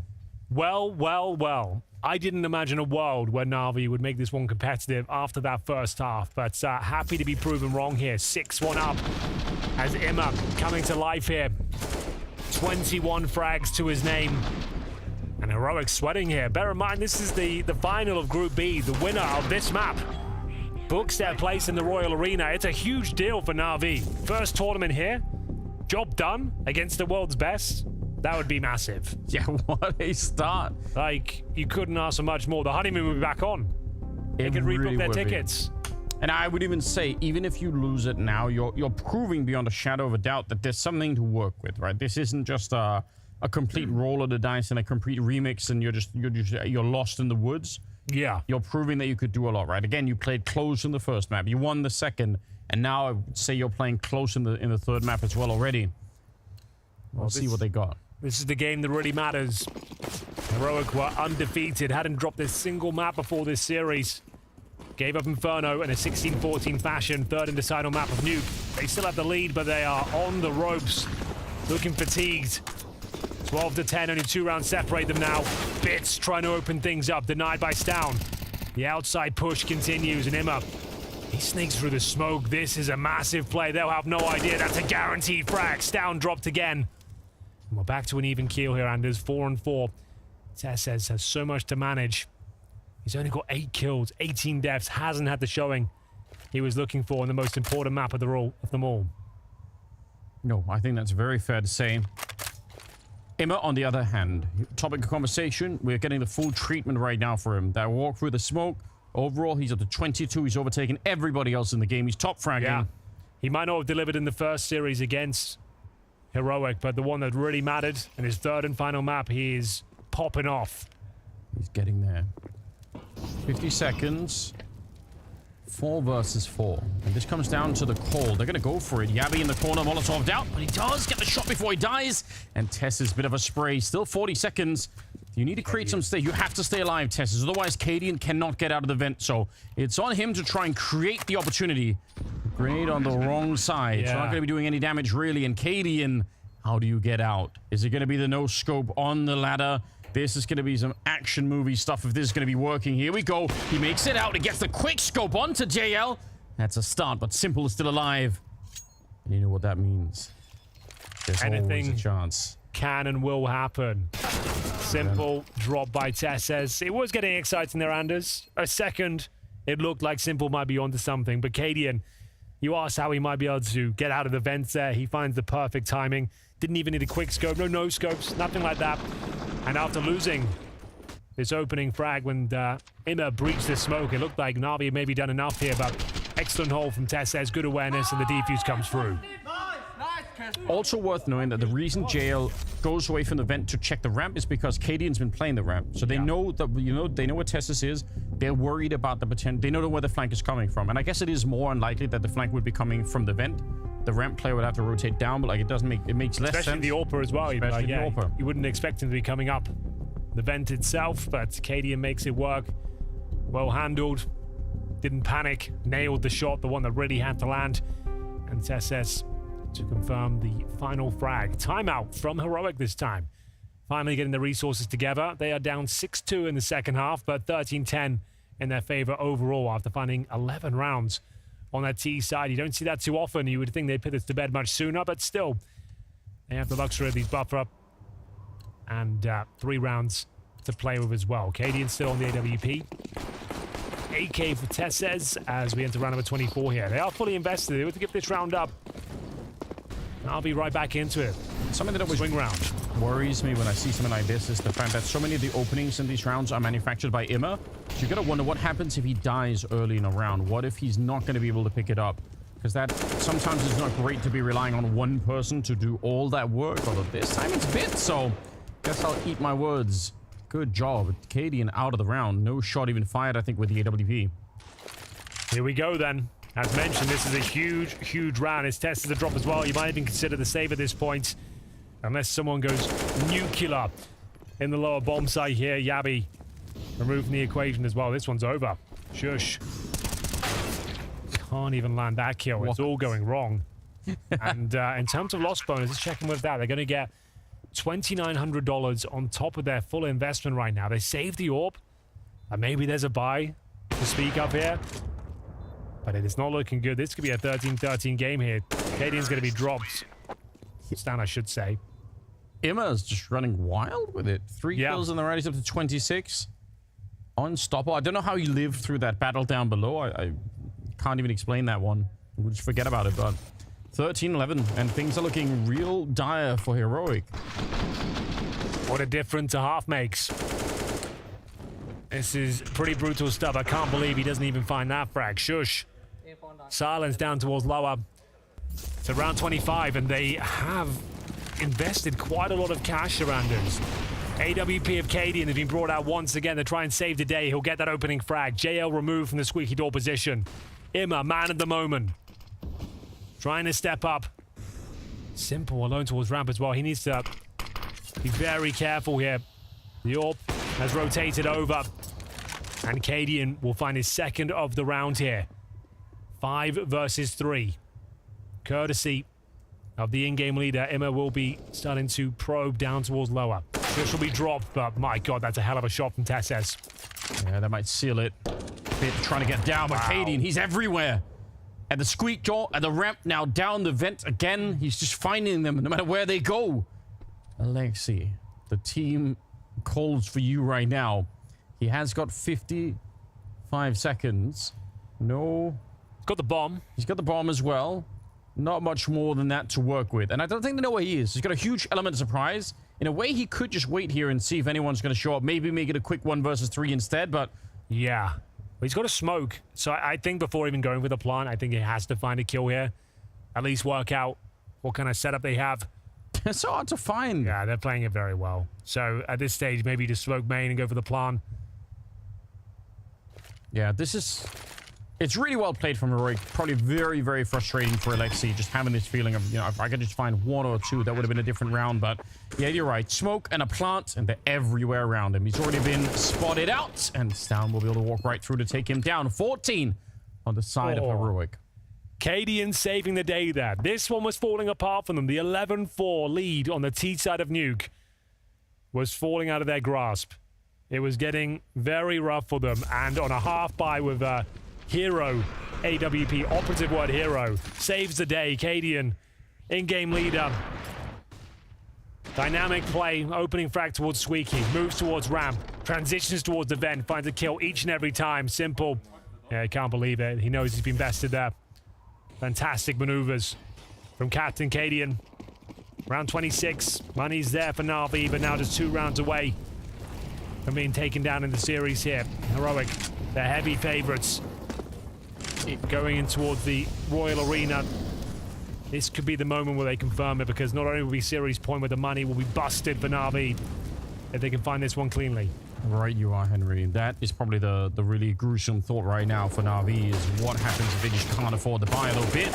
Double kill for him, and this is working out. A little bit of a lobby crunch being attempted, but half the crunch was gone before anyone even saw what was happening, so that's a really quick round. See, Cadian's already packed up his tent, he's leaving. Yeah, it's over. That was kind of nuts there. You could see Heroic going for the knockout blow, the lobby crunch, trying to end things before NAVI could even coordinate themselves in towards upper, but they were more than ready for that one. Bit. 2 massive kills. Little do they know it. The round's already over as the save towards CT spawn has been called. The bomb will be planted, and they've done it. NAVI, we said it's a swing round. We said it was must win for multiple reasons, to deny series points and to keep the money strong. I mean, they completed both of those tasks. It feels a little bit like that's the way that Heroic have been playing for a while, trying to close out the game, just saying, well, you know, we're going to be aggressive outside. This time it was in lobby. They are a little bit wild with it, Heroic. And I guess that speaks to the level of confidence that they have. I mean, again, being, you know, probably the #1 team in the world, but NAVI are punishing them. They're punishing some of those aggressive moves, and you got to wonder if Heroic will want to switch their style a little bit, because, again, NAVI not the most trained team on the map, so maybe you give them some space and don't throw away some of these early kills. Either way, this will be a 14-12 affair. What a series it's been. I know. Unexpected. Unexpected banger. I think a lot of people expected to come to this one to see it 2-0, appreciate the CT side, especially of Heroic. So, excellent work from NAVI. I don't think anyone had them taking a map here and then somehow recovering an 11-4 CT campaign. I don't know how they've pulled this one off. I don't know how they've made it competitive, but they're right back in the conversation here. They really are. It's impressive. And a map like Nuke as well. It is an Alexi B special. He loves those vents. He's always had good T-sides on Nuke. They need a little bit more. They're 4 rounds away. Imagine if NAVI book a ticket to the Royal Arena before Heroic do.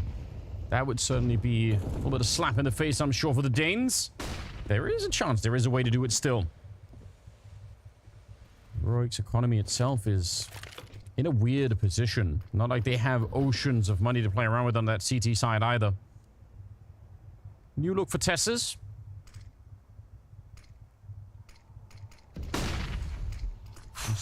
Pushed up in this position with Cadian playing the ramp once again on that AWP. They're out there. Is he going to get flashed in? Is there going to be anything, or is he just going to be the walk up into the flames? And he's burning alive. Did do a lot more damage than he received, but still, at least they know. Yeah, this is on a knife's edge. You can see this is an uncomfortable position. The CTs can't back each other up. It's down alone in the garage. They'll strike first. And it's Imma. Yeah, who's had the hot hand the last few rounds. So that's an incredible scalp to take. They've done significant damage towards Simple as well. Down towards lower we go, ladies and gents. Closing moments here to find out who will be the next team making their way towards the Royal Arena. NIP already there. Heroic looking good. And it's 5-on-4. But that's a hell of a shot from Alexi B. Yeah, he knew he was hunting for it, but the clock is running against them quickly. 20 seconds. Oh no, they bump into each other. How? What happened? How did they even bump into each other? Cadian is here. 10 seconds on the clock. Good shot, Alexi. Once again, it's on his shoulders. He's trying to get that bomb planted right away. 1 versus 2. As he does, he's not even checking behind him. He's not worried about the ramp, but he should be. A little bit of a mess up. You're right. And he might be in trouble. Out in the open. He's been spotted. Now he's getting picked apart here. Zoned out behind the silo and taken down by Yabi at the end. It's 15 on Heroic. They're 1 round away.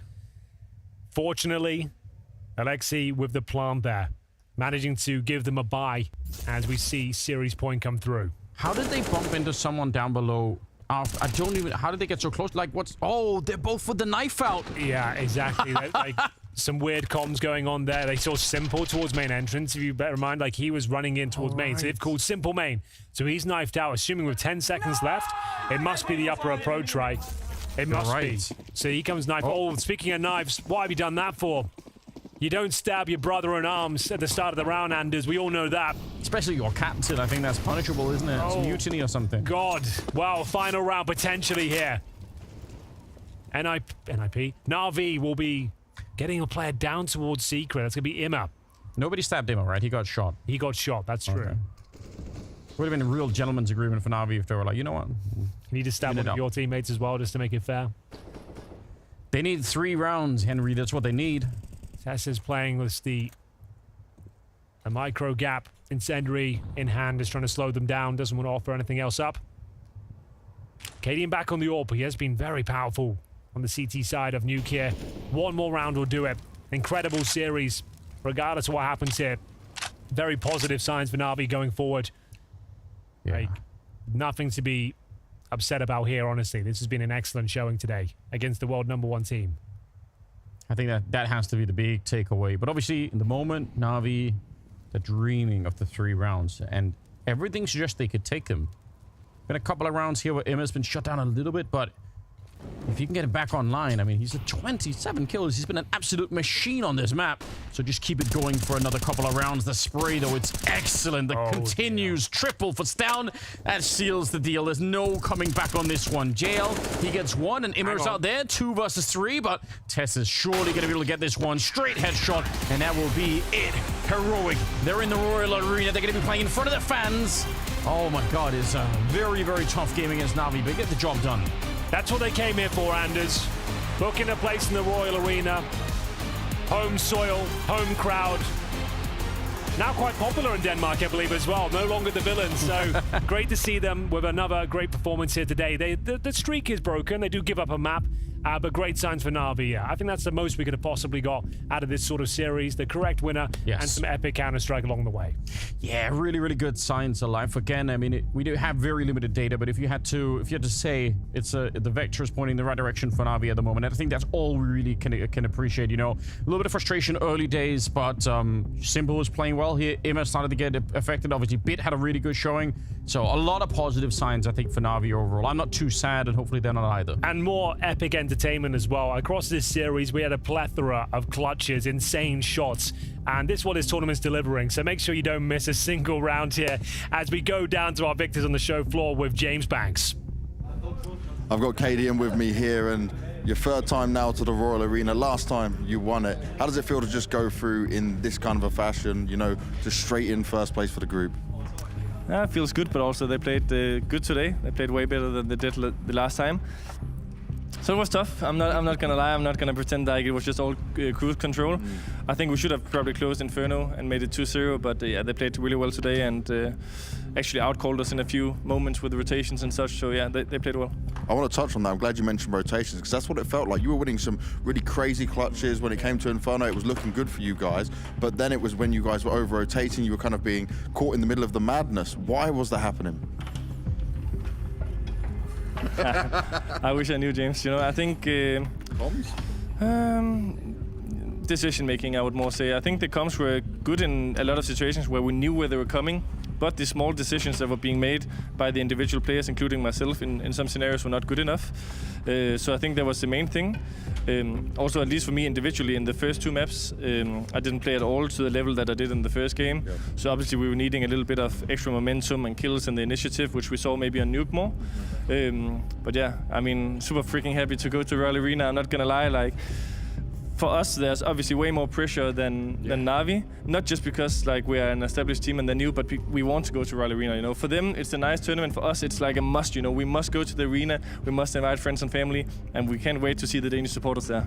And I'm just going to talk about this Nuke quickly as well, because like you mentioned, these first couple of maps were not the Cadian we were used to seeing. Yeah. But if you didn't come alive towards the end of that, they might be able to claw their way back into it. Did you feel that kind of pressure? In a bit, in a way, yes, but also like when we were walking out from after map 2, I was just shaking my body a little bit, and I saw the dance. Yes, and I mean, I told myself, you know, like, this is the time, you know, do your thing, trust yourself, your own abilities. You can focus all you want on map 1 and 2, but it doesn't mean anything when you go into map 3, you know. So this is a 0-0. Get your impact going, get your calls going, get the flow going. and I did whatever I could to be prepared for that. And then I think my teammates catch the ball very well when I threw it up in the air. And yeah, we played an amazing T side. You know, I always meme a little bit with the boys because we tend to have these kind of T sides to nuke, and I always say like Mither, you know, the Danish coach. Yeah, I'm gonna say he's gonna show this to the kids at school because he was a school teacher. You know, so yeah, amazing. Passing on the knowledge. Well, welcome to the full finals once again, mate. Congratulations. The Danes return to the Royal Arena and a chance to become back-to-back champions on home soil. But man, what an absolute banger of a series. Way more competitive than I even thought imaginable. A valiant effort from NAVI, but ultimately it does go the way of Heroic. It does. The best series I've seen so far in this tournament. I think that's fair to say. I think the best series NAVI have played throughout this tournament as well.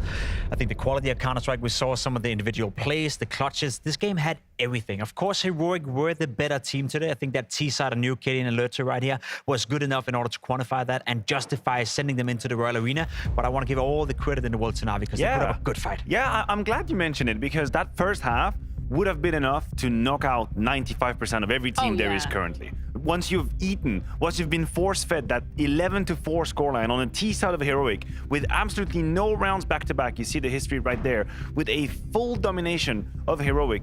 Kudos to NAVI to actually create a game out of this, to bounce back into the game, to force Heroic to pull some Heroic-esque moments with Cadian one-man army, with crazy clutch situations, screaming around. This NAVI made that a game where I thought after the first half that we were done. I love that Banks, got to catch up with Cadian after that one as well, because they said, resetting coming into map number 3, it wasn't, as maybe as an impactful game in maps 1 and 2 that he would have liked. But man, he certainly put the team on his back at some points in this map to really get the game going. He stepped up. With the calling, T-side 11 rounds, not to be made fun of. He stepped up with the individual gameplay as well. He was involved in a couple of clutches, a 2v4 round. We may as well play that out straight away. Yeah, round 13, Cadian and the boy, right? It was a great round where it was in the first round where you feel like 13, we're coming into the game. They've already established a good lead on the T side, but this was like the final nail in the coffin for me, for that matter. If we play out the round 13 right here, you can see it leading up to it. It's a force bind sort of coming in for NAVI, and Simple. He likes to go for a bit of knifing, and it works out for him at this point. It's actually becoming a good round and a good scenario for NAVI in this one. Another kill going the way of them in Yard right here. Simple again chiming in. It's a 2v5. You think round over, but no. Cadian and the boy wants it differently. This play right here, the player staying in the smoke, not giving up his position, waiting for Cadian, who in the meantime gets a kill, gets another no-scope in towards vents, and then Cadian comes in, opens the door, takes away attention, and then he powers us right here. It's TESS getting the kill on towards, I believe it's Emma at that point. The fact that they played this to perfection, the 2v5, to me, that was game over. 10-3 T-side, they win a 2v5. I didn't think there was any way back for NAVI. Yeah, for most teams, when you find yourself in that 4 versus 2 and you see the clutch turn on its head, in the moment, that's usually when you start to get shaky. And a team that like NAVI that doesn't have a whole lot of experience, you could see how they kind of fell apart when that happened. That 2v2 just turned immediately in the sense of Heroic after he get these 2 no-scopes, and it's just, mentally speaking, is a backbreaker. Yeah, Cadian continuing on that same trajectory into the second half as well. And that is, what is so deadly that we always harp on about for the side of Heroic. We even had the conversation coming into it. There's not a clear-cut star on the Danish side, and it was down to Cadian in this one to really pull off some heroics. There isn't a clear-cut superstar the way we define it, but what we can also see if you compare map 1, 2, and 3 is how if one player like Cadian drops off a little bit, and he was very open about it in an interview. He said on Inferno,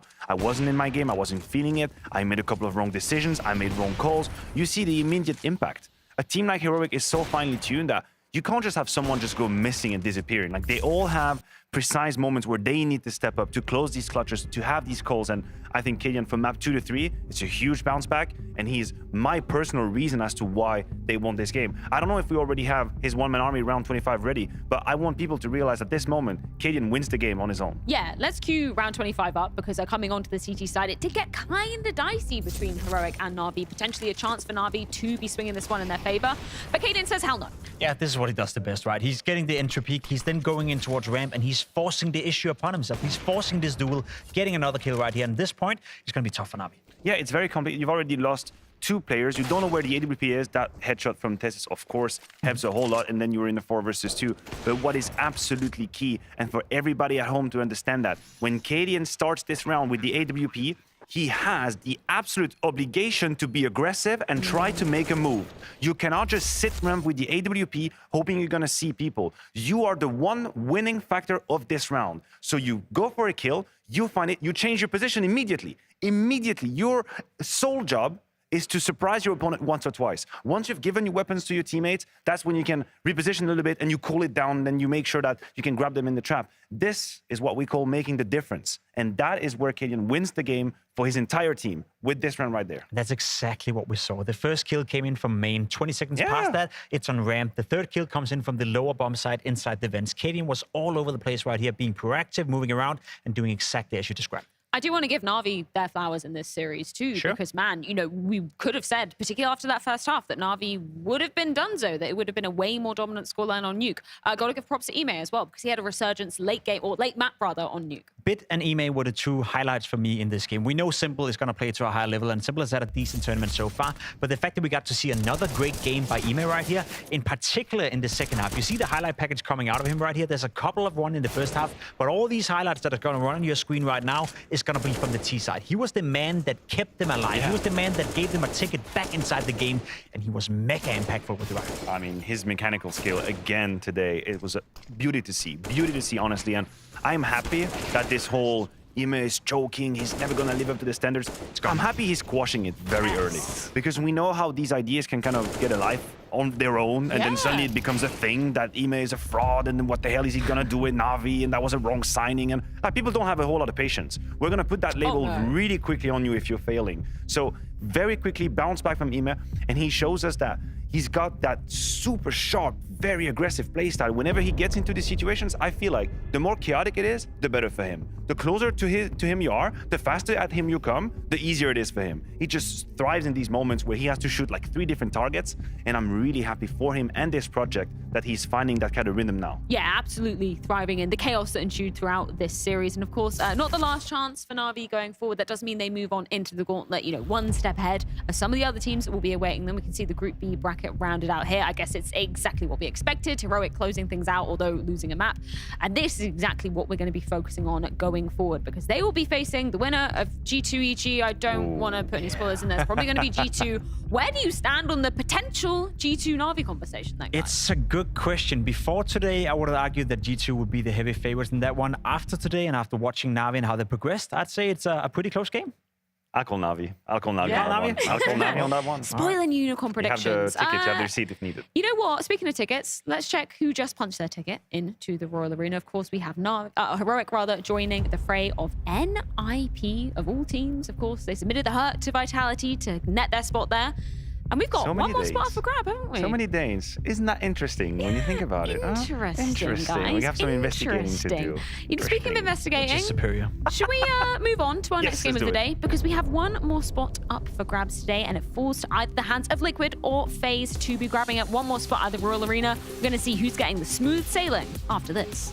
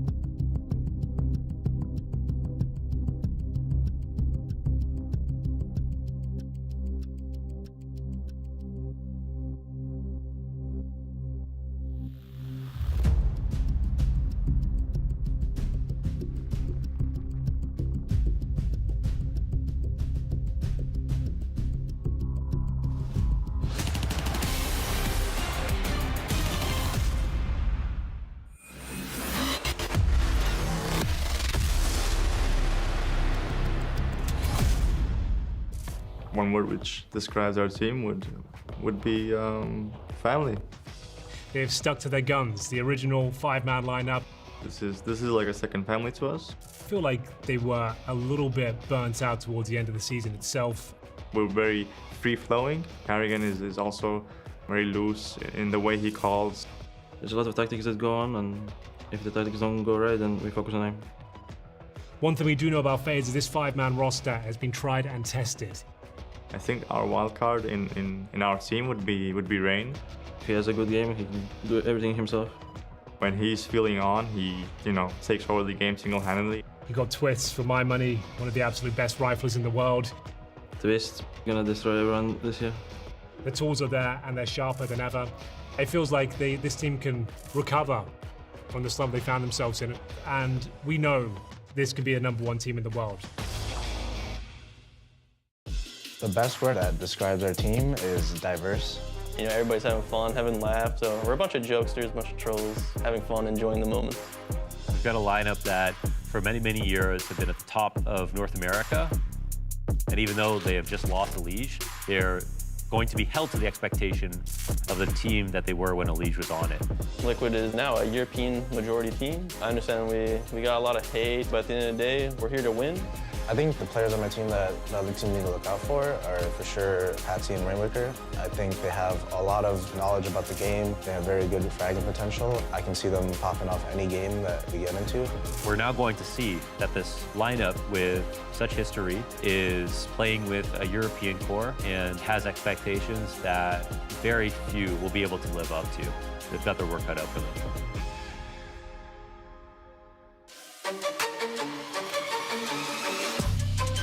We're here to prove you all wrong, so just watch out. Is Rainwaker to show up and try and slow this down? Even pulling out the USP, he's going to continue the battle, relentlessly taking them down. When we're one game away from qualifying to the playoffs, those are the matches that I'm looking forward to the most. Tears up every single player that faces him. Of course, it is Rain when you need him most. FaZe taken by the Tides last time around, now one more chance to part the waves. And for the Liquid side, this is fast becoming the best debut we've seen in this new season. Their honeymoon, Jacob, been tasting pretty sweet so far. If you were to put it down to one reason, what has impressed you the most about this new look Team Liquid? One reason, I think it's the change of mentality, to be completely honest. I think it's very telling when NAVI is coming into an interview after a game with Banks and saying that he already feels that this team is better than the Liquid of the past couple of years. I think that's a very strong sentiment. It's a very strong quote to be putting out there. Yeah. And I think the European mentality, the European way of playing Counter-Strike, thinking Counter-Strike, as Nav was describing it, is the biggest change for Team Liquid. They look much better. They have better team play, better synergy. Still early on, but taking down G2 and FaZe, it's good signs. And it's going to be a real good test for us to get to know Liquid. Like, what are they made of? We're talking about a rematch, which obviously in itself is very unique in Counter-Strike, playing against the same team a couple of days later with all that tape out there, 3 maps, long series and all of that. And then we're talking about a FaZe that looked much better, revigorated against G2, made mashed potatoes out of them, basically. So for Yakinder, for Rainwaker, for all of this Liquid squad, we have a whole lot of questions. Yeah, can you give me a bit of a summary of, what happened last time around that Liquid were facing FaZe Clan? Because I believe there were some struggles on the T side for FaZe. How were Liquid kind of pushing them into those situations? They were pushing them into the situations by playing together. I think the trade frag potential and the multi-kill potential from the FaZe Clan on the T side was non-existent. I was looking into the stats as well, and they have the worst T side multi-kill percentage out of all the teams, which means that it was never gifted anything. Liquid was super good at trading on the CT side, super good at pounding down on FaZe Clan, and they read the game well as well. We've been questioning Yakinder's abilities as an in-game leader, but so far I think he's passed the test. He's been solid, he's been good, and he's had a couple of games where he also put out frags. Well, let's get some words from the man himself. It's Yakinder on the mic with James Banks. Yakinder, new team, new jersey. This showing like out with the old, in with the new. In a way, I guess. Mostly, I think it's because of community criticism towards our new pickups, Robert and Alex, right? And we wanted to kind of show how we feel with these jerseys. That we're feeling kind of like a dark horse in a way. Nobody believes in us, but our goal is to prove everybody that we can be capable of being a really good Tier 1 team, being capable of winning tournaments, and yeah, it's obviously not gonna be easy. With me switching to IGL, to new players, it's gonna be a process, but that's our path that we're taking.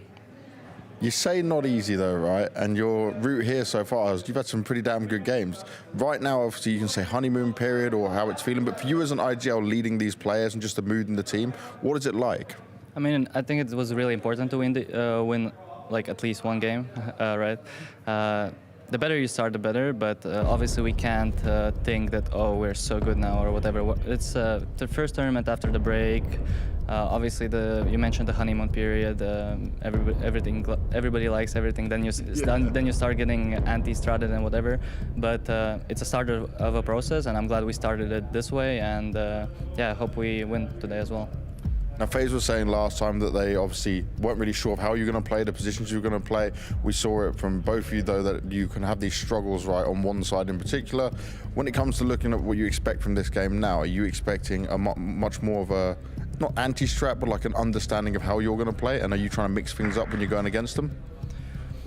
I feel like both teams didn't show completely what they have. And I feel like that, especially with the new pick, can I say the vetoes or no? You can if you want. Oh yeah, so they picked Overpass, so it's going to be already one new map in the pool. The other two maps are Ancient and Mirage. Obviously, we played Ancient and Mirage against them, and I'm sure they have something new, but obviously we do as well. And I think it's going to be a lot more closer game in terms of like the side round difference.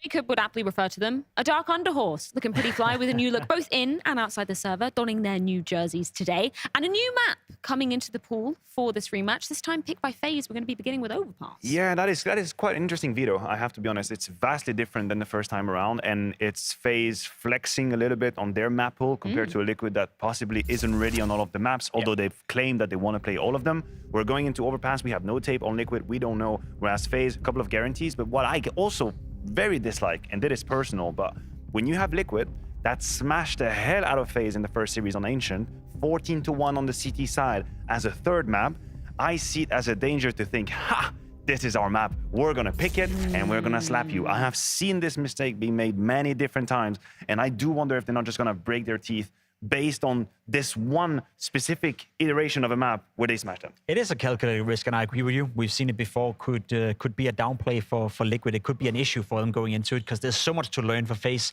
so many things to change in that T side coming into it. I will say though that the way they wanted Liquid, they also didn't close it out instantly in that game. So there was also something to learn for their sake. So I'm not too worried, and I think you're spot on when you're saying that Liquid is still early on, so they can't really flex their map pool. They found Ancient to be a strong map, so I think they have to go with it because there's nowhere else you can go as a new team. Yeah, it kind of makes sense to go for what you feel comfortable on at the moment. As a new team. Yeah. Definitely. Obviously, a lot of differences between these two sides as well, not least when we're looking at the in-game leaders, because Yakinda, very, very new to this role, whereas Karrigan, incredibly storied in this particular leadership. Yeah, listen, in terms of experience, it's night and day in that position. I'm not really reinventing the wheel here, but what I do think is because we're looking into a rematch right here, I'll give Karrigan the time of the day. I'll give Karrigan the advantage on that. And also, let's not beat around the bush and pretend like the FaZe players were absolutely on fire in that first series. It just was not the case. We've had flashes, little moments of that map, Mirage, that second map where FaZe caught on fire and we thought, shit, they're gonna do it again. It's gonna be a FaZe comeback. It's gonna be incredible.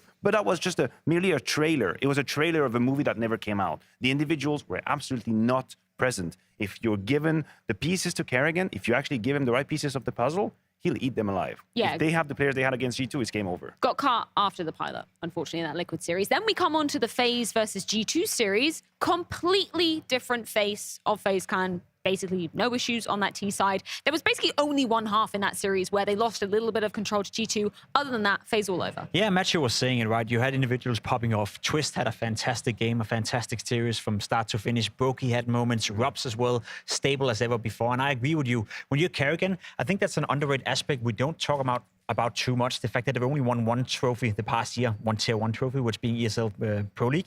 You look at the team he has, you look at the tools he has in his toolbox. He's supposed to make them work. He's supposed to make the best out of them. And sure thing, there's something, you know, of a joint responsibility. One thing is KDN's calling, another one is the individuals. But when Twist is playing like he was the other day, then it's going to be relatively easy for Karrigan to make the right calls. Well, speaking of the veterans on the side of FaZe Clan, let's get a few thoughts from Rain heading into this rematch. So yesterday, Rain, I would say it felt like we got the full force of FaZe coming out against G2. But when you're looking at that game, is it just because it was easier because you know the opponent? I think it's a mix of a little bit of everything. I think after that Liquid game we had a lot of things to discuss, a lot of things to watch, and made sure we didn't do the same mistakes again. And I think we learned a lot from the team talk we had, and we showed that versus G2 as well. And it kind of helps when you have 3 young kids that all popped up at the same time, you know? You can just sit back and relax, you know? So they had a pretty good game, and we also learned a lot from the mistakes.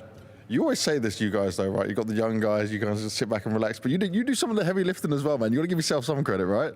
Yeah, I go in and die a lot and get some information, but it depends on the day. But I don't mind watching it as long as they clutch it around. Now, for going up against this Liquid, you faced off against them once before. What have you been able to notice about them now there's more information? I think they took advantage of certain things when we played them on Ancient and Mirage, and I think it's something that we've learned a lot from, and something we have some answers that we will come up with during this game as well. So it's not going to go the same way. Ooh, not gonna. I don't want to get fight talk anywhere. Not going to go the same way. You're feeling that confident? I'm feeling very confident today. Confidence key for Rain going forward. But looking at the Team Liquid side of the equation, of course, we've harped on about the new players joining the system, but it's actually had a side effect of elevating, you know, some of the more consistent names of Team Liquid. Yeah, we had a segment where we praised OC quite a lot for his tournament so far, and I think Matthew said it as well. It's an interesting team and an interesting player right now. Now, he's going up against Brokey for the second time. The way he's been playing so far in this tournament has been nothing but stellar, but against a Brokey that was catching fire against G2, that's another test for OC. I'm curious to see if he stands the test for the time. Well, it's time for the rematch to get underway, gentlemen. Time to see if FaZe can remix this track. They've brought a new map into the pool, which we're going to be beginning on. It's Overpass, and it's going down with Scrawny and Launders in just a few.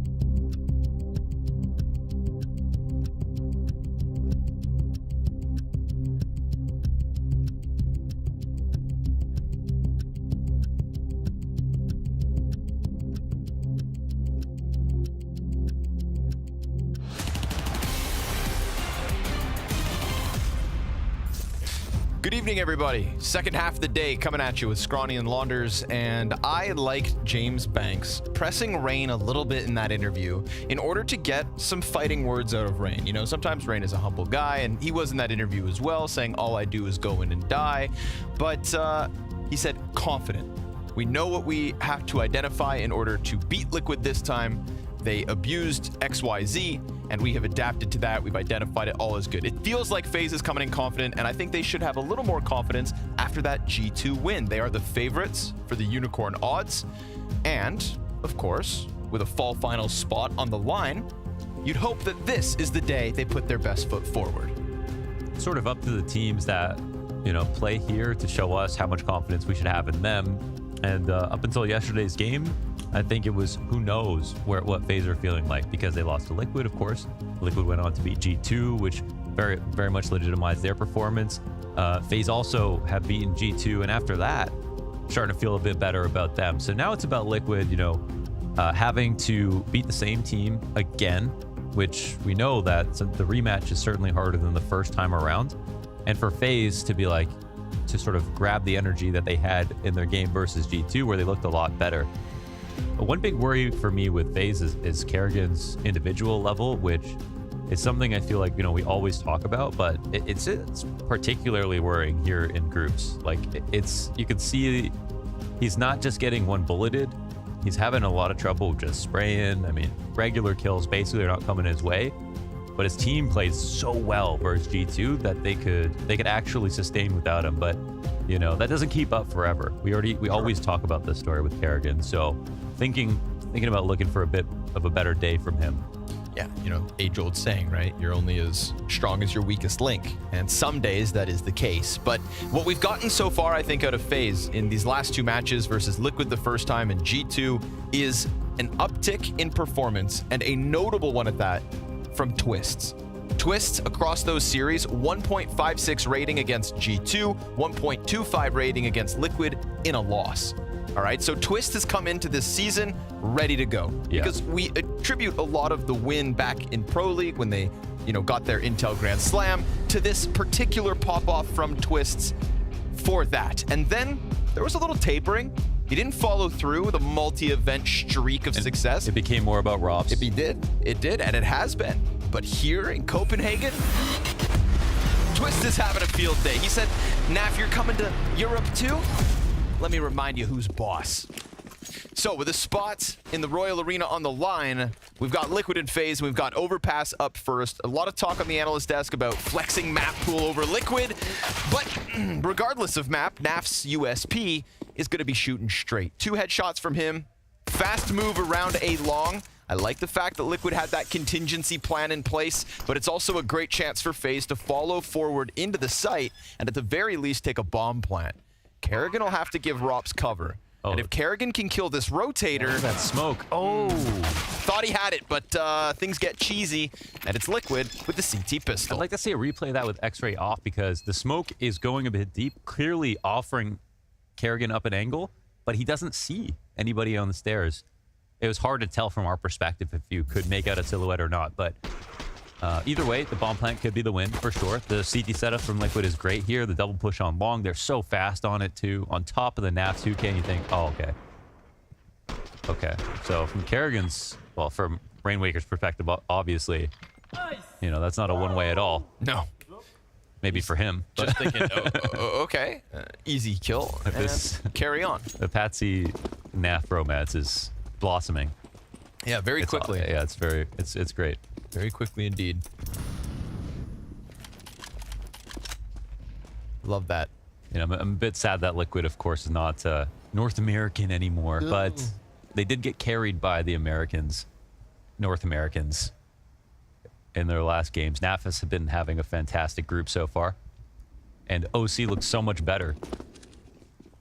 Just wild, because I feel like we've seen that flash out of OC, you know, particularly in playoffs, right? We always say, well, put them on a stage, but to come out swinging into groups, all right. A welcome sight if you're cheering for Team Liquid. It's something we'll see if it can continue. Then there's also Rainwaker, who I think is just, you know, in the right way, not making waves, not dying early. staying in his bomb sites while the execs happen. He's hard to kill. Yeah. And that's kind of what Liquid needs. Somebody who's just not going to die. It's been a low-key inclusion. We get the walk up from bathrooms. We get 2 players dinked and 1 dead already. This is not a comfortable spot if you're Liquid. FaZe have got great guns. They've got a couple pieces of util as they all get closer to that A site, and there's nobody that can really stop this.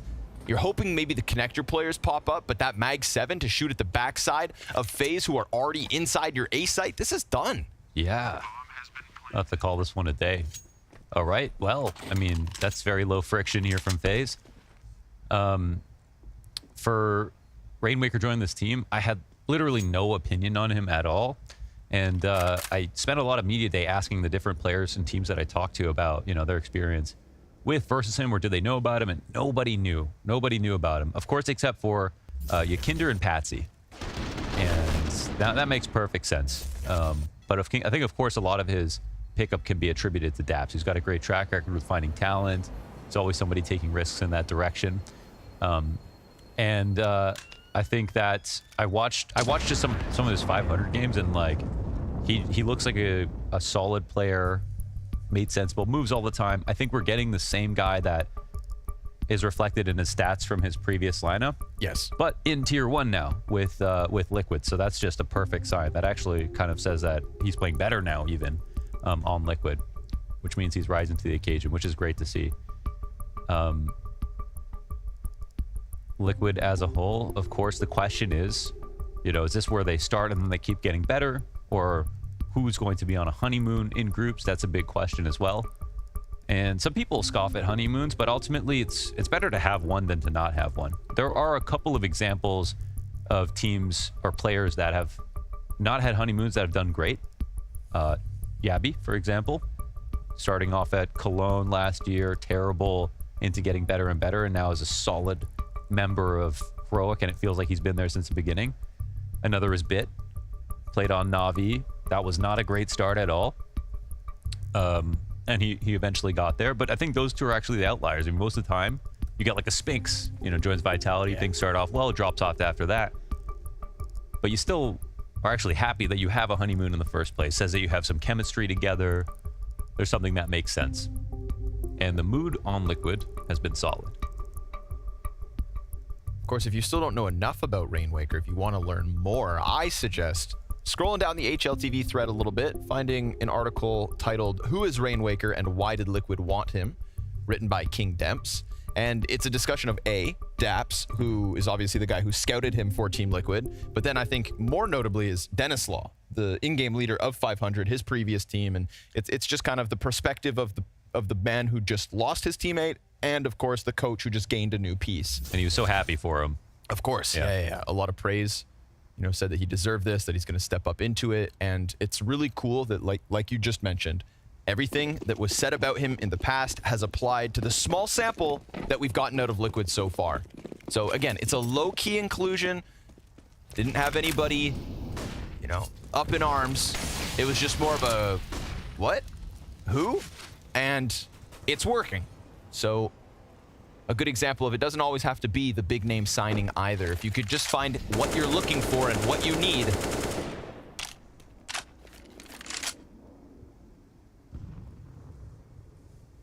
We'll keep our eyes on him as we continue to learn about this European Team Liquid.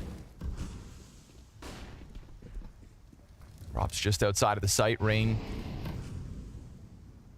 making sure to keep an eye on his back. You never know when that flank's coming out, but it's not the case. It's OC passive long. Another player bathrooms, and still majority down on B. Minute mark. FaZe playing all of this map.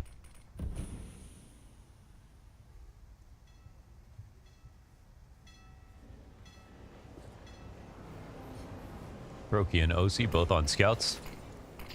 Here as the re-smoke comes down. Intention from FaZe is to hit the B site. This is a very solid setup from Liquid to stop this kind of attack.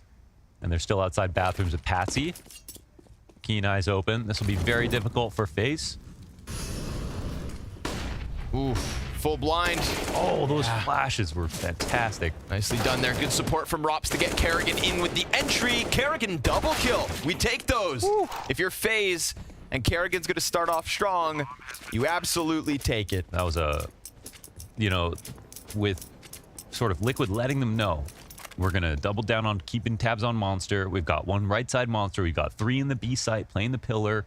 We are ready for you to come B. We have Patsy outside bathrooms. We almost are certain that it's not the A site.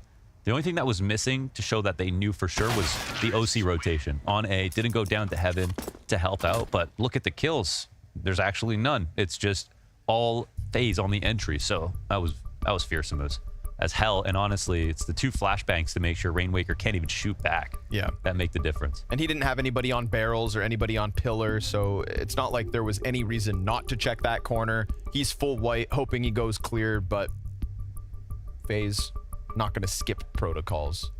The other thing was the other conversation about Liquid. The illuminating quote that I had talking to Yakinder was I said, what do you think about this? Because I've always felt that OC could be taking more opening attempts. Like that was the #1 stat for me that was jumping off the page. That OC is this player that I feel like was just doing so much more before he joined Liquid. Joining Liquid, you can see he's good. He knows his nades. He hits hard shots. He's pretty good in a clutch, that kind of thing. But his opening attempts, just not there. And he said, I've got to take some responsibility for that. I wanted OC to be more like Jame. And I was like, what? So it was actually, I thought it was something that, you know, Nitro wanted or something from the original lineup or whatever before Yakinder joined that sort of had him playing like that.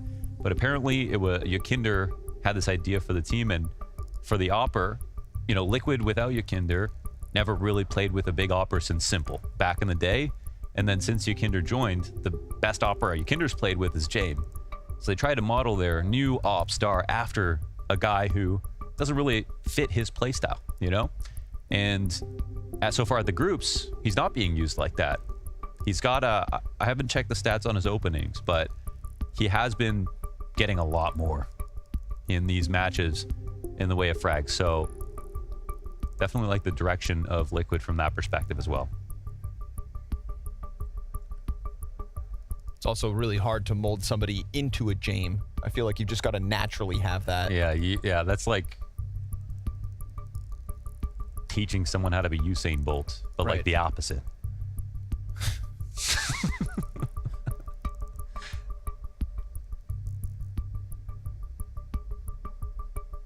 Making OC walk backwards.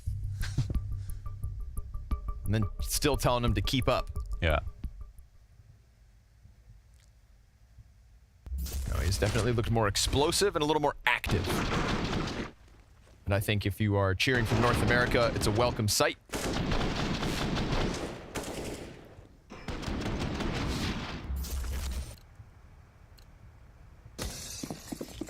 Curious, of course, with the remodeling of Liquid, the inclusion of Patsy and Rainwaker.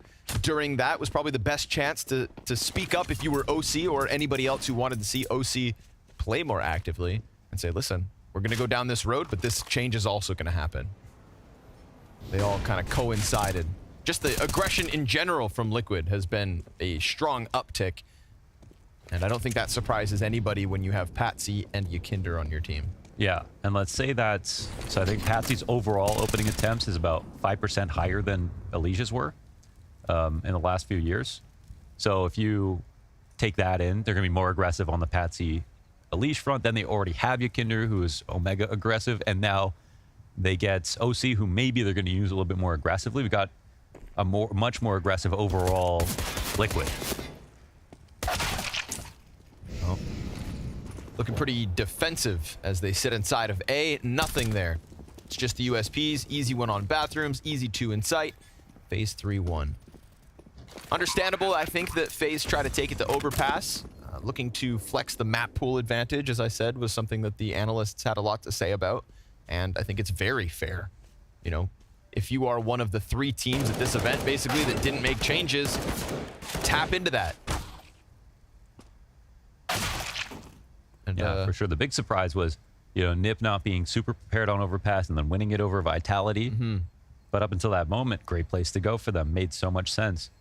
And in their last veto with FaZe and Liquid, they didn't have an overpass. FaZe did take they took Liquid's map pick on Inferno and then lost out from there, actually.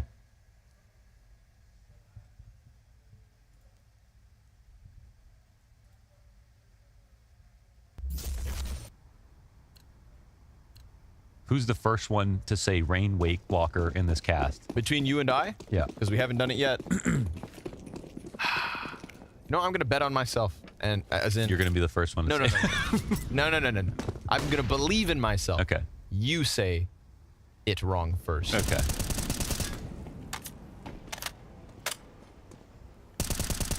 Five-man setup outside B.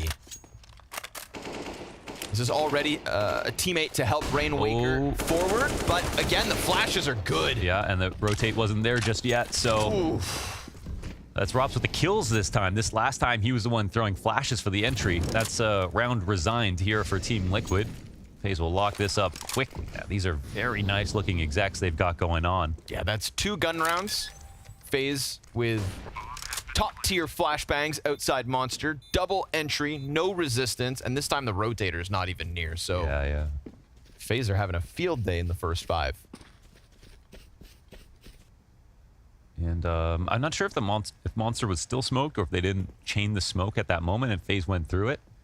But they, as much as that setup is solid for stopping Monster, they didn't have anyone else in the site to support, draw attention, or whatever. And I think Yakinder was about to make that move. So FaZe found a really nice timing to get in and punish, whether they realized it or not.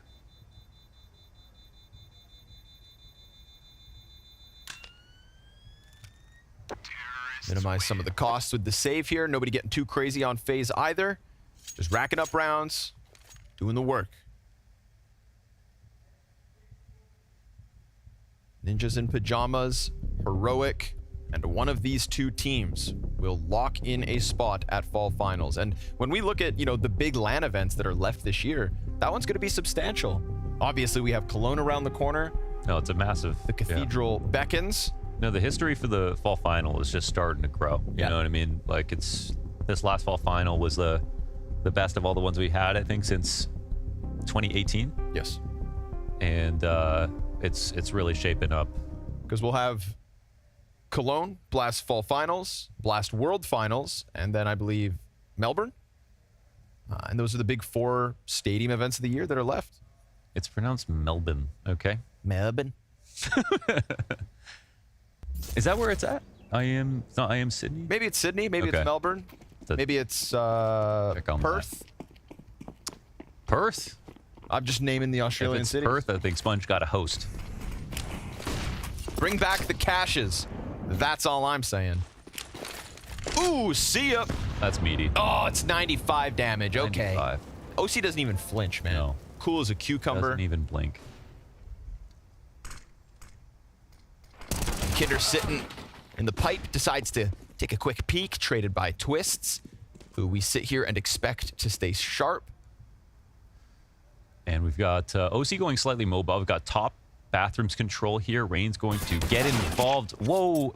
The pre-fire out of Patsy in the shadow works out beautifully into the fallback. No smoke needed. He's here to fight, but the trade comes down. 2v3. Naf and Rain Waker are on pistols. So that's one thing. And we see from the X's on the map, the guns are sort of hard to recover. If FaZe move in time, this could still be very difficult for Liquid, despite the player advantage.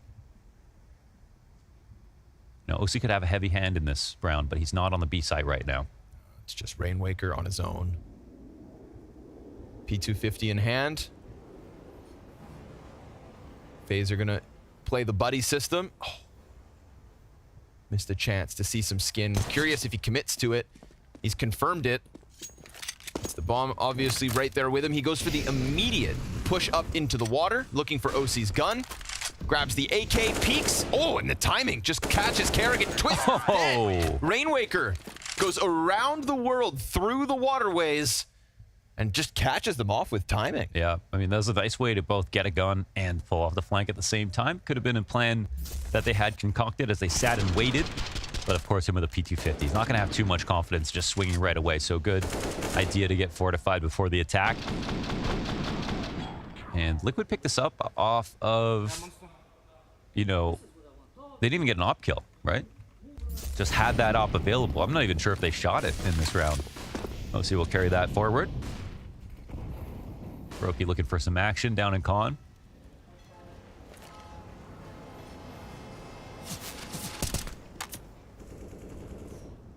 Well, Twist does not forget about the corner usually.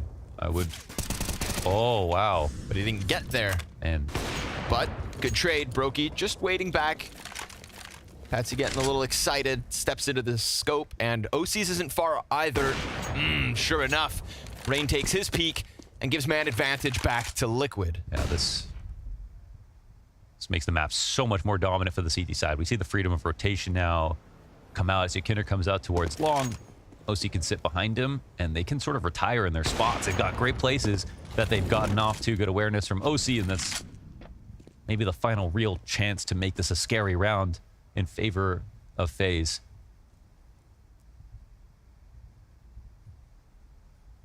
Couple kills gifted to the Oppers this round. Everybody just stepping into this crosshair. Like, got lots of good utility here. Yakinder will maybe be a fight for them, but of course, he's got an advantage in this position. Decides not to tuck in. Sees the shadow. Easy advantage there, plus the bomb confirmed. And Rops, unfortunately, 43 HP and barely any time to just play this out. Swing's coming. Yeah, he'll just wait for it. Oh. There we go. Whoa. Checking behind him. Yeah, Rops had some nasty taps. What was that? That 1v2 versus G2 on B-side nuke. Yeah. Oh, to finish the map. You know, as much as I kind of started this series by wanting to praise Twist for the last couple of matches, again, we can't ignore the last few months, it has been Rops as the king of FaZe. For sure. And I feel like his mechanics just don't fall off. No, they don't. Yeah. Must be nice. Must be nice. And he actually has so much more to give. Like, a lot of people don't know about Rops in KZ and his history playing since 1.6. Used to get called a cheater in KZ. And then got called a cheater by pros in CSGO. That's when you know you're really good. And yet, he's like, he's got the role that uses the movement the least. But you can see how good his peaks are. Yeah, but he still can't make that Mirage jump, Inferno jump. No, he did it. He did it. Oh, he did? Yeah, he did. He got there in the end? Yeah. I just saw him going crazy. And that's like, I actually haven't tried it yet, but I just know that's like virtually impossible for me. Like, that would take me so long. For a mere mortal.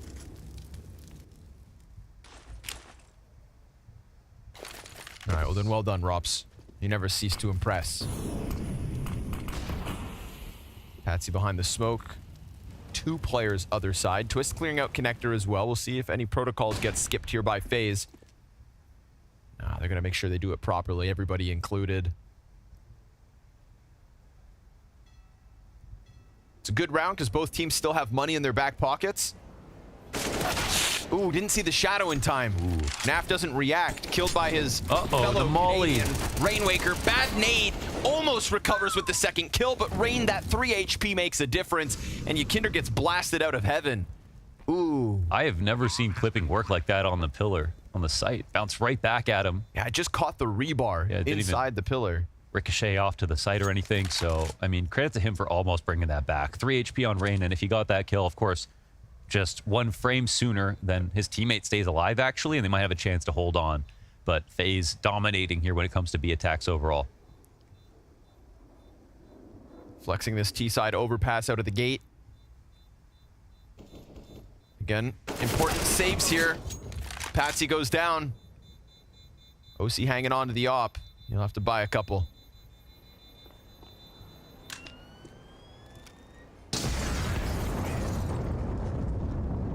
NAF just not fast enough on the snap when the push came out from connector.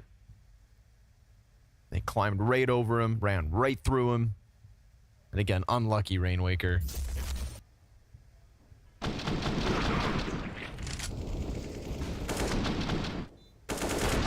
Then, of course, because of that Molotov, the way it fell, he has to take the left side of pillar, and we just see how exposed he is to Rops running out Monster with nobody on that side. Obviously, Rainwaker wants to be on the other end. He had no better decision. He just had to fight right there and nearly made it happen, so... Total recovery attempt and a decent effort. OC goes for a fast pick down Con. Now, this is interesting. So again, Twist, one of the most careful player when it comes to the approach on Con, but we saw last time he actually got caught off. This time, OC made presence early, so do they forget that a rifler could be stuck in here? We'll see about Twist and his actions. Now, the volley's perfect, and they'll just send him back. Didn't want to waste it last time. It's actually a good response, Nate. And wow, through the end of the molly. Good play attempt from Patsy, but doesn't pay off. And Patsy doesn't realize how close he was to stepping into Rops's crosshair. Rops almost gets caught chasing him, looking for that connector contact. He will go back at it. Twist's able to trade it. And of course, don't forget, Rops already got a kill short B. Kerrigan comes out. Good kill. Oh, nice double. That's a better Kerrigan. Excellent start to the day. 8-3 is Kerrigan. Multiple monster multi-kills. Immense openings from Kerrigan for FaZe into B. 6-3 T-side start. Yeah, and I mean this with all due respect, but they virtually beat G2 without him at all the other day. So if he's playing well now, then, and that just speaks to how well the other four were doing, honestly. FaZe were frying in that match, so this game being close in the first half does not bode well for Liquid. They have the CT side that they need to make sure they capitalize on.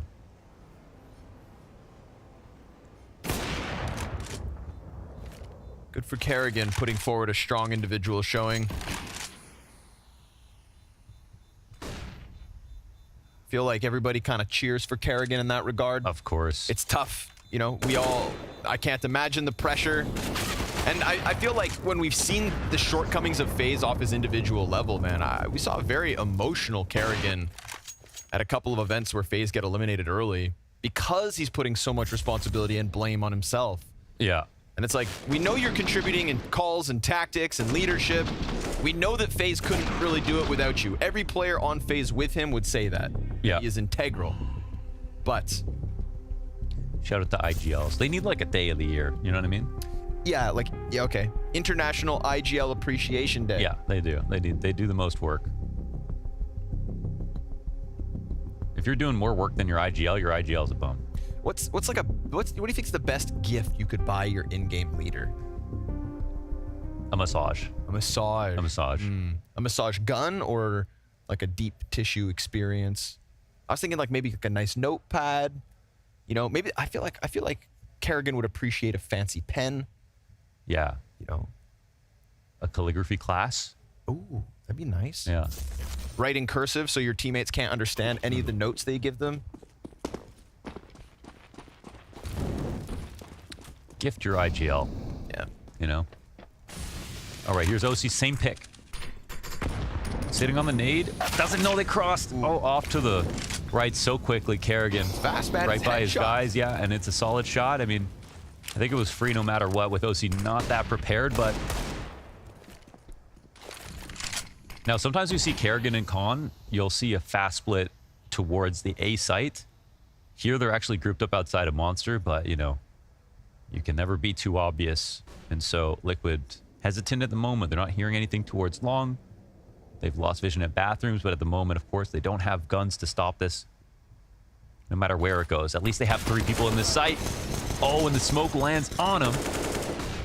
Makes it a little weird, but Kerrigan keeps going. Picking up all the slack he has to. Shouldn't be scared, just pistols. And as long as Kerrigan stays here, no rotations back into the site, that's another one shut off.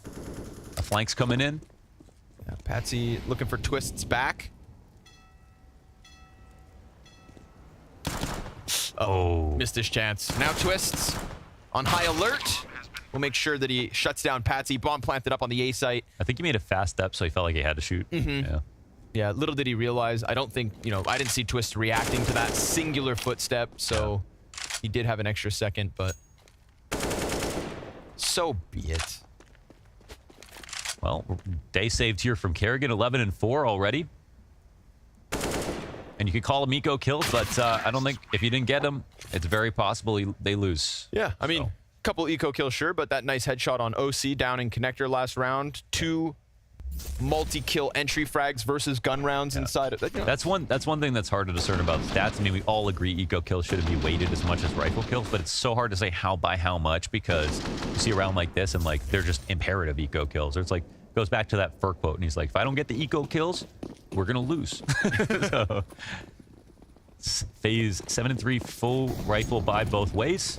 It's been a very interesting game. At a game where I feel like I've said Kerrigan's name more than I expected to. This CST side showing no signs of slowing down, and Liquid spotted on the fallback. Yeah, not to mention, there's a gap here for OC, who's now heard running away. Are you watching Divider? Oh, Kerrigan. I don't think he noticed Patsy in the gap of bathrooms. Rotation, yeah. But at least, you know, the recovery there is he does catch OC running all the way back to the bomb site. So, but you can take speed now. Rain knows there's no op on the site, so he decides to cross early. This is something you can put into position, you know, just sort of get your rook on the file early before you even make a decision. It's just a nice piece of map control to have in your back pocket. So we'll see if FaZe have an idea right now, but at the moment we see bombs still back in spawn, and there's still plenty of time to go and grab it. Anything is possible still. Yeah, you can just lean on Brokey. Oh my goodness gracious, but the scope flicker is one thing. They've got someone inside of bathrooms listening. Kinder jumping around, spotted. I think they're scaring them so much on A here, but the fast play into the B site. Oh my God, Rob, slow down. Yeah, I mean, so fast. Rainwaker, ready for the second. Brokey also just jumping around corners. Obviously, Rob sees the guy graffiti, not this one. I think there's a miscomm here. They thought there was a third rotation, but there wasn't. Wow, that was a very easy side hold, but still nicely done from Rainwaker. Ooh, that was close. Would it? Oh. Hold on. There's more than one Rain. He's going to have to run in, grab bomb monster, time ticking. No. But now it's scary for him, though. He's saving in their sight. But still, rack up a cost. You know, Naf is fully exposed. Naf's going to die here. And Rain gets to hang on. So, yes, it gets weird. But it also gets expensive. There you go. So, again, I think there's a slight miscomm here. First of all, this is a very interesting rotation from Patsy. I can understand why Kerrigan doesn't expect him to be there, seeing the op in bathrooms in front of him. So he's sort of holding a redundant angle, but it's because the future plan was to have OC go back after he maybe took one more peek or something on the inside of bathrooms. And then after that, I'm not sure what the information was that had them there. Maybe Rain seeing someone jump bank and seeing that they were probably scared on A a little bit, but... Like this. Rob's trying to be careful about that, but it didn't work. Rainwaker supports Yakinder on the monster hit. 5v4. I gotta say, by Liquid. There's something I love about that play versus phasing the smoke on Monster. You know, waiting while someone is holding the angle, waiting for that smoke to come up. Instead, while the smoke is still there, hoping that it's a default with Rops solo outside B, which is most of the rounds, and then just trying to capitalize on that moment. They come into this round with not so ideal guns because of the kills that Rain gets. Yeah. And now they're back in the power position, even though they're on low grenades.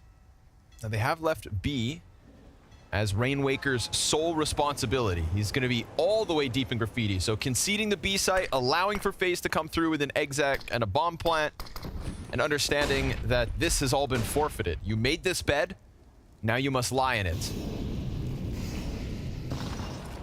But is it a bed or is it a coffin? Bomb plant from Brokey. No forward push. At least Rainwaker's held off this angle. So assuming he doesn't lose the first duel when Twists comes out. But Twist has gotten down beneath it. He's done a good job of getting a little bit more. That push forward makes his position comfortable. Kerrigan on a very important flank. Two CTs, neither looking, and he's going to cut off one half of this retake. Man advantage goes the way of FaZe. They're holding on. And Yakinder's an attempt with the double kill to try and push this. Time's ticking quick. No kit, and Rainwaker, nothing. They're not going to show themselves until they strike him down to survive, and FaZe with an 8. Man, Kerrigan's lucid right now. He's making good moves, fast rotations. He clears out monsters. They can all focus on CT. He wraps around, kills the guy who's on short too. That's covering 2 spots with a kill. Probably would have got both anyways. And overall, also, it's his call to come back to Monster after we saw a double push from Liquid in the beginning of the round to take Rops out early. You know, that's a fast idea that they had to get in execution to find a site that was open. It's the second time that they found, you know, sort of a favorable B site. The other time was that when they had 2 right side monster, but not a third person in the site to support. And Kerrigan made a fast call to say, okay, we hit B now. Oh, Kerrigan already making it over. Oh, Yakinder's going to catch Brokey off. He has an inkling that Kerrigan's close bathrooms. But Kerrigan wins the duel. Double again! again. Kerrigan 15 and 6. He is really Batman today. Twist's instant deletion of Patsy, the last piece inside of Connector. Bomb comfortable back on spawn. Double monster push from Liquid nets them nothing other than empty space. Meanwhile, Rain has taken the A site. Kerrigan is dominating the bathrooms. He really is. And we are going to have FaZe knocking on the door of a 9th. Well, yeah. You know, such a huge contrast to the Kerrigan that we've been seeing. So a wonderful welcome sight. It's looking like Kerrigan's big day. He's calling now as well as he's playing as an individual. He's the best rifle on the server, straight up. Owning here, T-side overpass. Kerrigan is currently, coming into this best of 3, the 5th lowest rated player at this event. Who's lower? Nexa, Walco, Prosis, Hooksy, Kerrigan. This is an outlier at the Blast Fall groups. Yeah, and you don't need Kerrigan doing this to win, but I don't think anyone's complaining on FaZe. And then there's that like age-old conversation where when your in-game leader is playing like this, you know he's in flow state, you know his calls are strong, you know his individual. It's like, for sure that's a buff for Kerrigan. Oh, for him as a caller too? Yeah. Absolutely. Everybody knows when you're playing well, you call better too. Like, you're just happier. Yeah. You're not dying in stupid ways. Yeah, I'm sure, you know, he drank enough water today. Everything's just going right in the zone. See if Kinder can take him out of the zone. Rifled from the top steps. Ooh. There's a first kill. Damn, kind of got stuck between the two. Still gets his headshot. Roki loses his angle, but the pistol, thanks to the nade and Twist's initial damage, clears him out. So that landmine in Connector dealt with. Rops feeling like he's got room to wiggle, and he's not wrong. Frag just can't bounce far enough. Second pistol player's dead. So he's unraveling the little that Liquid still have to work with. Everybody's starting to have a field day. Yeah, Rain will get that one. And the last player remaining was one that Rob spotted.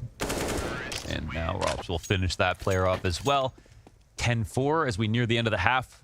One last chance for Liquid to sort of get into the game.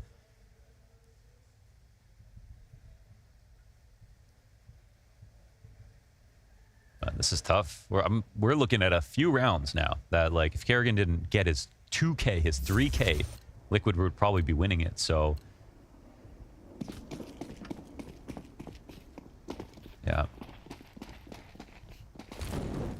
Rainwaker's been doing a formidable job on the B side at least, but outside of that, okay, another opening from OC. That's nice. And good to see again, just more aggressive starts.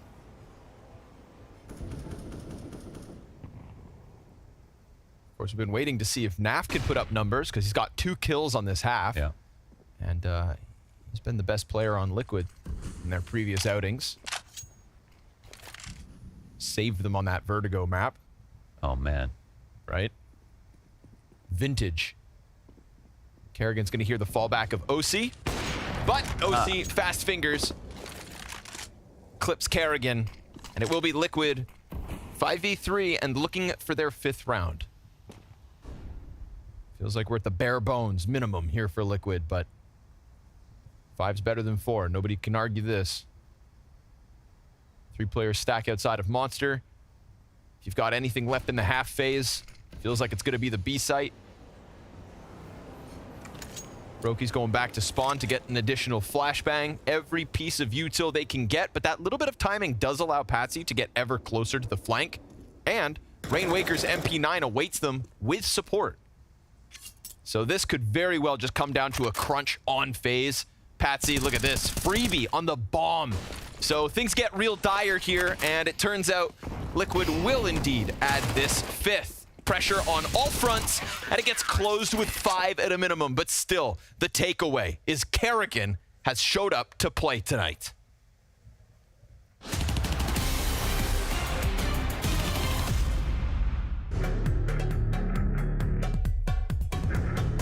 Hello, everybody, and welcome to Skin Guesser by CS Money. I'm joined by Astralis and FaZe Clan today. We asked the community some questions ahead of the start of the fall groups, and now it's your guys' job to guess the answers of the fans. Each correct answer is worth 100 points.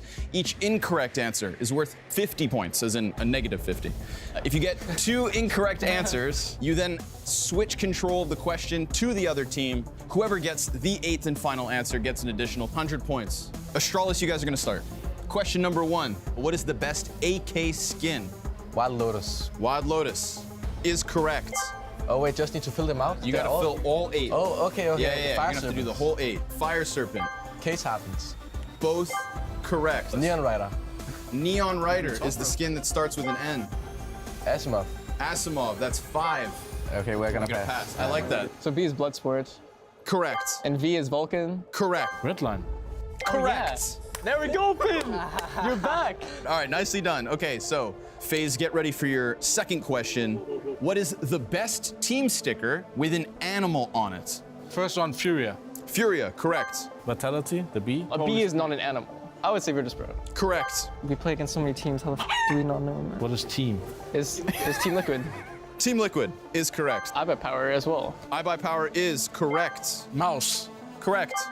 Is it? Yeah, you're It is right. a Yeah, mouse. yeah. It is a mouse. It's mouse box. Are you guys done? You wanna pass it, no? Astralis, the floor is yours. I would say Copenhagen Wolves. Copenhagen Wolves is correct. I played there. And, And then I would say North. North is also correct. Okay, I'm gonna have to address this. No. It's the definition around animal. What is the best team sticker with a creature on it? I deserve it. I deserve my chance. I deserve my chance. Bro, I deserve my chance to guess. You guys got an answer? Dignitas. Correct. Last round of the game. We asked the viewers, name a skin you would give to your friend. You don't want the most popular answer, straight up. FaZe, you can choose whether you start or close. We will start. So, Asimov. with that correct answer, Astralis, it is your turn. Wild Lotus. Wild Lotus is correct. Gamma Doppler. Incorrect. Negative 50 points. Gut Knife. Astralis says gut knife with a chance to close the gap, with a chance to steal the win. But it's wrong. Incorrect answer. It's a good effort. Almost. But congratulations, FaZe. You guys have won.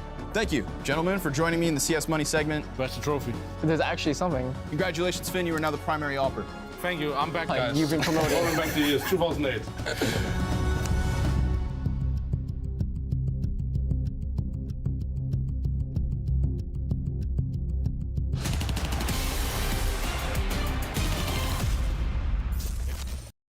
Kerrigan Anderson with that 15-7 first half. He's got Rops to work alongside him, and you mentioned it, a few critical moments where his 2Ks won rounds and kept Liquid at bay. Yes, it might have been a much closer half just on Kerrigan's frags alone, but then also his calls were sharp as per.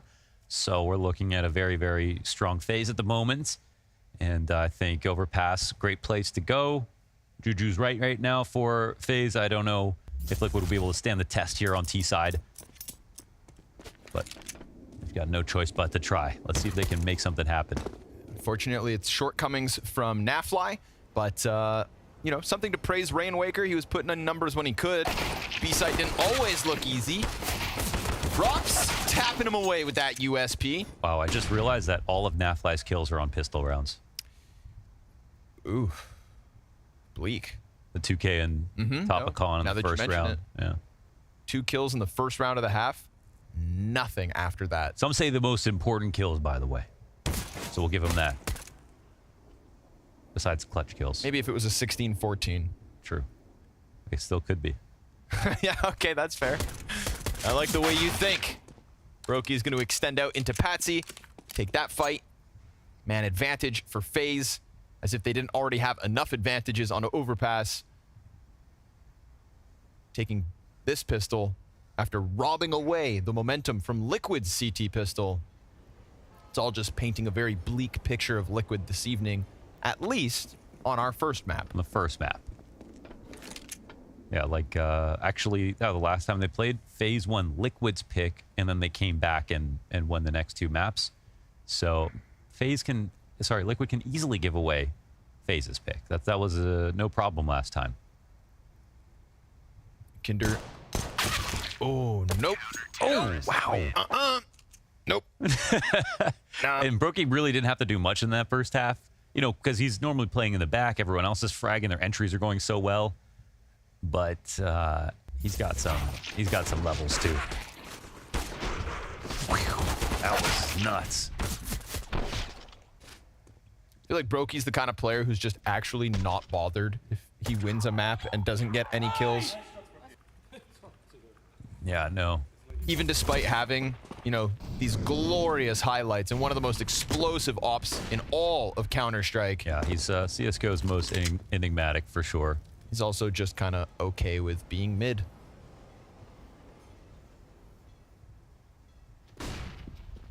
Right, who gets to eat up the ecos? Rops and twists. MP9's on short, bomb drop, 3 kills, done. And 12-5. Rain wants in on the action. Very humble in his pregame interview, Rain, saying, yeah, it's always easy when we've got 3 young kids who just come in and frag. And James said, Rain, come on, man. You're one of these guys that goes big. You know, you do heavy lifting. No, he he's said, super important. I mean, yeah, I'm good at dying. Come yeah, on, Rain. he is an entry, so, but yeah, like literally. Antwerp Major MVP has been here since the dawn of FaZe Clan. They rest on such fine margins because Rain and Kerrigan take all the opening duels. Like, it's not 3 out of 5 taking an opening. It's literally just those 2. So, yeah, he can say that because he has to die a lot as an entry, but his kills are very important. So, it's worked for FaZe for a very long time, but he should give himself more credit for sure. Absolutely, so much responsibility. And he's quietly racked up a 13-5 map so far as well. Although he's lost some of his entry fragging because Kerrigan's doing it. And doing it well, need I add. No, I insist. Wow, they came into the last round, I think, with 3 MP9s and got 5 kills with them. And now they keep them. It's a lot of guap in the back pocket. Mac value. Cash money. Skrilla, as a wise man once said.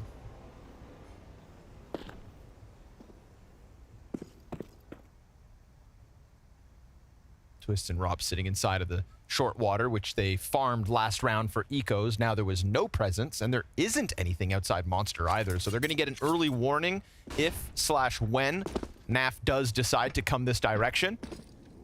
But then there's the whole challenge of holding this off with SMGs. Twists will post one, even while he was getting spammed through the wall of connector.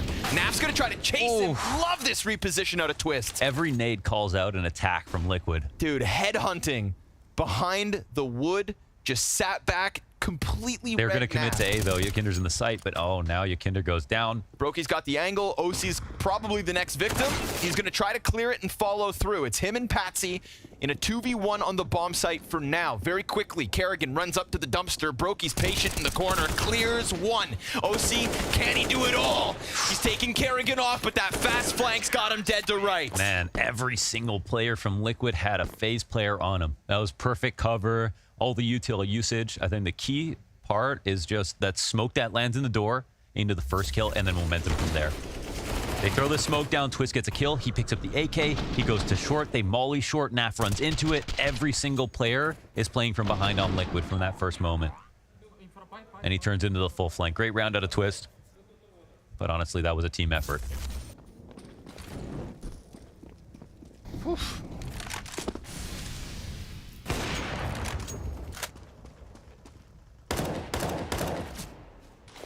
Feels like Liquid gonna have to take a walk outside in between maps and just remind themselves, map by map, boys.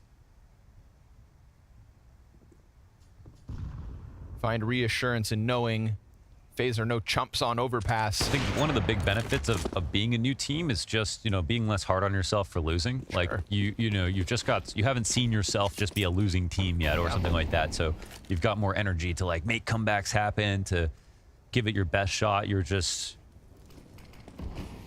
happy to make progress, so I'm sure they won't be phased. All right. Oh, they're getting phased all right. Done. Rops 2 kills to clean it. Kerrigan got an added bonus as he spammed through smoke, but this one couldn't be easier. Yeah.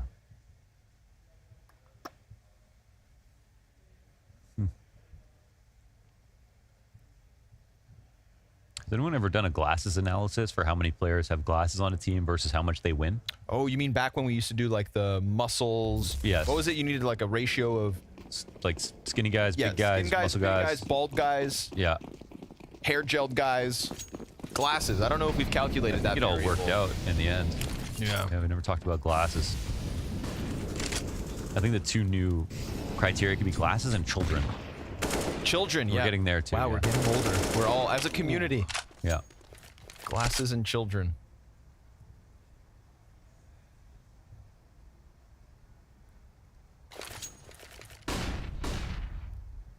I don't mean to be a Debbie Downer, but this is the last chance. Eventually, we'll be at a point where it's like how many players are living in assisted living facilities. Yeah. Like how good's the internet in there? Yeah, when do boot camps take place at the retirement home? MP9 up close, Rops. Sorry, Yakinder, you're getting nothing on this half. And his individual level on certain maps so far at this group stage has fallen off. He said that that's what he was going to expect, taking on the responsibility of the in-game leadership. But it's been apparent. Luckily, he's still got NAF to look down on for now. OC missed chance inside the B site, looking to reclaim something somewhere. Anyhow, anywho. Patsy gets the headshot up on A site, but Kerrigan gets aggressive with the answer. That push for Kerrigan is everything. Like, that allows them to make a rotation a little bit more easily. They know that Patsy's probably going to take space on long. Bomb spawn, though. Oh, they missed it. Oh, Brokey misses the shot. Patsy now in a position to put things down, but they've got Rain in between all of this. It's a lifeline. Rain's hanging on for dear life. Rain Waker gets the better of him. Patsy was going to come help if he had to. Kerrigan's looking to just get out through smoke. How poetic would it be if it was Kerrigan? Oh! Covered. Nicely done from Patsy here. And he had to buy a lot of time because bomb hadn't been picked back up, because bathrooms hadn't been cleared out and was indeed occupied. So Liquid finagling a sixth. Absolutely. It's sort of like you're just like, you can't just sit on a site and wait as if it's a turn-based game. You have to be active even when you're waiting for a rotation. And like you said, he's got to figure out when to use his nades, what to watch, care for rotations. And even though he's relatively safe, he has to make sure he's building a connection for his team to give them good communications. They can come in safely, and they do a good job of locking down the two rotation points while also isolating Rain inside of bathrooms. And they approach him perfectly. It's Rain who's overstressed, looking in either direction. Patsy is the king of this round with 3 frags, and Liquid on their last chance to get back into this game survive. It would have been broke going into map point.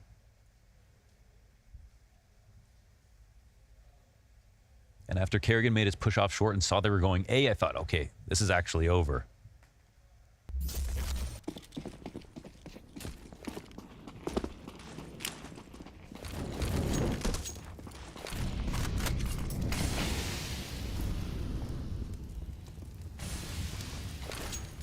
Nothing too crazy from Rain, but he is extended past party right now. Brokey just hasn't been given much to shoot at, but he has had some frags throughout this second half already. Leaning into the strength of the CT op on overpass. That was the timing, narrowly missed. Rainwaker's going to try to follow up. He doesn't have any support above him just yet. Yakinder is starting to move into positions that maybe he can get a flash. Patsy's ahead of the smoke. This could be big. Flashes come over, but twists, turns. Kerrigan's going to drop a smoke preemptively in case there's a follow-through, but right now, Liquid just going back for short control at least. And this opens a door for Rain to start challenging in connector. Nobody's watching. Rainwaker has pushed out through the door. They're getting ready to stop B already, and well, that push will scare Liquid, but at least they don't die. FaZe crawl out. Oh my God, Kerrigan taking it into his own hands. On the brink of being 20-9. Short control, though, taken back. They never saw twists, now they have. And he's just going to be a thorn in their side on this bomb site. Still, Brokey looks up. Yakinder burns him out. No smoke from heaven. They can plant on the opposite side of the pillar, but technically, oh, they smoke short off. Oh, dude, this is going to give Brokey the angle for the rest of this round. Yeah, they've got one back over the sandbags. They don't know there's 2 players here. The op goes lower. They get the plant off. Oof, Yakinder puts it down in the right spot, sees the player on top, deals with Rops, and takes man advantage. It was stressed, but Liquid have managed 3v2 in the post plant.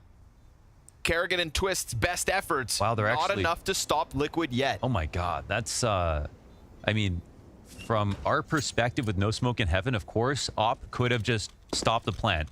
He had both sides covered. They used their one smoke on short, but I think there was a legitimate fear there for Brokey. I'll give him the benefit of the doubt here.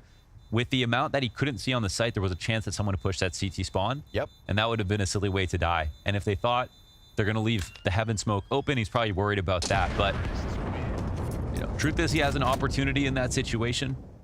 But I think what's really important is, you know, they don't go for this, but they keep 2 guns up. They still have a massive lead. They're still feeling pretty good. Of course. So very tight finish here for Liquid, but a great round from Yakinder.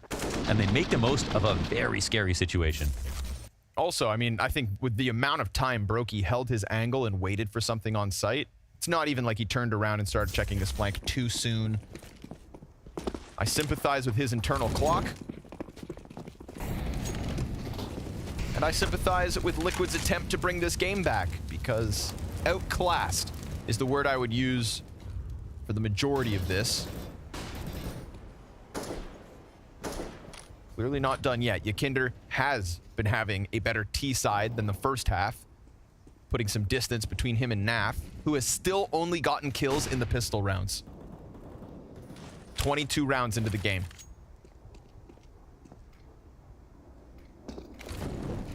I don't use this word lightly, but that's like, I almost want to say non-existent impact. Yeah, I mean, especially considering they didn't win the pistol rounds, but... Wow. Okay, that's spotted Brokey. Stressed, but he's got it locked down. Let's go from the corner. Sweeps them away. Rain, just the stone golem, the gargoyle of the bathrooms, sat there and just hoping, God, please don't see me. Hey, they're coming. He tells Brokey, get ready, get ready. And if Brokey's ready for it...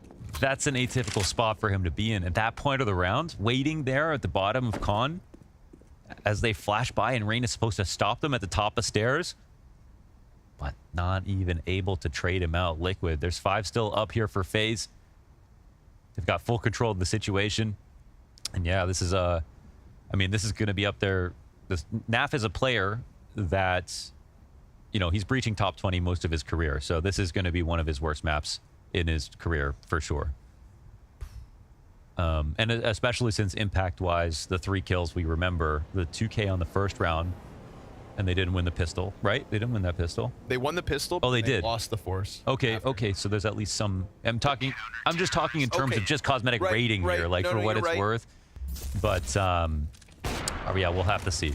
I said... And there's more rounds to play, so there's that as well. We're not here cheering against Canadians, right? I just want to make that clear. We just wouldn't. If you had told me years ago as well that I would be watching the 2 best players to ever come out of Canada, both on European teams, playing against one another, I didn't have... Nope.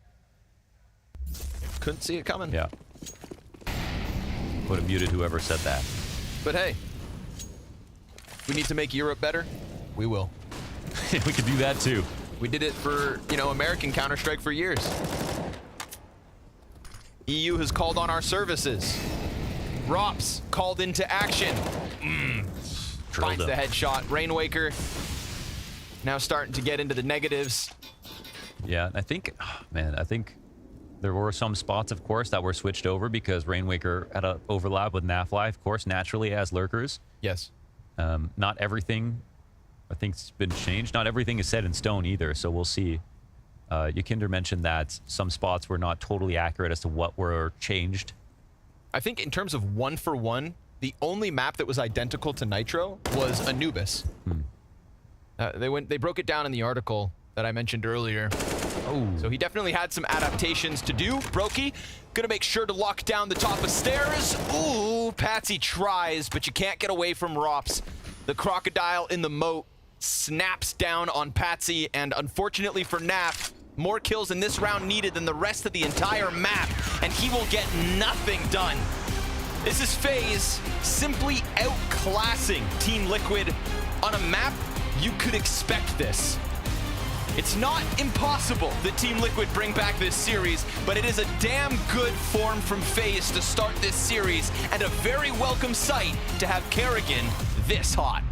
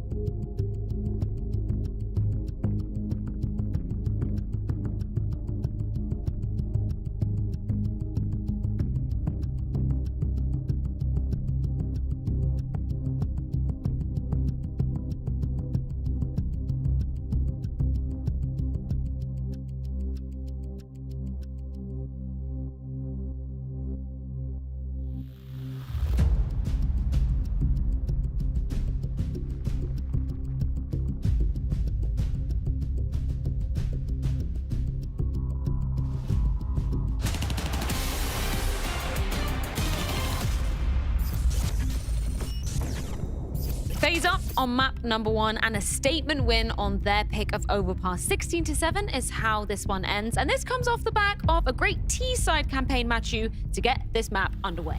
Yeah, listen, I will decide, I make an executive decision to make this segment You are the about manager. Kerrigan. Yeah? I'm the producer, the talent, the writer, everything, the fan, the chat, You've the been making forum. the script, and you wanted Kerrigan Exactly. to get his flowers. We have to talk about Kerrigan Hell yeah. because we know that his fragging is an ongoing issue, and there are maps where he goes through without an impact and he struggles, and that's a fact. We're not going to deny it. But today on Overpass, that was his show. Individually, on top, we're talking about multiple entry kills on the B side, great calls, great reads. Just appreciate when Kerrigan has a good day like that. Yeah, I like the pacing coming out of Kerrigan. I like the productivity on the server as well. You said it multiple times where he the one opening up the game. And I think Connor said it during the cast. He was the 4th worst rated player coming into this game. But in this game, he was the one with the most impact. Yeah, completely changing up the script, Kerrigan, on this particular map. So let's pivot on back to that T side and see exactly how FaZe got off to such a hot start in the Mahone zone. FaZe got off to such a hot start because they actually decided to make a game plan around hitting B at the start of the half to see if Liquid could handle it. So we got these 2 rounds here that I want to point out, and these are really off the back of some really good flashes, and I actually want to break down how some of these flashes work. So this first example is this one here where Kerrigan comes to this monster side, catches Rainwaker completely blinded.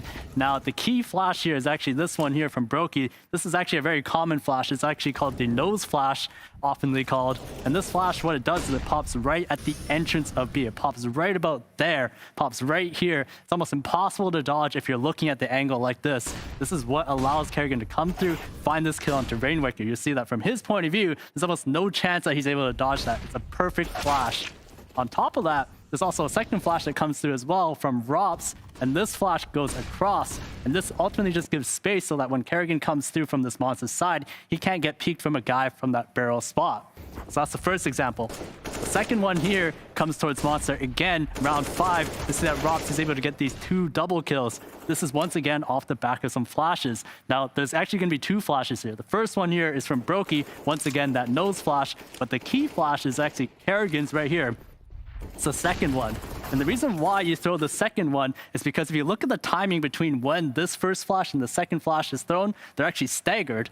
And the reason why you want to do this is because often CTs will play in some sort of setup like this towards Monster, where one player, he's spotting the Monster tunnel, and the second player plays anti-flash.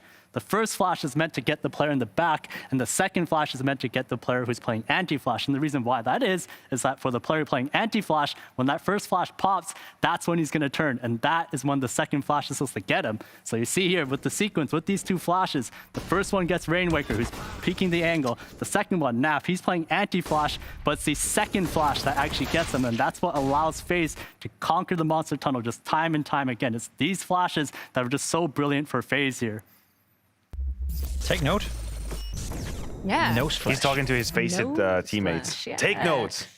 Yeah, you sounded frustrated in your stream the other day, Jacob. But if Me? you had Oh, no. Kerrigan, Couldn't more have- like Carry King on your team, you wouldn't be so frustrated because it wasn't just those 2 rounds. It was basically the entire map that he was looking so hot. Yeah, and listen, this cool breakdown that we just had from Danny as well showed us that when playing passively, Liquid just absolutely got wrecked. Absolutely wrecked. So what did they do? They try to be aggressive. They try to be in your face. Round 12, great example. We can show it here as well. We see a little bit of aggression coming in, a couple of flashes, and Rops is, even though he's careful, still going to get caught off guard, finds a kill from Rainwaker, and this is where Kerrigan and all his brilliance comes in. You've just found a death on the B side. What is the most likely course of action? They're going to leave the side and make it weak. So you go straight into this possible avenue that you found. And who else but Kerrigan to take that space and create a post-plant I situation? love when you retake a space that you lost and you do it instantly like Kerrigan is doing right here, completely catching off the entirety of Team Liquid. And as you said, whenever Team Liquid were playing passive Counter-Strike on the CT side overpass, they were punished by it. It's a great read by Kerrigan. It's a great execution.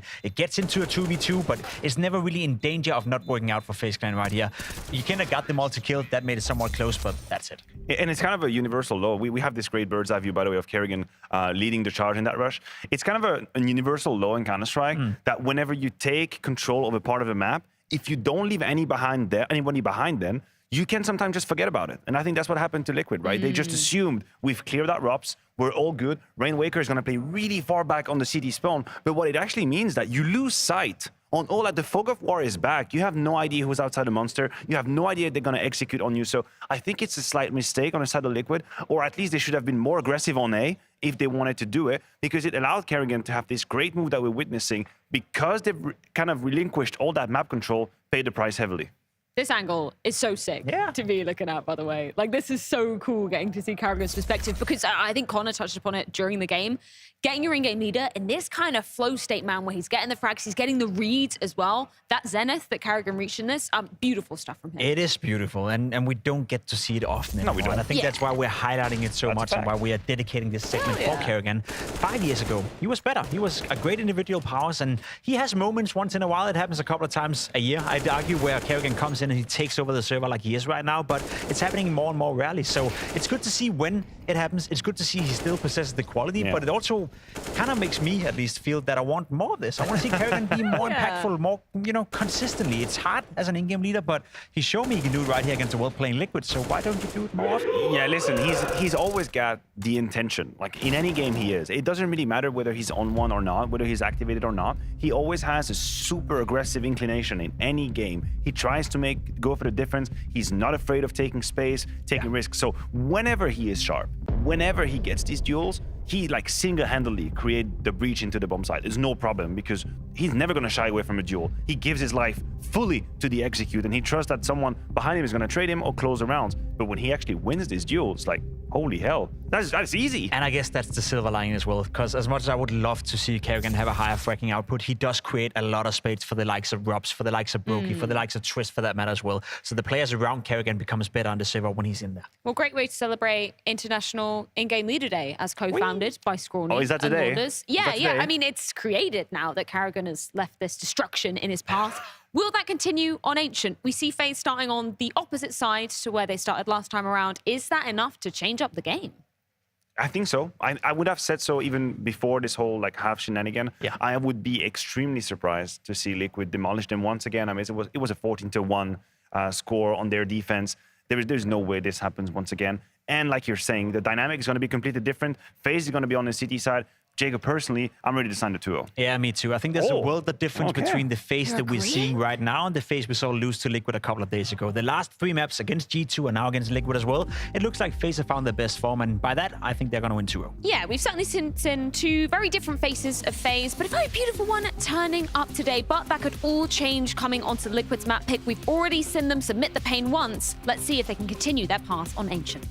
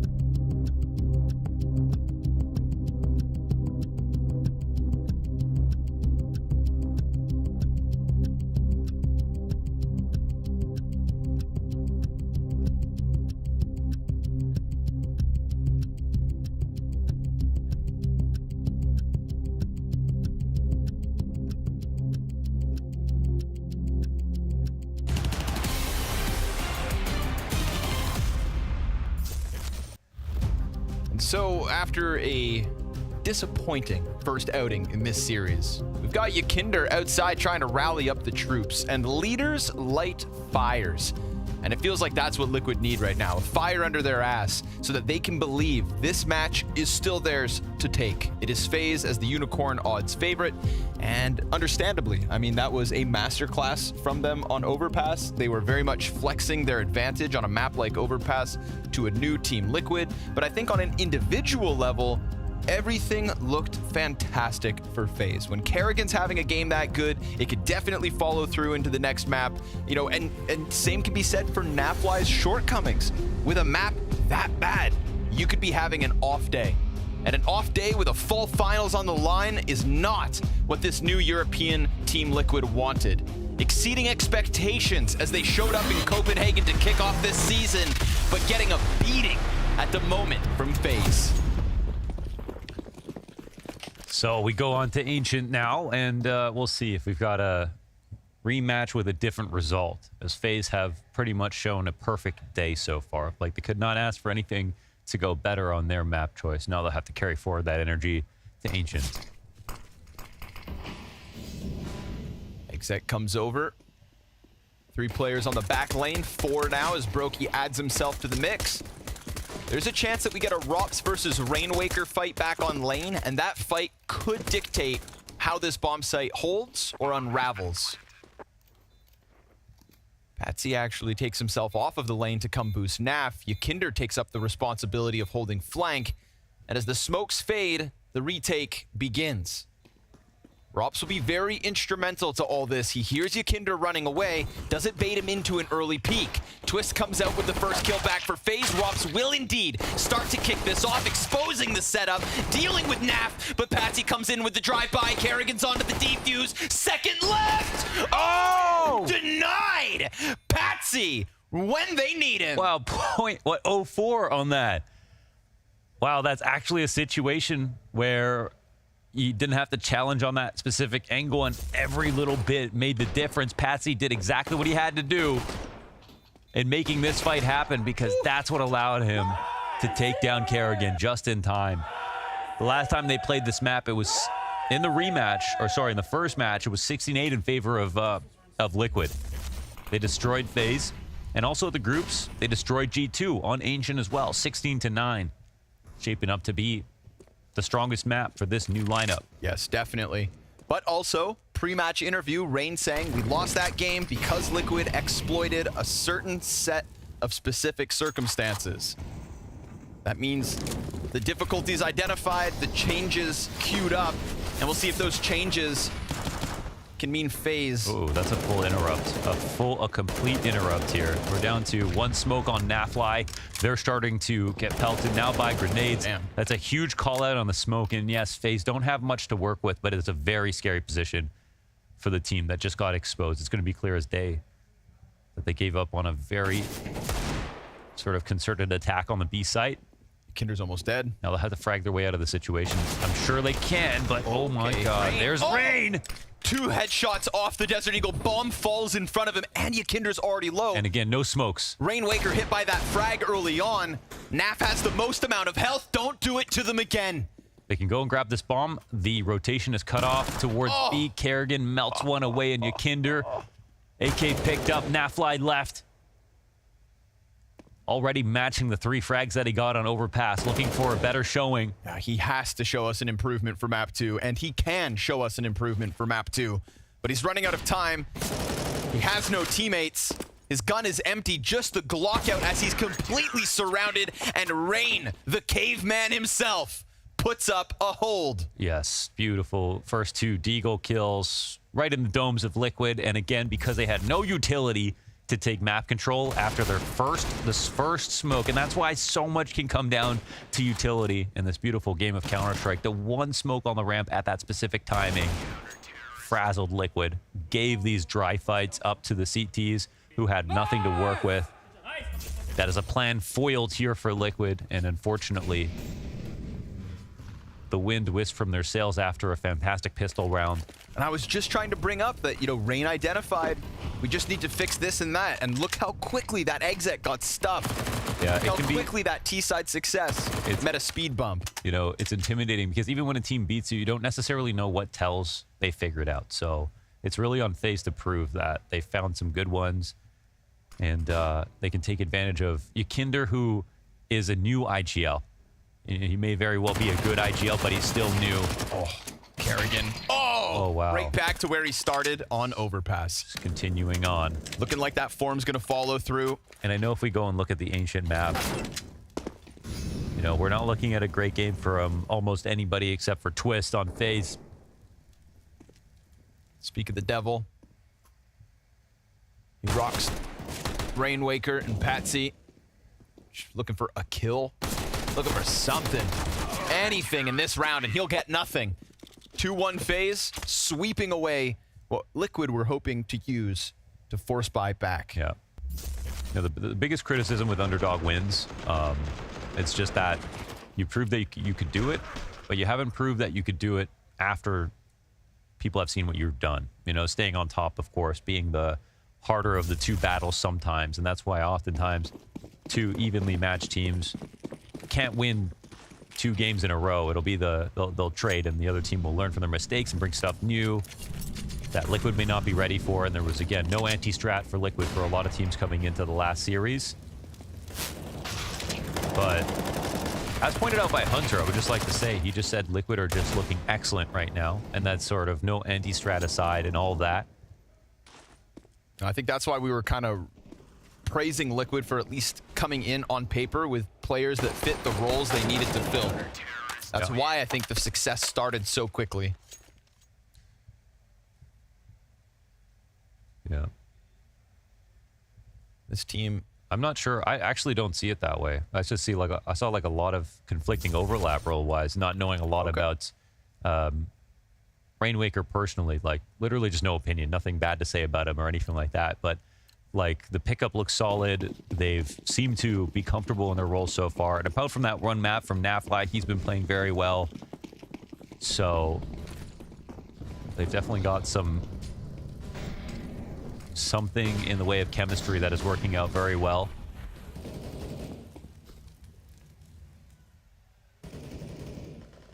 There are always going to be bumps in the road.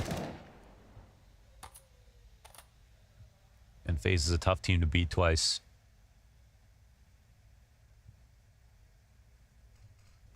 FaZe already down to just 3 pieces of utility here in the first gun round coming out of Liquid. We've seen the B approach get stuffed a couple of rounds. This time it will indeed be stalled out. Flash as they pop through, watching both sides. CT was in the corner. Kerrigan, no way. Oh my God. Comes out swinging with the SMG. And Rain, able to catch himself. Our main observer has fallen from the server. Oh, okay. Now he's back. That's why we were using the cinematic angles. Sorry, guys. Gotcha. Sorry. Well, it was the right one to use, that's for sure. Caught that one from the sky. And so previously on Liquid for T-side, Elige is their mid defaulter, of course. And then Yakinder defaults B. And they both sort of activate their defaults lurks or full attacks and from the same perspective. I would say Elige was actually very good and comfortable in that position. I don't know if that's one of the spots that he liked the most, but I think it showed that he had very good output.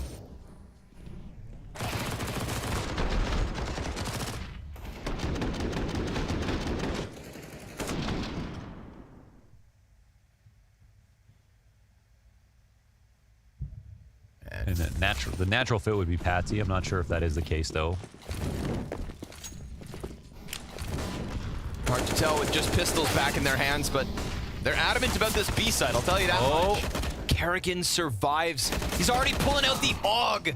And with such little health, he denies NAF as well. We do get the one push up through short. Yakinder hits the dink with the P250.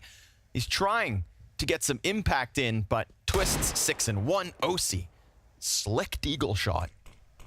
Twist's nearly dead. There's a slight chance OC pulls this off. Give us a couple zingers. CTs play stacked inside of the cave, so tethering off each other with bomb back on deep. They know where it is. They're not feeling too fussed about it. OC caught off guard by that angle. Goes back to fight it, but now he's down to 15 health, so the odds so incredibly low. And he'll get smoked off. Insult to injury FaZe 5 in a row after losing pistol. Shades of overpass already. Yeah, and they pretty much dominated the pistol until the Patsy's sort of miraculous 1v2 in the end. So that probably left just a tinge of bitterness, but when they bounce back on the next round and haven't looked back since then, I think they're over it. On to greener pastures. And Liquid will look for a slightly new game plan. So I think one thing with Kinder's lurks on the B on Banana, they started to sort of fall out of fashion with the style of lurk he would try to do for himself. Now, I have a feeling that as an IGL, he's not going to be taking those same risks anymore.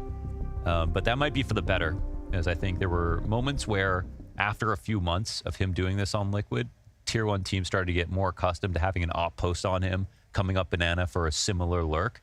And his aim is so good that he could get away with it sometimes, but I think that's where Liquid started to lose shape a little bit, and they need to come through with some change. So we'll see what the T side looks like today, but we know we've got to take it day by day with Liquid. So much is going to change, and so much of what we see today won't be around in a month. Right. This is the fun part, to watch the evolution, the rapid evolution. There it is, though, that aggressive opening from Patsy. And Twists trades him. Instant headshot back from Vandalken. 8-1 is his start. Still can't catch up with Kerrigan, though. When's the last time you saw Kerrigan be the top frag out of the gate? 2 maps in a row. 2 maps in a row. Cypher sore eyes. 11-4. It's crazy. You were right about that whole Patsy taking a Liege aggressive mid setup, at least in this round.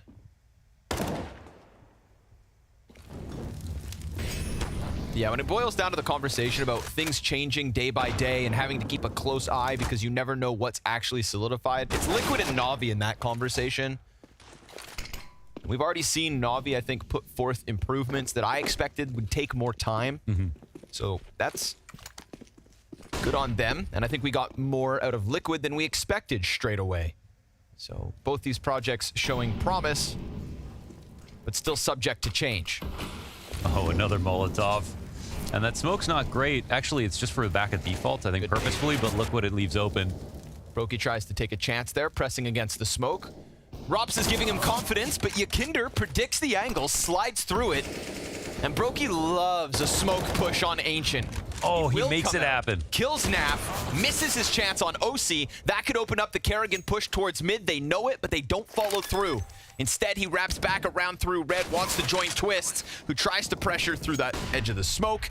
And the little health that's left of Liquid could just be enough. Oh, they jump back Donut, and Kerrigan made his wraparound, so they called this out. And Kerrigan's coming through with no nades, so he gave up the Donut attack, and now they've got to bait the peaks out. Kerrigan can shut off long at least. Kinder not tucked in. Showed a little skin. Well, now they know that Donut has to take this first peek, but they've got to coordinate really fast here. Twist is on the bomb with the kit. Kerrigan gives the cover both times. And again, it's such little health that you favor Kerrigan in each duel. It's harder than it looks, though, to stay coordinated in that situation. Who's gonna tap? Who's gonna peek first? Kerrigan's information on long where he just spotted a player, and they don't know about the health either. So the confidence is important as well. And that question of, do the two Liquid players join together at the exact same second? And that was Roth being careful at every moment. Like, even when he doesn't see anybody, just making sure he has a headshot angle, hugging the wall.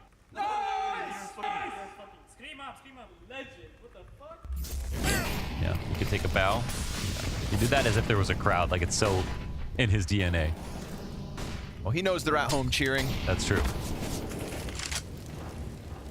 If you're not enjoying this Kerrigan top frag back-to-back map, there's just something wrong with you. If you love Counter-Strike, you love Kerrigan.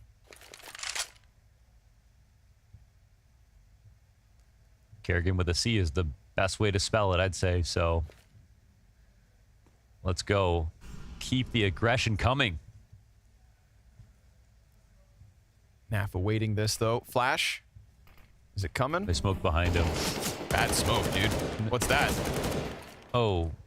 I thought they smoked the top of the ramp behind him, but I guess they were going for the door smoke with the push. Either way, it works out for 1 kill. Meta, baby. Here we go. Cloud is smoked.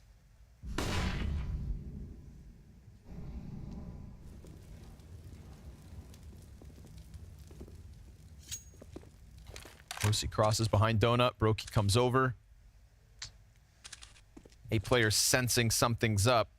Yeah. And Rop's on signpost should be good for 1 once they press out main. Interesting what Brokey's doing. Oh my God, Patsy. This isn't going to be looked at, but he's also he's going to just incidentally see. Yeah, Rain. Great cover here. But Rops dies. And there is 1 donut, so Brokey's got to deal with the split. He's standing in fire, and he ends up dying to OC. Comes down from Donut, helps. So nice squeeze here from Liquid. The timing works out with extra seconds to spare. And they'll be fighting tooth and nail for the second round. CT's call it off. The big one was the entry versus signpost, right? There was, that was, you know, that would normally look like quite an off angle to work with. So it must have been a very nice pre-aim. I don't know who got that kill, but they probably won the round there for Liquid. So well done. That was a tricky spot. The rotations were sound. Rain had the perfect thing to catch a lurker. You know, Patsy got the least amount of damage. Didn't even score an early rotation out of him.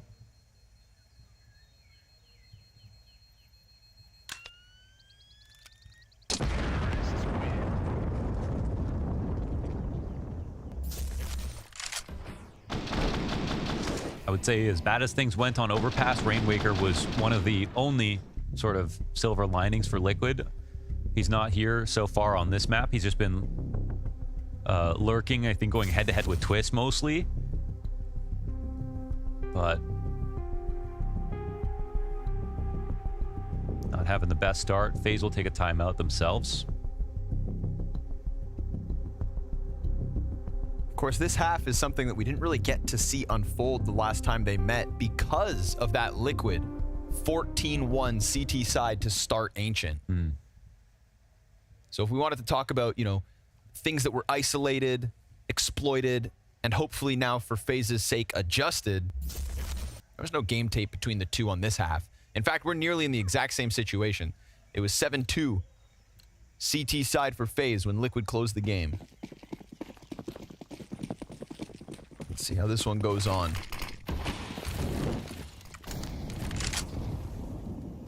So far, these late round A plays have looked good for Liquid. They're at least opening up the rounds, even though despite that retake and good cover from Kerrigan, it's bomb plants, post plants, and close ones.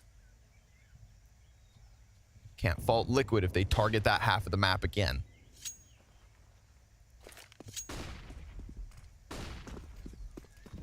Slightly varied setup. We've got Rops up in Donut, and Brokey nowhere to be found just yet. FaZe aren't overreacting with early A defense. They're readying kind of this aggressive push on B. They're looking for any kind of information, but Liquid are doing a lot of waiting around and not prodding for map control at all. A single flash in a couple of these spots would push a CT off their position, but Liquid are not finding these spots. Now, this could cost them when it comes to their clock. Not using the map sort of as fast as they need to, but we've seen last second sight hits from Liquid. One of them worked out well. Double up setup. Robs hits it, but doesn't kill him. Now he's burning, has to put that out. They're gonna try to swarm him. Cover from Twist, big pack of players, and Twist gets a second. Kerrigan's been able to slide out. Can he deliver when he's needed? The bomb needs to go get picked up. They left that back in spawn. They didn't take that as they took mid control, and now they have to wait. And again, we talk about how anxious this can make you, but Yakinder stays patient, finds his peak, stays active, and now they have just Rain to take out. My God. Oof, it's gonna come through A main. It's gonna have about 5 seconds to spare, which means Rain can still make things weird. That top red room push from Yakinder could be perfectly timed. Oh my God. It was a little bit of health, but Rainwaker sprays through, makes sure Rain can't make it weirder. Liquid are lucky to get away with that. Yeah, that was not the prettiest round by any means. So besides leaving the bomb back in spawn, not having someone to pick that up to be careful, that's where they could have lost, of course. And credit for them to survive, staying in Donut, in transit, ready to hit the A site, but not ready to actually leave the choke points. Yakinder make sure to get his kill and stay composed. But before that, you know, roaming around the map, not doing anything. There was an op posted on Banana the entire round. They had so much guaranteed information, and FaZe were untouched. can't help but feel for Rops too. He hit the op shot, just wasn't a lethal blow. Brokey puts his on the front. And he's got support from Rain behind him. Kerrigan's taking the B side on his own. Brokey doesn't shoot. Rain pops up, controls the rifle for one, and a missed op shot out of Brokey. The repeat's punished, but there's more CTs here, as there always seems to be. Rop's ready to go out from Temple. He'll drop the bomb. Twists, covers, and OC recovers, but doesn't have bomb. Now we've seen Liquid do well in these situations, 2-on-2. FaZe have left some gaps. Bomb is left in their sight, but you know what, man? There's a minute left. You could be anywhere at any time, and NAFly does a little bit. He gets a kill. Didn't hit a bullet. Rops is the one that dropped that bomb in the open. He'll know about OC somewhere over in Maine. How does Rops pull this one off? Is there utility to pick up? Yes, he just grabbed a smoke. Is he going to... Okay, he gets to Donut, and since there's no one approaching from this side, it gives him a chance, but he recedes all the way into the depths of it. So, as you pointed out, if they smoke Donut and try to plant, this could be successful just on that alone. Rops will come back out. 20 seconds, it's decision time, and he knows now they're going to take the B site. He's going to walk up into the corner. He does indeed get smoked. That's what he was hoping not to happen. Oh, he charges the Opper! Oh. If that's an instant kill, you know Rops is going to go for that NAF flick up close. Well, the bomb almost had to be planted. If he switched out, and if Rops was there just a moment before that, and actually goes for the rifle first, the op shot's missed, well, of course. But, again, Liquid have actually done well in these spots. Late round, low on time.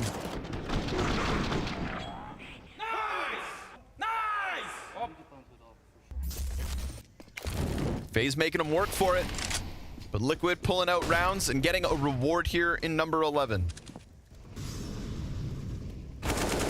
The op from Brokey, that was, again, really important. I mean, the op from Rops that previous round, the op from Brokey on this round, missed 2 opportunities to get the kills on a Rain instead. Got a 2K with his M4, and that was it, I think.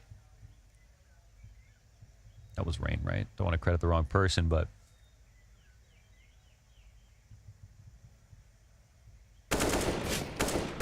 So the victor goes the spoils. FaZe just on these 5-7 and Beagles. One of which connects. Rain could find you Kinder turn the wrong way. This one's still in the bag for Liquid. Of course, 3 days ago, FaZe, Liquid, Ancient won. I repeat, 1 T round. So there is not a big reason to believe in FaZe once they switch over, unless they have showed substantial improvements. And for all we know, Liquid are going to take this half with majority as well. At first, it was looking like that deep B aggression coming out of FaZe just kept taking everything away from Liquid. It was reducing the map in half. But the NA org turned European roster is figuring out this problem. Yeah, we got attacked, but Liquid fighting like hell in this game. Getting to the point of forcing FaZe to eco. They know they had it in the palm of their hand in a couple of these moments. Late round situations. Again, a couple of easy shots being missed here. And again, Kerrigan is not at all the issue. He's still having a great start. But this T side is building a lot of momentum. They know they can look forward to CT side. This is shaping up to be a much better map, of course, already for Liquid.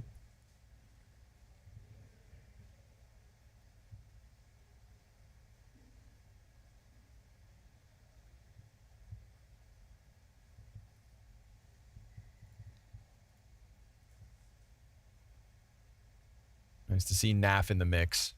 I was really concerned after that first map that NAF was going to be a non-factor this evening.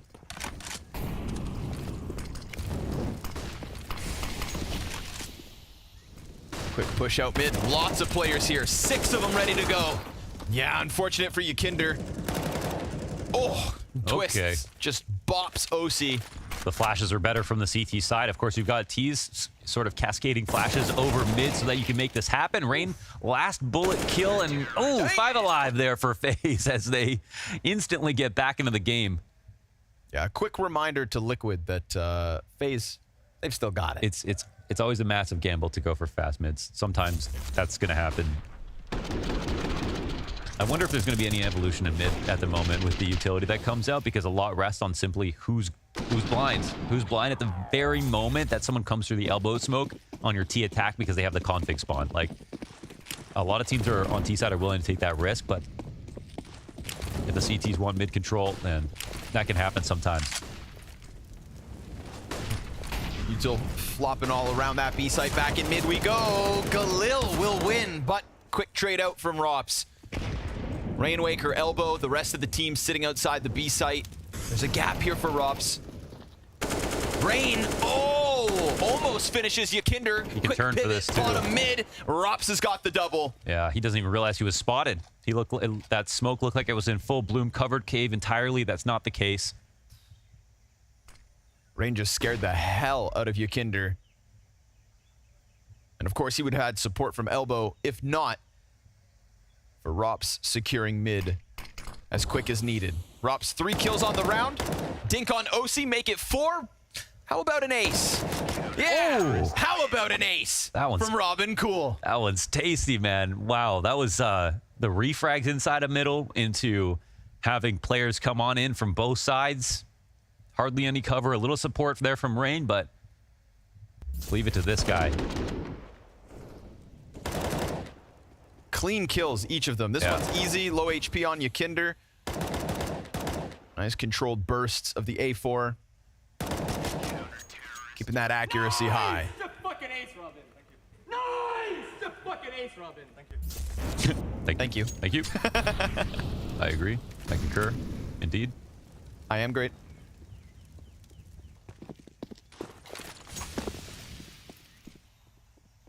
FaZe in a great spot now to finish this half strong. Kerrigan again. We saw him kick off the half with this kind of an aggression, and it's Rain to help out. 12 frags Rain, 10 on Rops, 14 twists, 15 Kerrigan. Everybody contributing here when needed. And again, like Overpass, Brokey just getting the less chances.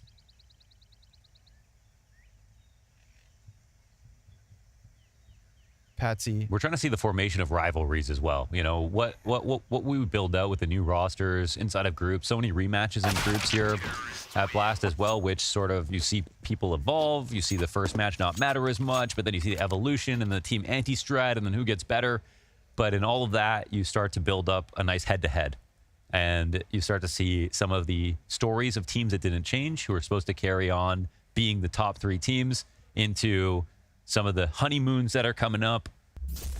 But this is where the stories start for the season. Yeah, the one I didn't expect, and I'm sure they'll be itching for revenge. Vitality and Ninjas in Pajamas. Yeah. Took away something very big from them yesterday. Complexity would have won too. Because Complexity and Ninjas are even. 2 grueling best of 3 head-to-heads to get that chance against Vitality. Congratulations, Ninjas, for seizing the day. But today, it's all about FaZe. Looking for double digits on the CT side. There's a bunch of players behind Rain. That smoke is temporary.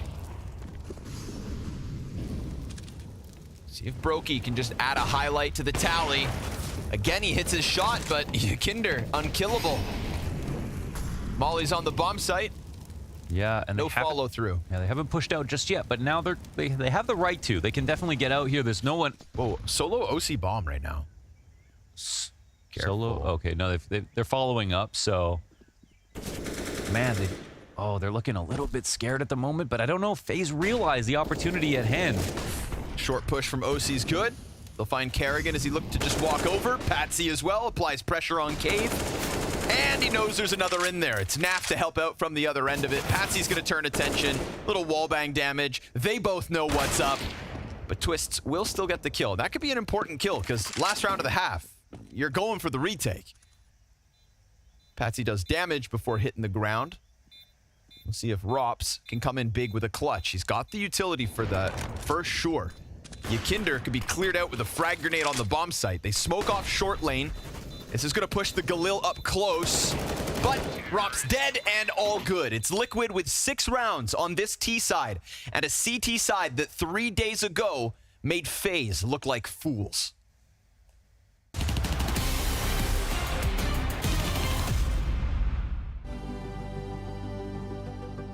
Nico. It's Nico. Nico, I think, is like the first person that comes to my mind of players that, you know, you'd think would have a major by now because of how good he's been playing for many years.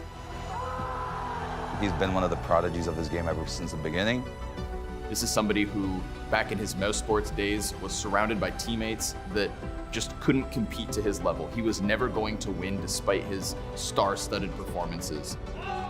He was always like being the best rifle, I think, in the game. I mean, definitely I want to build my legacy, which I haven't managed to do so far. It's a long way ahead, and it's something that I have to keep working on, and I still have a couple of years left in my career to achieve what I want to achieve. You won't have another chance to prove that you could really do it. You won't have another chance to be a CSGO major winner.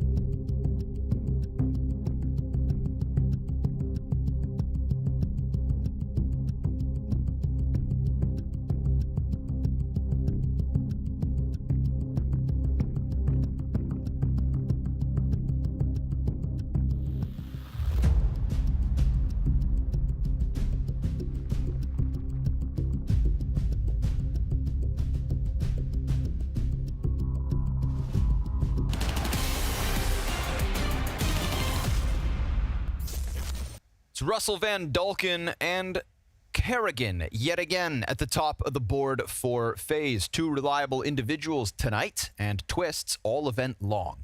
So Liquid, they've just got to do what they did 3 days ago again.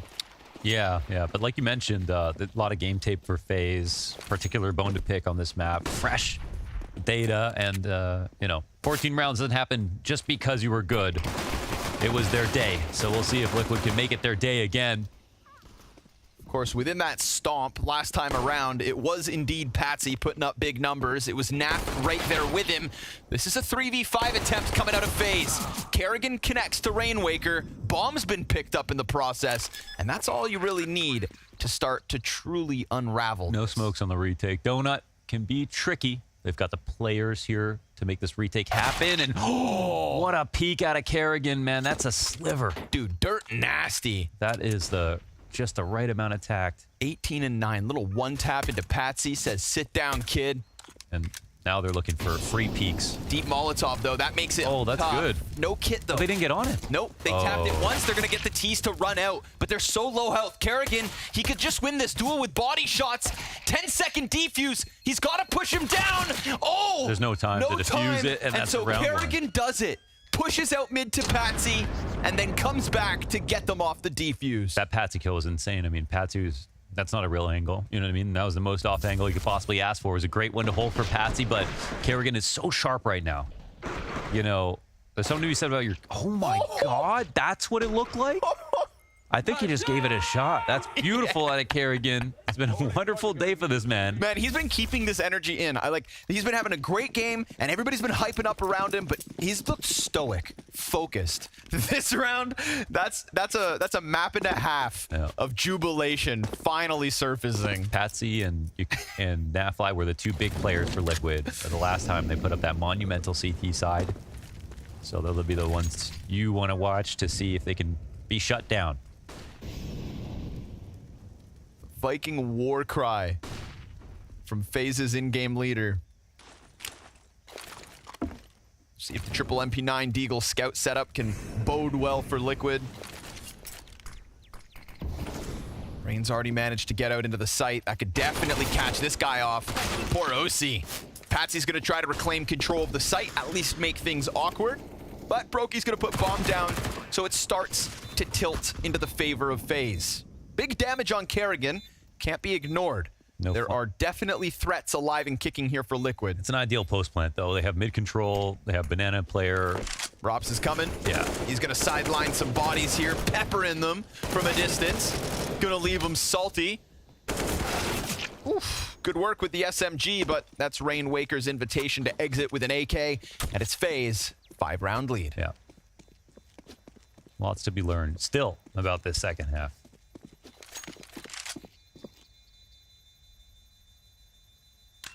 FaZe, out of the 5 maps they played, which, you know, goes kind of far back now at this point, like way well before the break and everything like that. So we can take it with a grain of salt, but on Ancient, they lost that important game versus NAVI that went like 31-28 or whatever at Dallas. That was huge. Tuple OT, some crazy. And over the 5 maps, they're scoring 38% on T sides, but a huge part of that is the fact that they played Liquid last time. They got 1 round, right? So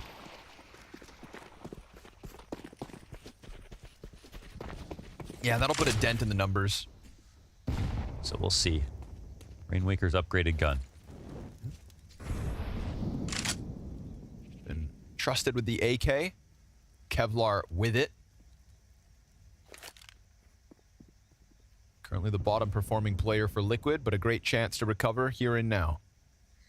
We'll see whether FaZe get caught off by him. Deagle trying to bait him in. OC being a little tease. But instead of a peek, they just got a smoke in their faces.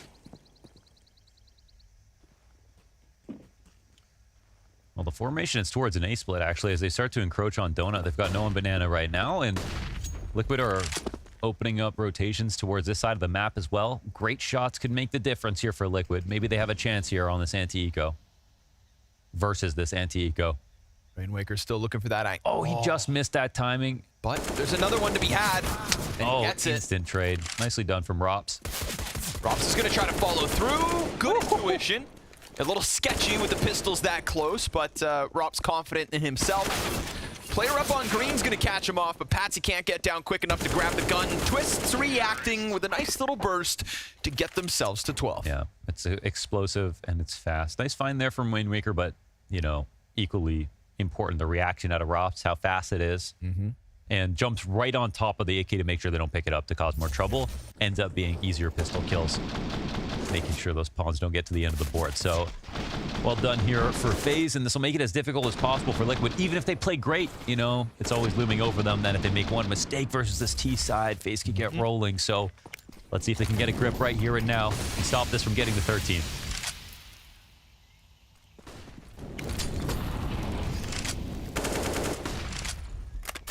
Oh, Patsy. Oh, okay. His nade at least finishes Twist. Wow. Good. Gets him from beyond the grave. Rainwaker holding off. Kerrigan gets bested on that one. Twist 21-9. But dead and down in a 2v4 is FaZe. So guns make a hell of a difference here for Liquid. Trying to start what we know to be a strong CT side. Walkout denied by OC over on the A site. And the T's into an interesting mid-round. Rain will get peaked. Beautiful shot here from Yakinder. And sometimes it's great, 4v2, whatever it is, if you have a lot of confidence about where they might not be, to just go ahead and double clear those things so you can just put together the most calcified, calm defense ever, which is what we've got right now. Every position being watched. The walkout's being held. Brokey doesn't care. OC beside him. Shots missed from OC. Oh, again! But he misses again. Can he bait the shot? Doesn't need to. The pre-fire's in for Brokey. 25 seconds. Silently walks back. He has more plans. Naf's on it. Oh. Man, that would have opened up the plant. Dude. And he gave that a shot. There's nothing like watching Brokey in a clutch. Seriously, he just wakes up, you know, in a way that... And again, Brokey, you confuse him for being aggressive because you watch him play like that and you're like, oh, he's so aggressive. But the reality is, he's in the back. He takes some of the fewest opening attempts for any player on any team, Oppers aside, or Opper or not. But in the clutch, you can see. Sometimes I feel like he just lives his life like kind of in autopilot until he's either in a clutch or there's 3 players on his screen. It's like a fine you need me sort of mentality. Yeah. He's like, I'm there for you, but if you don't need me, then don't bother me. Yeah, just a distinct difference between explosive and aggressive, and I think Brokey sort of embodies that, yeah. Well, they want it to be A, so boosted up and getting past OC's angle. He won't see this. Oh, they're trying to be so careful, and they're clearly aware of exactly what OC is holding right now. Yeah, tricky. And oh my God, what a move! Very cool. Bomb gets stopped by OC, so it slows it down a bit. CT pressure could just come through and deny it. Rops, the bomb is planted. Oof, had a chance at another headshot, but the other players just have pistols, so this one's gonna get cleaned up. Twist, hold on, hands on an AK. Can't catch anything. Aim punch, and Naf kills him. God, that was so sick versus an op in that position. Yeah. They're just hoping OC's there in temple, natural angle for your op to be in, very strong, lots of cover, roof over your head. And they go for the boost, and then they have Rops jump over into Donut, where normally this is free for your Donut player. You know, you get a lineup on the T's running out into the site, but that is one way to catch him off guard. Cool, very cool move there. Cool with a K.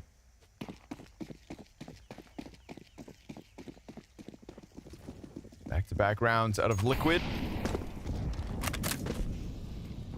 Small margin of error. But it's FaZe eyeing up this A site again. We'll see what OC has to hold off versus... Man, he's actually alone. It's still a great angle, good for dodging some flashes, but... Deep mid control. Patsy could come join him from Donut pretty quick, but will it be fast enough? From Donut? If he falls back through middle. Yeah, the timing's now, though. Incendiary in response to the utility pressure. OC sees that smoke. Donut. Oh, comes nice back. One. Feels like he had eyes squinted, could barely see. Oh, but he doesn't need to see. A second from OC through smoke. But regardless, it's FaZe in a post plan. Strong double man advantage. Good amount of utility here for the retake. Brokey on an AK. Molotov for Rops, who's leaning back inside of main while his 2 teammates post inside of the site. They flush out the site itself, but that's Patsy coming out of his corner and catching Brokey off guard. Comfortable 5 versus 2. Everybody with kits. Smokes in the mix. Twists dead. Rops to follow. And it is indeed Liquid off of the OC2K with an easy 5v3 retake. Those are the plays you want to give him the ability to feel confident making. Like, he just came back through the smoke, recognized if the site gets taken over after they push me off of my deep angle and I lose, even if we're 5v5, this can be so hard to win. If they have long control, they can take over Temple because they know I rotated Donut. All of these things go through your mind, and he makes the play that's necessary. That's not just great confidence in being there, but it's obviously great execution as well, hitting the shot. Second one you could say is luck here, but you make your own luck largely in Counter-Strike, and there's a lot of situations where you don't take that chance. OC again into the kill feed early. Yakinder, it's a one and done. Just the armored pistols trying to get up that ramp, but met by a rock-solid defense. Patsy sliding through with the multi-kill. Naf's looking way better than Overpass. And this team Liquid is indeed racking up the CT round wins. Yeah. So there's some data here for FaZe, but some of their early attempts on this T side were actually pretty good. They just didn't actually win. So, really big chance for Liquid to now just actually stick the landing. They start to get more comfortable, and they build up some bank accounts.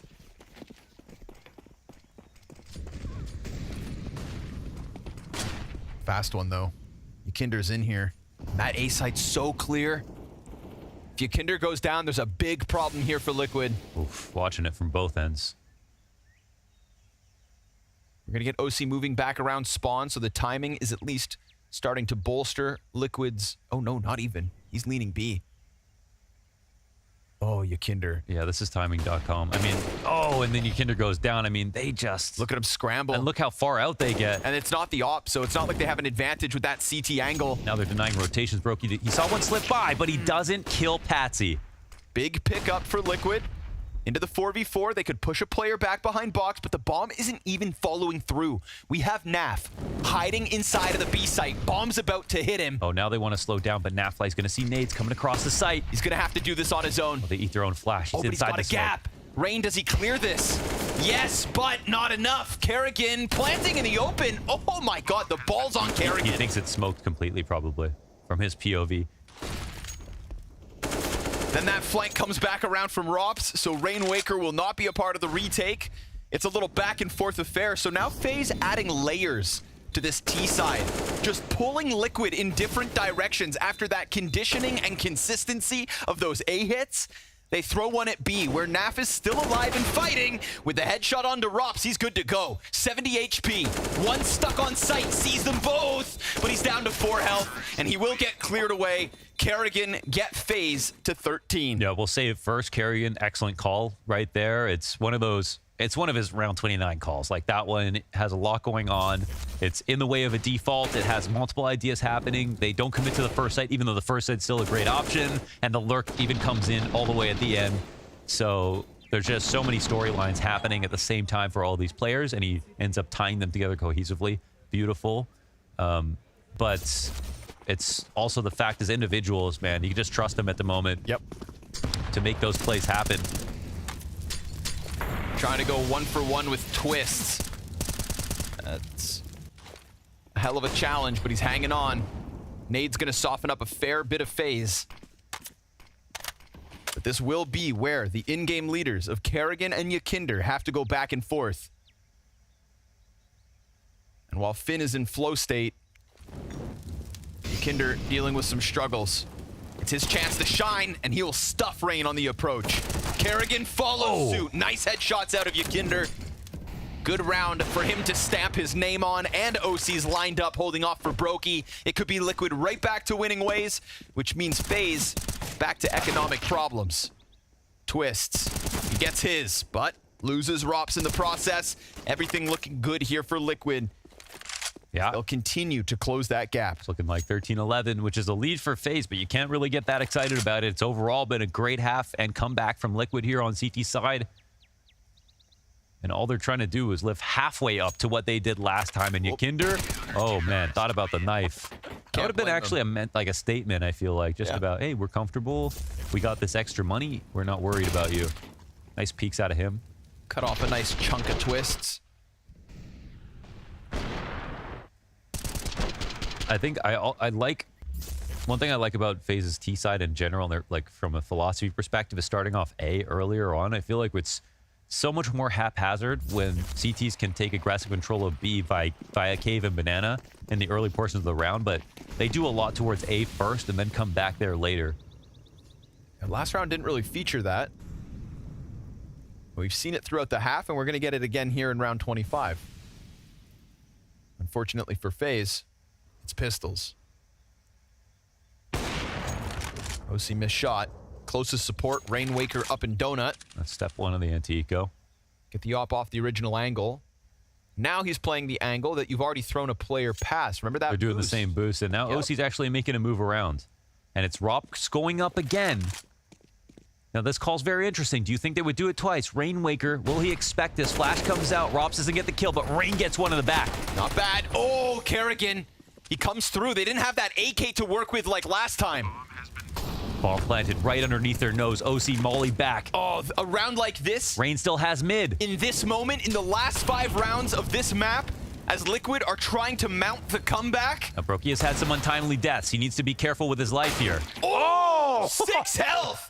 And he just takes it to OC. You were right. More deaths than impact from Brokey, but he puts one up in a very critical post plant. Down goes Kerrigan, gun hits the dirt. We've got twists up in A main, but time's ticking. And that op shot out of Rain just takes it away from Liquid. FaZe, fantastic, and exactly when they need it. Yeah, wow, that Rain reaction, that brings them to 14, and that's on a round they were saving. Liquid's biggest mistake yet, their biggest missed opportunity, and it all boils down to getting OC off that first angle, him missing his shot, but and then Rain giving up the angle. But also, this has to do with Rain. He gets the free kill on Yakinder because Rops does not get his frag, but Rainwaker eats the flash afterwards, and they can instantly trade. It is that anti-eco with something a little different, and again, the best part about Kerrigan's call is making the exact same round look different, and his team, again, they're so good at executing on his asks. Yep. They have so much experience with it, of course. Also, he himself gunning down Rainwaker like that. If Kerrigan's not having the map he is right now, this is not as close. And shout out Brokey, 6 HP, smokes OC. You see him visibly frustrated and understandably. Yeah. Now for Liquid, again, you got to like write that off. Hey, we lost to an eco. Fast reset. Screw it. We've got some great rifle rounds, great CT side overall. Yes, money's a little tenuous, but we have an op in play. That opper with utility. He was making plays. They're just looking to get back on their feet. Flash to red room with the smoke in front. Patsy's spray not finding its zone. And a Rainwaker up next. They stuff him in the corner. His top mid player wants to come help. Kerrigan. Oh, another headshot. Hunted down. OC. Dude, Kerrigan is going to be trying to top frag again. Oh, man. To dismantle Liquid on a map. A stark improvement to what FaZe were able to post a few days ago. Kerrigan doubles back. I mean, he just bested Rainwaker and Patsy. Kerrigan, 5th lowest rated player at this event, and now his team is thriving. 4 chances to lock in the Royal Arena. Yeah, and let you know what? Maybe his top frag last map wasn't even necessary because of how well his team was playing, but here we do have some questions about Brokey, you know, as an individual. So you could say Rain's kills are all that much more imperative. Insane what he's doing to open rounds and multiple parts of the map. It's a beautiful prey aim on Rainwaker, and now it is death's doorstep for Liquid. We won't be seeing an op on this one. All their funds went into that last stand. And now they've got to put together a force buy and make it look like a full buy. God, this match, this level out of Kerrigan after the months that he has been falling down through the depths of red statistically. What a time to pull this out. It's revenge versus Liquid on the line. And they didn't lose Ancient last time, 16-14. It was a whooping. And look at all that's left for FaZe to chew through. Armored pistols. Already dead. Rain dominates the cave exit as the desperation from Liquid sinks in. Patsy's got a chance. He's got a gun. He's got something of a rumbling over towards the A site. But don't be fooled. FaZe could instantly transition into B. Yakinder destined to the nade. 3 kills out of Rain. He's on 19 frags. Only outshined by Twists and Kerrigan, who is looking for the contact inside of the B site, will lose out to Patsy. That AK picked up on the other side of the map is in the right position, but there's so much time for FaZe to take their sweet time every step of the way. Brokey locks this in. A masterclass from Kerrigan. He enters the flow state with FaZe alongside him and drags them through a massive improvement. Revenge versus Liquid and the Royal Arena.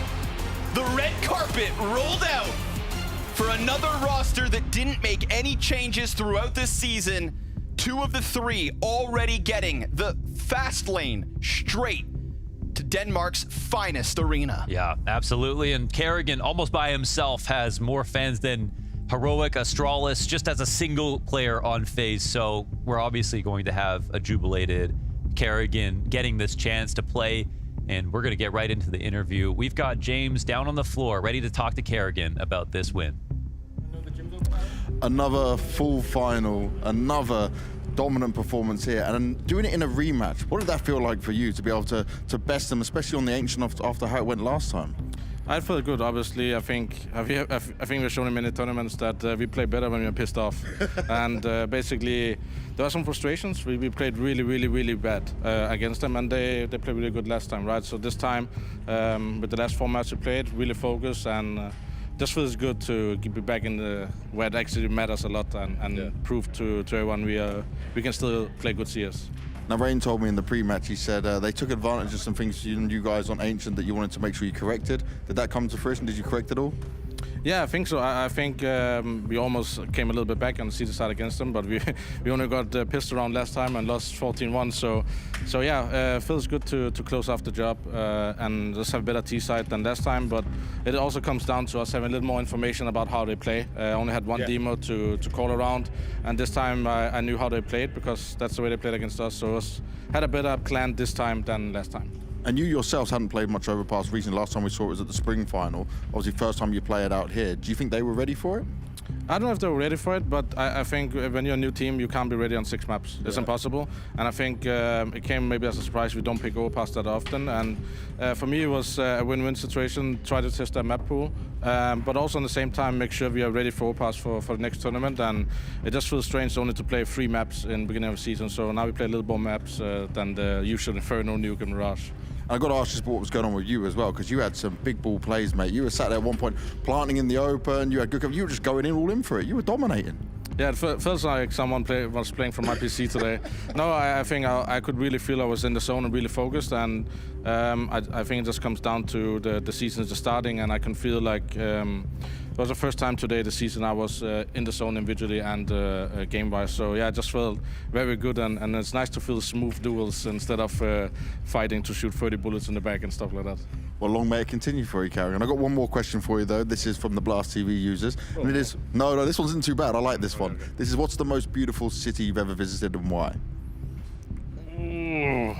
Is that a tough one to think about? I think New York, because of all the things I've seen in the in the movies, and also feel like I saw something in New York of what normally comes with it. But there's so many beautiful places we visited, so I think it's hard to choose one. Sydney is also very unique. So yeah, a lot of many places I've been to in my past decade of being a player. So yeah, so many awesome places out there. Lovely, thank you very much, mate. Thank you. King Kerrigan now with his seat in the Royal Arena, and what a fashion to be doing it in. Not only claiming Sweet Revenge versus Liquid in just 2 maps, but if my calculations serve me correct, Jacob, a 700% better T side on that map of Ancient closing now. Oh, yeah. quick math live 1 on times stream 7. even. Oh my God. Yeah, I don't know. Carry the zeros. Well, you're not wrong. You're not wrong. I think I'm correct. It was looking better for FaZe today. They were looking much better. We said it coming into the game. The performance against G2 kind of gave us hope that we were to see the same FaZe come out, and I think we saw that today. Sure, Liquid maybe dropped the ball a little bit here in the second half. They could have done more. They could have done more in the first half as well, for that matter. But overall, I think FaZe Clan were playing well, and they kept on the level we saw from the G2 game. It's a very good timing for FaZe to have that resurgence, right? Because we didn't really know what to expect from them at the beginning of the season. We said they looked tired at the end of the previous season. We didn't really know what to expect. The first game did not give us any insurances. We thought, holy hell, is this going to be the FaZe that we're going to see? Is this how exhausted they already are? And very quickly turning things around, very convincing against G2. Once again here, just doing the job And this man as well. I mean, let them flex a little bit. Like, I've seen so many cities. I don't really know which one is the best. Let them flex it. Like, he's earning today. Karrigan truly Mr. Worldwide. And Mr. Big Frags in the server today as well. At one point, though, we thought, Liquid were going to start to make this map a little bit close. But then Big Balls play comes out of Karrigan in round 23. Yeah, talk about flexing. We have a round I want to show to you guys right here. Round 23. It starts off with a bit of a weird duel over here where Robs is the one winning out. He's getting an into kill. He gets punished for that right here. That's Brokey. It goes into this weird-ass 4v4 scenario. But look at what's happening over to the different bomb side. Sure, while Robs is lurking over here, getting another kill, Karrigan is in for a bit of a rough run. His teammate is dying right here. Karrigan fake plants. And look at this. He's sticking the plant. He's sticking the plant. He's sticking the plant. That is the biggest balls play I've seen all tournament long. And it enables Robs to come in from behind, serve as a lurker, get another kill. And at this point, 12-10, the game is slowly but surely tipping towards Liquid's favor. And Karrigan's big balls basically is the turning point for me in this second half.